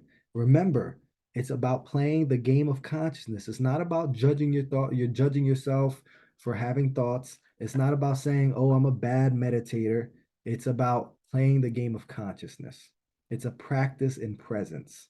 Okay, we're practicing being present in this moment, sitting in the seat as the observer of your mind, connecting with your body, your senses, taking silence, right? The Deepak Chopra says that silence is the language of God. Everything else is just a poor translation, right? Taking time to just be. Remember that we are not a human doing, we are a human being. So we got to take some time, just be. Affirmations, stating what you want or who you want to be in the present tense as if it is already true. I am courageous. I am a great public speaker. I am abundant, right? Using those action and motion words that resonate deeply with you. So some of the words that helped me was using like alliteration. Like I stole Tony Robbins where he would say, God's wealth is circulating in my life. Her wealth flows to me in avalanches of abundance. All of my needs, goals, and desires are met instantaneously through infinite intelligence. For I am one with God, and God is everything. And I say that over and over, over and over. And the reason I can pull that up without looking through my affirmations and finding it is because I've said it so many times and it's ingrained in my subconscious. And that's the point of affirmations, is to ingrain things into your subconscious mind. Okay? What you tell yourself over and over again, you're going to start to believe. There's a reason why you know your ABCs right now. It was said to you over and over again and it's stuck in your mind. Okay? Remember, emotion is everything. We back this process with emotional charge. No emotion is not effective. Get your physical body involved. Stand up right there. I feel bad for my neighbors because I be in here like, I am a man of integrity. I speak and embody the truth. I am impeccable with my word. And I'm like, get into it, right? Use words and grammar that resonate you. Like I already said, alliteration helps me. Others like the rhymes. So you find those words, grammar that really resonate with your soul and make sure that you're staying. And again, it can seem hokey. I get it. Stand in the mirror. I love you. I love myself. Right? These things, but you got to find some affirmations that can be really, really powerful. I would always, for example, one of the affirmations I always told myself that I said over and over again out loud for years, I would say wisdom is avoiding all thoughts that weaken you. I am always conscious and aware of my thoughts and emotions. I observe my thoughts and I entertain only those that empower me.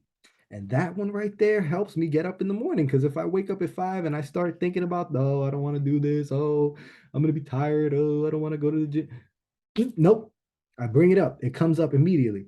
Wisdom is avoiding all thoughts that weaken you. I only entertain the thoughts and emotions that empower me, thoughts and beliefs that empower me, right? I only entertain the thoughts that serve and empower me.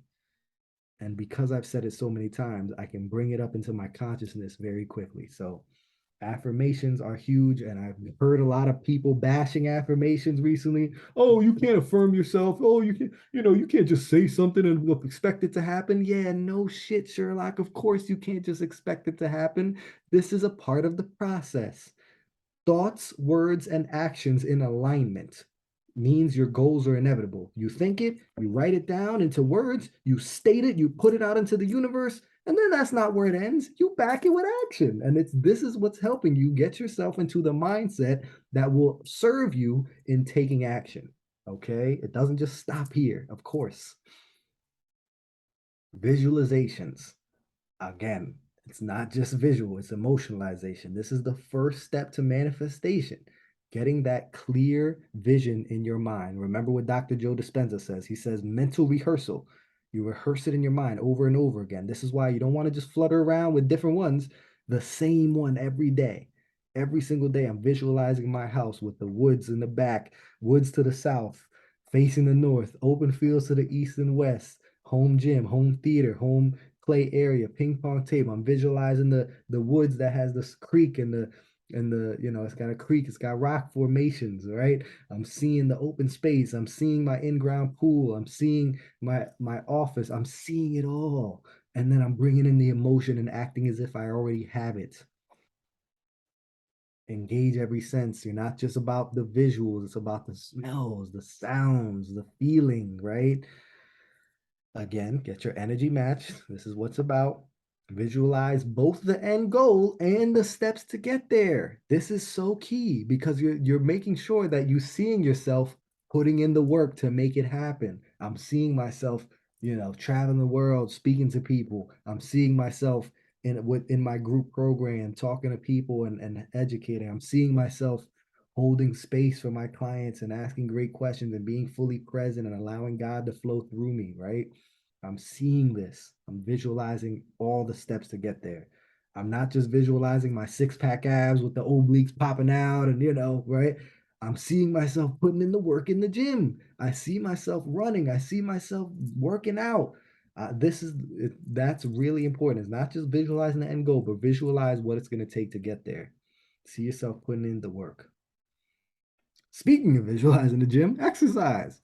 Get your body on your side, release some of those endorphins, and recognize that you don't have to be like me, waking up at 5 a.m., going to the gym for 40 minutes and like, I'll do abs, I'll do workout, I'll do cardio. Like, I go hard. Like, my gym, like, that's the hardest part of my day. That's why a big reason why it feels so good getting it done in the beginning of the day, because I walk out saying, that was the hardest thing I'm going to do all day.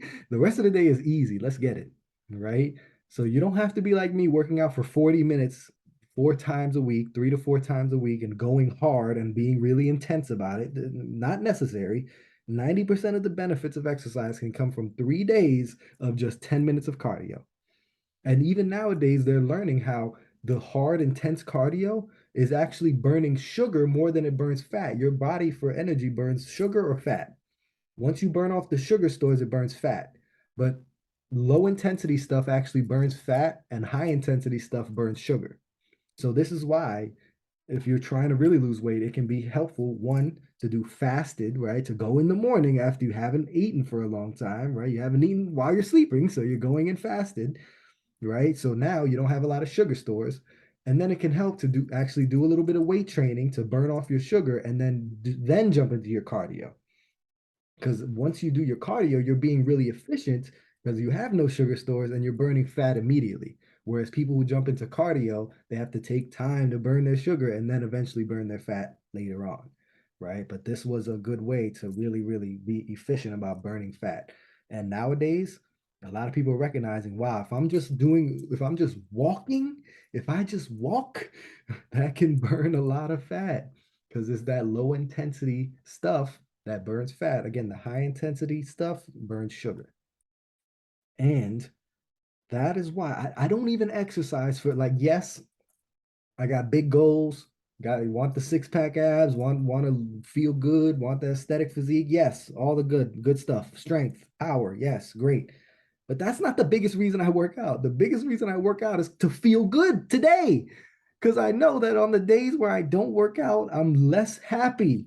But when I work out, those are the days where I go into the day ready. I've released the endorphins. I'm getting high on my own supply and I'm making it happen for the rest of the day. It feels good. You make yourself feel good. Again, exercise is a bottom up process. You're using your physiology to affect your psychology.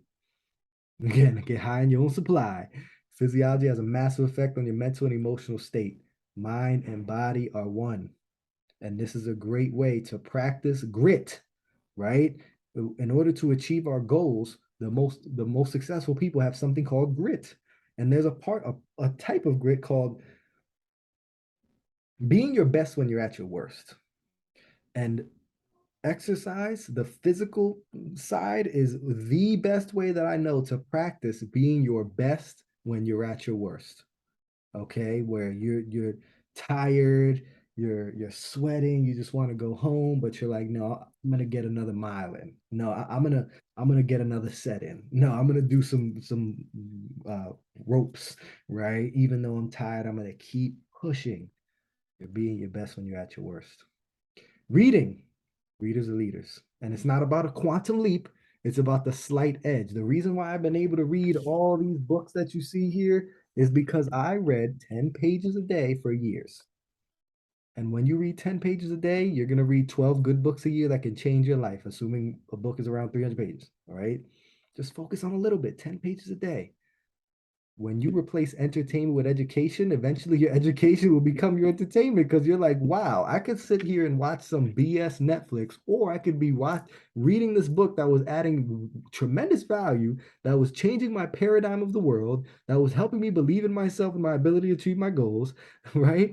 Why not? This is more entertaining now.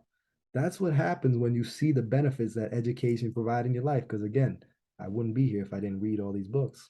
Anything you want, I promise you that someone has done it and written a book about it to show you how to do it. We make success too difficult. Oh, how am I gonna do this? No, it's easy. Oh, you did this? Okay, what did you do? Cool, let me do that.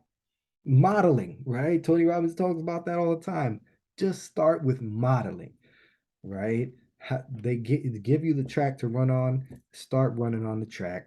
And it can be helpful to hire somebody like myself who can help make sure to mold the track so that it's your track. Because if you see the entire path in front of you, that's not your path, like my coach Sean Smith says, right? If you can see the entire path in front of you, it is not your path, that's someone else's path.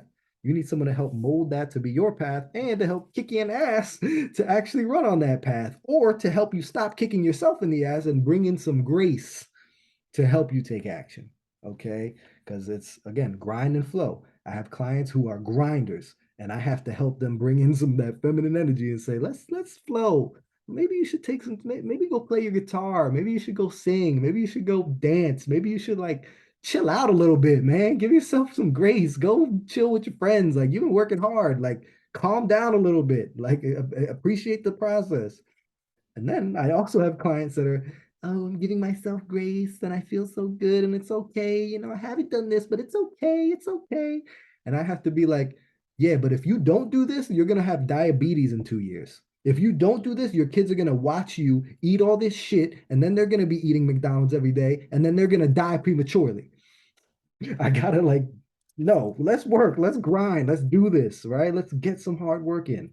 And it's about finding that balance. Okay. Journaling. Journaling. You will not meet a therapist or mental health professional that does not talk about the power of journaling. Getting all these random crazy thoughts out on paper, getting your goals out on paper. Your goal is not a goal unless it's written down with a date. Remember, a goal written down with a date becomes a goal. A dream written down with a date becomes a goal. Most of us think we have goals. Nah, we got dreams because they're not written. They're not made physically manifest. Remember, thought, word, action. Thought, dream, word, goal, action. Back that with action, and your dreams come true.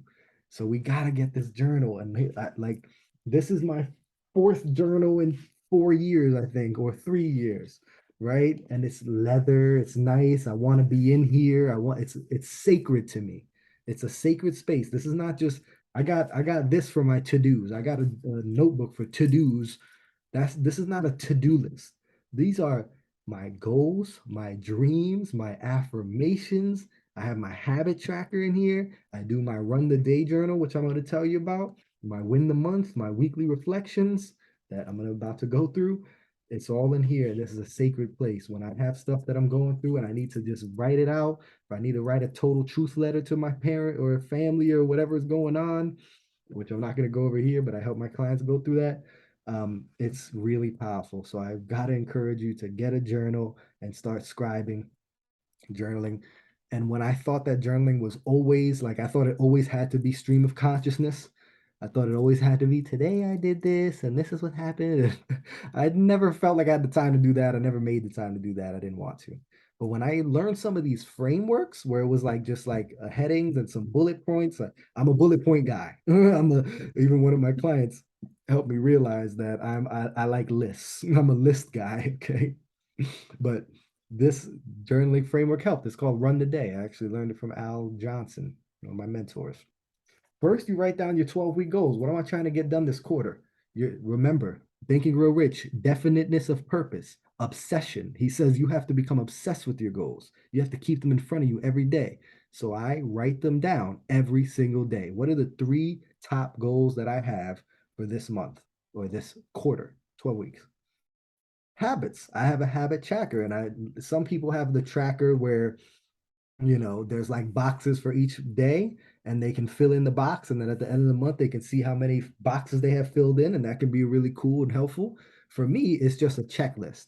I got my 9 habits: workout, meditate, read 10 pages, 10 social media engagements, post on social media, um, do my breath work.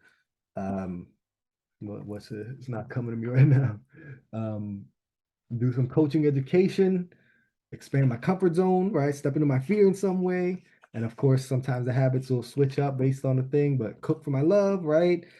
And then once I do them all, check, check, check. And again, it feels good. That's what subconscious mind, completion. We're checking those things off so that when I get to my weekly reflection and I'm asking myself about my performance, it's not oh, I feel like I did good. No, I'm looking back and for the week and saying, okay, I checked off, checked off, checked off, boom.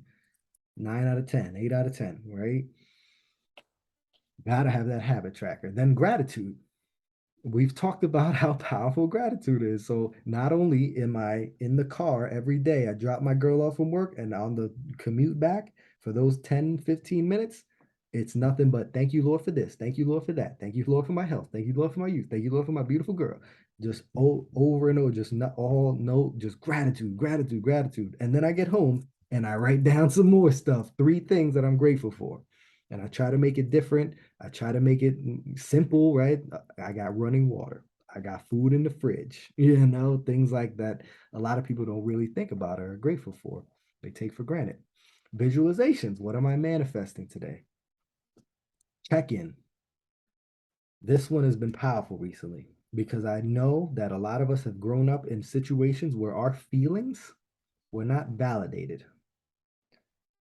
And when we can reparent ourselves as adults, we can reparent ourselves, we can work with that inner child and say, hey, how are you feeling right now? What's going on inside of me right now, physically, mentally, spiritually? How do I feel? And get that out, it can be really helpful. Okay, so you're checking in with yourself on a daily basis. And then what would make today great?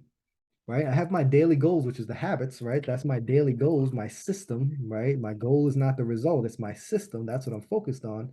This is not goals. This is just what will make today great. Like, I hope this happens. I hope I have a good session with this person. I hope this person says that yes, they want to move forward working with me. I hope that it's not in your control, so you can't make it a goal, but it would make the day great. That would be nice. I'm going to put it out into the universe. This would be awesome. This is what I'm expecting. This is what I'm hoping happens. And then that's my wins. Like I mentioned before, what are the things that happened? What are the great things? What are my wins? And everything that happens throughout the day, I frame it as a win because remember, celebration is so helpful for the subconscious mind. When you become your own biggest cheerleader, you're celebrating those wins every day. This happened. Yeah, this was great. This was great. What's good about today? Because our minds are literally wired and programmed to look at the negative. Again, your brain is a survival mechanism. So it is there to look for the negative. Oh shoot, what could hurt me? What should I be afraid of? It's programmed to look for the negative.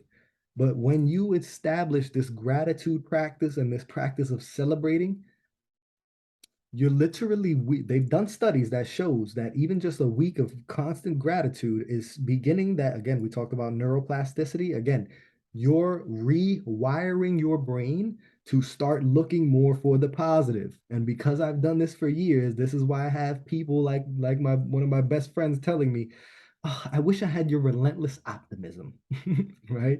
Relentless optimism. And really, it's a logical optimism because I know that pessimism only leads to like manifesting more of that negative stuff into my life. So it's just a logical, selfish optimism. Like I'm being optimistic because I know that if I'm not going to get what I want. It's very logical. Okay. It's not just some pie in the sky or, I'm just illogically optimistic or I think the new thing is called toxic positivity, right? Not It's not about toxic positivity, it's logical positivity. Okay. Journaling, the second one's weekly reflection. And this is really important because so many of us are just wrapped up doing. I'm moving, I'm moving. We got to step back. We got to step out of life for a second to reflect, to look back again on how far we're coming, the progress we're making, and giving ourselves some permission to celebrate that, asking ourselves these questions. Like I never asked myself that question, but the first time I asked it myself the question, why am I proud of myself? It was transformational for me.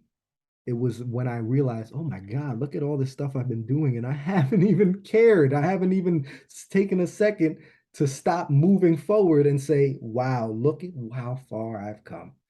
I was so focused on the horizon, again, and never getting to the wow, so focused on thinking my salvation was being in the future that I wasn't realizing, wow, I'm in the future that I wanted right now. I'm living my dream life while I build my dream life. So weekly reflection is really key. So three things that I'm most grateful for of the past week, three beautiful moments or memories made, three of my biggest wins, top accomplishments, performance. My three top goals: fitness, finance, family, health, wealth, relationships, the three areas of mastery for me, right? I rank myself on a scale of 1 to 10. And again, it's not how do I feel I did, it's how did I actually do because I turned the pages and I look back, okay, I checked off my workout 4 times this week. That means I can give myself a 8 out of 10. And if I maintain my good diet, now it's a 10 out of 10, right? Oh, look, I called people every single day. I made my 10 reach outs to people and connected with people every single, oh, boom, 10 out of 10. Not usually 10 out of 10, right? But we can rank it, all right? We can let ourselves know, okay, where am I at performance wise? And then improvements. Here's 3 ways I'm going to get better. Lessons learned. How many of us actually take the time to say, what did I learn this week? What did I learn about myself, the world, right? What you always hear people learn something new every day, right? But do you like take that and write it down and try to integrate that new thing that you learned every day into your life? Most of us don't. So consciously thinking, what did I learn? Three, what am I looking forward to? What am I excited about? And then three, intentions or weekly goals. This has been really, really helpful for me. Stepping out of life, taking time to reflect, and taking time to plan.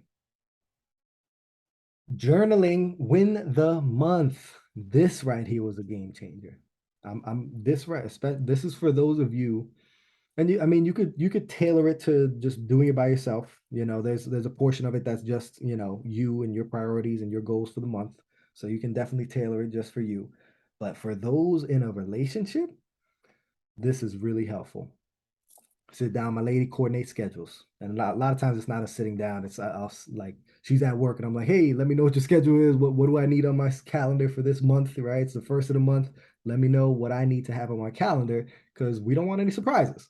We don't want to get to a Saturday and I scheduled some. Well, not usually a Sunday, and I scheduled some because Saturday is the Sabbath. Usually, that's the one day where I say, nope, not working. Me and my girl just doing our thing. But let's say I scheduled something on a Sunday, but we actually had my goddaughter's birthday on a Sunday that I forgot about, which that's not true. I did not forget about that. Just as an example, I freaking love that little angel. I'm never gonna forget about that.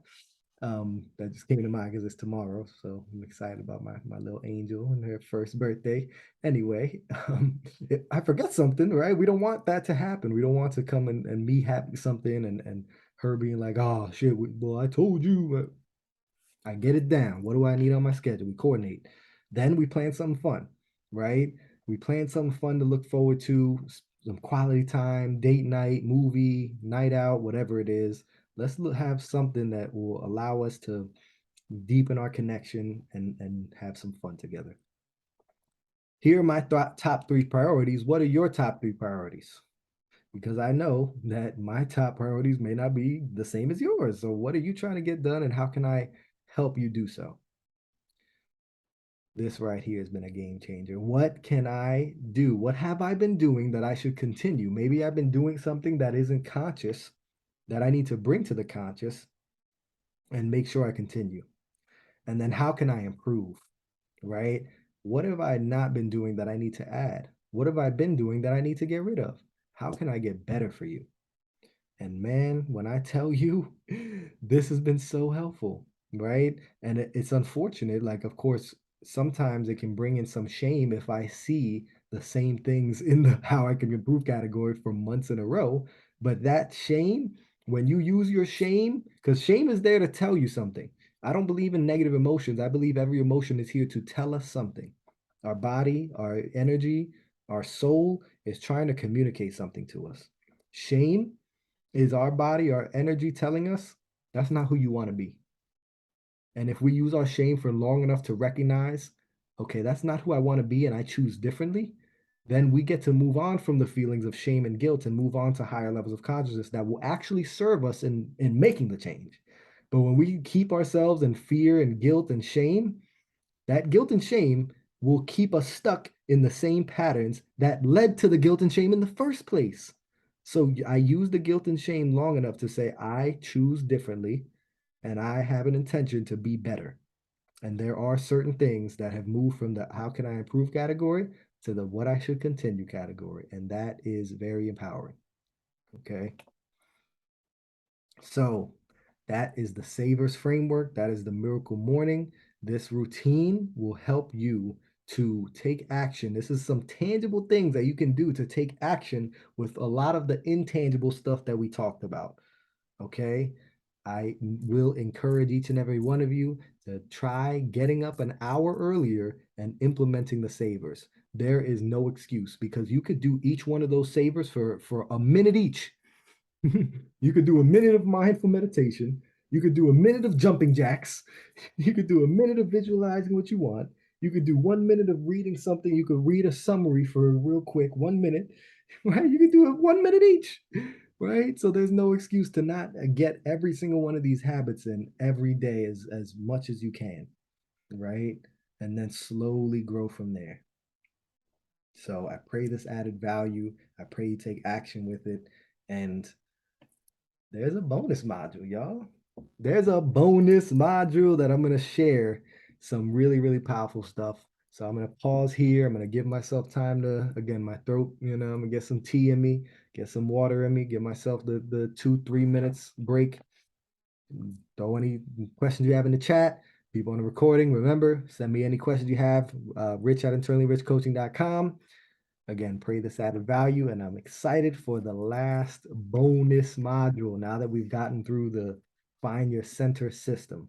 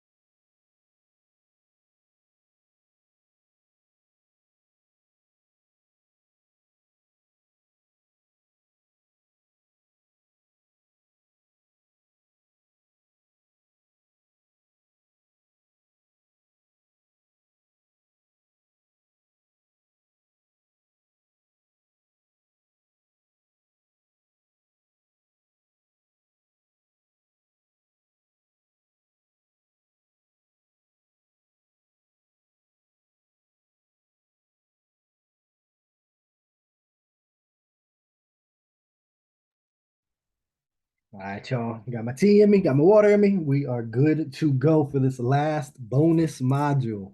I don't even know if I mentioned in here. I think I put it in the Eventbrite that there was a bonus, but even at the beginning, I just talked about the center. So if you didn't even see the Eventbrite, then you may even this is a true bonus for y'all. You didn't even know I was about to come up with some of this really, really valuable financial information. One of the most probably the most profound thing that I've learned in my 5 years of experience as a financial professional. Again, got the life and health license, got the Series 6, Series 63 to broker individual, or excuse me, to broker mutual fund and exchange traded fund transactions. Got the Series 66 to be an investment advisor and licensed fiduciary, and got the Series 7 to call myself a stockbroker, right? Why I did all that while building the business and sitting down with hundreds of people and educating them about this stuff and reading as much as I could, like Killing Sacred Cows. And this comes from the book by Gary Gunderson, What Would the Rockefellers Do? How the wealthy get and stay that way, and how you can too. So my first mission getting into the business, like I told you, was to close the racial wealth gap. And a big one, and in addition to that, was to create generational wealth in my family by helping others do the same. I wanted to destroy this mindset of lack that was in my family, help us go to abundance, and make sure that my children never have to experience lack. Make sure that no one in my family ever has to experience poverty ever again. So I did a lot of research, did a lot of reading. I came across this guy named Gary Gunderson. The first book was Killing Sacred Cows, and which is a big reason why I do what I do now, just learning some of the stuff from there. And then he wrote this book, What Would the Rockefellers Do? And the first thing he talks about is that in the back in the day, there were two very rich families. You had the Rockefellers and the Vanderbilts. I'm sure you've heard of the Vanderbilts as well. Now, there's a reason why the Vanderbilts are nowhere near as wealthy as the Rockefellers are right now. The reason is, excuse me, the reason is the Vanderbilts pass their money down to the next generation with no guardrails on it. They created what we would call today trust fund babies. And just gave the money down, no guardrails, no trust, no anything, just gave it down. And the Vanderbilt family squandered the wealth to the point where Anderson Cooper, if you heard, I'm sure you've heard the Silver Fox, I think they call him Anderson Cooper. He's a descendant of the Vanderbilts. He's a Vanderbilt, and he said, "Yeah, I didn't have a bunch of money, right? I had to kind of scratch and claw to where I am today. It wasn't just given to me, you know." Um, the Vanderbilts do not have anywhere near the money that the Rockefellers. Today, the Rockefellers are still like the biggest philanthropists. They give the most money out. They have billions. I believe they have billions. The Rockefeller, I don't know what the exact net worth of the family is, but they're still extremely rich and they give so much. They're still, I think they're the largest philanthropists there are. Okay. The reason the Rockefellers are set up that way is because John D. Rockefeller didn't just give his money down to the next generation. He created a system, a family bank that allows that wealth to be multiplied every generation and perpetuated throughout the generations. So, how can we do the same thing for our family? How can we set up our own family bank, right? So that we're not having to go to banks. Our family doesn't have to go to the bank asking for a loan. It goes to our family bank and asks for loans, right? They did it using permanent life insurance. So let's talk about this. The foundation was permanent life insurance. So before I talk about this, let me give you a high level view. So the high level view is every time a Rockefeller child is born, they purchase a permanent life insurance policy on that Rockefeller child's life. They use the permanent life insurance policy to fund their family bank. As the child gets older, if he wants to go to college or start a business, he can't just get money from the family bank. He can't just say, "Hey, give me money." He has to apply for a loan. It's a bank. He applies for a loan. "Hey, I want to go to college. I want to start a business, yada, yada. Here's how I'm going to add value to society," right? They get the loan. He gets the loan. And here's the thing, It's a loan. He has to pay it back. She has to pay it back throughout their lifetime. But if they don't pay the family bank back, the family bank is gonna get paid back with interest when that Rockefeller dies. Because remember, they wrote a life insurance policy on it and they've been funding that life insurance policy for their entire life. And it has, what does life insurance have? A death benefit, money. So when that Rockefeller child eventually dies, that death benefit is going right back to the family bank. So even if they don't pay it back, the family bank is gonna get paid back with interest when that person passes away. And this is how they funded their family's inheritance, funded their family bank for generations. And this is how they've multiplied their wealth every generation. Because every time the Rockefeller dies, they're just refunding the family bank with the death benefit. Amazing. So we can't use term life insurance for this. We have to use permanent. Term life insurance works similar to car insurance. Okay, it's temporary coverage. Usually it's in force for 10, 20, or 30 years, a certain term time frame. It's like renting a home because when you rent a home, you have a rent and you don't own it. Your landlord owns it, right? And you're not building any equity in the home. You pay your rent and that rent goes to the landlord. You're not building equity in a home. You don't own it. So, because of the fact that it's temporary and because of the fact that you're not building any cash value or any equity in your term life insurance policy, it's way more affordable than permanent. No cash value, no living benefits. The premium is exactly the cost of insurance. Whatever the insurance company is saying it costs to insure you, you're paying that amount. But here's the thing, guys. Here's why I have problems with these companies that only sell term life insurance, that don't give their clients the ability to convert or upgrade to whole life. I have a problem with that because less than 2% of term life insurance policies result in a claim and pay out to the family. 98% of the time, you are giving your money to the company and your family is getting no benefit out of that. Okay. So when I hear Susie Ormans and Dave Ramsey of the world bashing whole life and saying term is the only way you should do it, it's like, really? That's the only thing? We don't want to set ourselves up to be able to have a death benefit, not if we die during a certain 20 or 30-year time frame, but when we die, like when we die, our family gets money. And that's how whole life works. It's permanent coverage. It's enforced for as long as the premiums are paid. A portion of that premium is actually building a cash value. A portion pays the cost of insurance. The other portion is going to build up a cash account. It goes into a separate account that builds up cash value. And because of this, because of the fact that it has living benefits, it builds up cash value, and the cash value is accessible tax free, and you can access it without penalties before 60 years old because it has all these benefits. It's more expensive than term insurance, right? But here's the thing, guys, rich people, wealthy people don't focus on price, they focus on value. And when you want your family to get value out of your policy, you use permanent life insurance. Okay.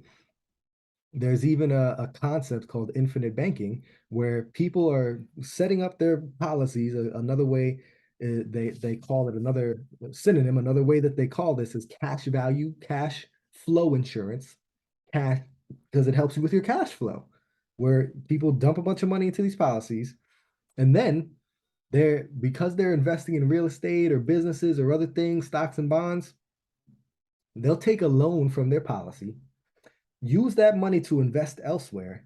But when you take a loan from a cash value life insurance policy, if you're working with a non-direct recognition company that doesn't directly recognize the loan, they're going to act as if you took $0 out. They're going to credit interest to your account as if you did not take any money out. So let's say you have 100 grand, you take $80,000, excuse me, you take $20,000 out, you have 80,000 in there. Technically, you took 20 grand, right? So you have $80,000, but the insurance company is not going to credit interest on 80,000. They're going to credit interest on 100,000 as if you didn't take any money out. So you can have that 20,000 deployed elsewhere, making a rate of return for you, and have the same dollars still in the policy earning uninterrupted compound interest. Double duty dollars. You have the same dollars working in two different places for you. That's unheard of. There's no other financial vehicle that can do that for you. Even uh, if you take a loan from your 401k, you have 100 grand in your 401k, you take 20,000 out, they're not crediting interest on 100,000, they're crediting interest on $80,000. Now you got to put the money back in, right? With a whole life policy, you can pay yourself back when you want to, if you want to, and if you don't pay yourself back, that loan is collateralized against the death benefit. So once you pass away, they're just going to settle the loan from the death benefit. They're going to say, "Oh, you got a 500 grand death benefit. You took $20,000 out. Okay, we're going to give your family 480,000." They settle it at the back end. So it's not even that bad of a detriment. Of course, you want to pay it back. You want to have the cash flow, put it back in, keep it going, keep it moving. But if you don't, the loan's collateralized against the death benefit. Okay. These strategies, that type of strategy, the infinite banking cash flow insurance strategy, is a game changer. And utilizing permanent insurance to fund what we're going to talk about, your family bank, is amazing. And how do you set the family bank up? Trust. You use a trust. And a trust, very simply, is giving up legal ownership of your assets so that it's providing legal protection for your family's wealth and can help you avoid and decrease estate taxes. And it provides instructions for the distribution of your assets, right? It allows for your wealth to be multiplied and perpetuated throughout the generations when you set it up correctly. So that's the basics of a trust. Now, in addition to setting up your trust, you want to have a statement of purpose. What's the purpose of this family bank? Why do I want to do this? Your statement of purpose includes your financial premise, which is the truth about the world as you know it, the way things are. It includes a financial vision, the way you see yourself and your family having an impact on the world and the way things are. And it has a financial purpose, the reason why the vision is so important, as well as the strategy, how to implement the vision. So, in your statement of purpose for your family bank, for your trust, you include your financial premise, your financial vision, your financial purpose, and then the strategy. Okay, this is all written down. You're not just putting legalese in your trust, you're putting your truth. How do you see the world? What are these things that you want to pass down throughout the generations? And in order to help you pass down, you want to create a board of directors or a board of trustees, right? I think just having a personal board of directors, right? Businesses have a board of directors, and when you allow yourself to see you as a business, I Inc. That was a book I read called I Inc. I am a business. Even as an employee, you should see yourself as a business, bringing your skills and value to the marketplace, right? You should have that personal board of directors. So people that you trust, people that you know will keep it real with you, that'll hold you accountable for the things you want to achieve, and you can sit down with them on a yearly or quarterly basis, right? Board of directors. But then you also want to have that board of trustees specifically for this here trust. The board of trustees, each member represents a knowledge or characteristic that you want to have passed down to the next generation. So while you're alive, you can be the CEO, but you also want to designate a chairman of the board, have an odd number for majority votes, also designate a trust protector, which is not a trustee, he's not part of the board of trustees. So he doesn't vote on how to manage the trust. But if the board is doing some shisty stuff, if the board is not acting in line, this is someone you trust so much that they can overrule the board when it's not acting in the best interest of the family bank. They can remove and replace trustees if necessary. Okay. So that's, you set up your board of trustees, you find people that represent the knowledge and characteristics that you want to pass down, right? And then you get that trust protector that will help protect everything as well. Just an added layer of protection for your trust. So here's the basics. Here's just an overview of how to solidify your legacy, how to pass down wealth in a manner in which it will be multiplied every generation. It will be perpetuated throughout the generations. So no one in your family ever has to experience poverty, lack, or scarcity ever again. We've put the work in to make sure that we can survive. We want to make sure that our family doesn't have to work to survive. They can always be working to thrive. One, set up your cash flow insurance. If you can't afford whole life, lock in your insurability with term life insurance, because term life insurance will allow you to upgrade or convert to whole life without evidence of insurability or without underwriting.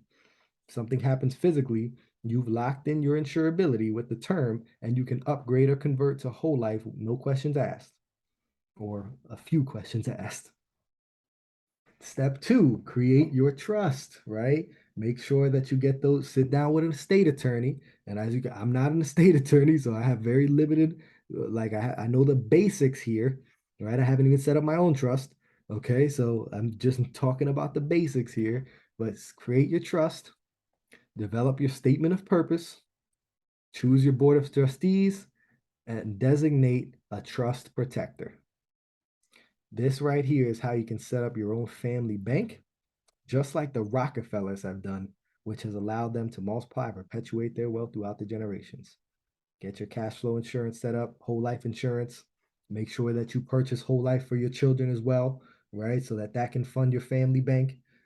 As soon as they turn 2 weeks old, right? They're 2 weeks old. You could purchase a policy on them, and you could be funding that for their entire life. That will add tremendous value down the line. Your trust, your statement of purpose, your board of trustees, and your trust protector. This is how we solidify our legacy. So, got a bunch of references here. You can definitely take a screenshot of some of the books that have really that I wanted to make sure that any books that I directly quoted, right, are right in here. There's some that I didn't directly quote, but that really, went into that informed a lot of this stuff. And there's a bunch of other books that I didn't even put here because, I didn't want to bombard you, but this is a great place to start when it comes to learning some of this stuff and embodying some of this stuff and not taking my word for it, but really diving in and learning for yourself. Okay. Man, I hope this added value. I've been rapping for like almost 5 hours. I hope y'all got value from this. I pray that you can take some of this stuff and start integrating it into your life. I'm excited to get any of the, questions that come in, and I'm excited to work with any of you, right? Like if you want to like support to take action with this, I am here for you. This is what I do for a living. This is what I'm working to do 100% full time because I know that it's handwritten on my soul. I know what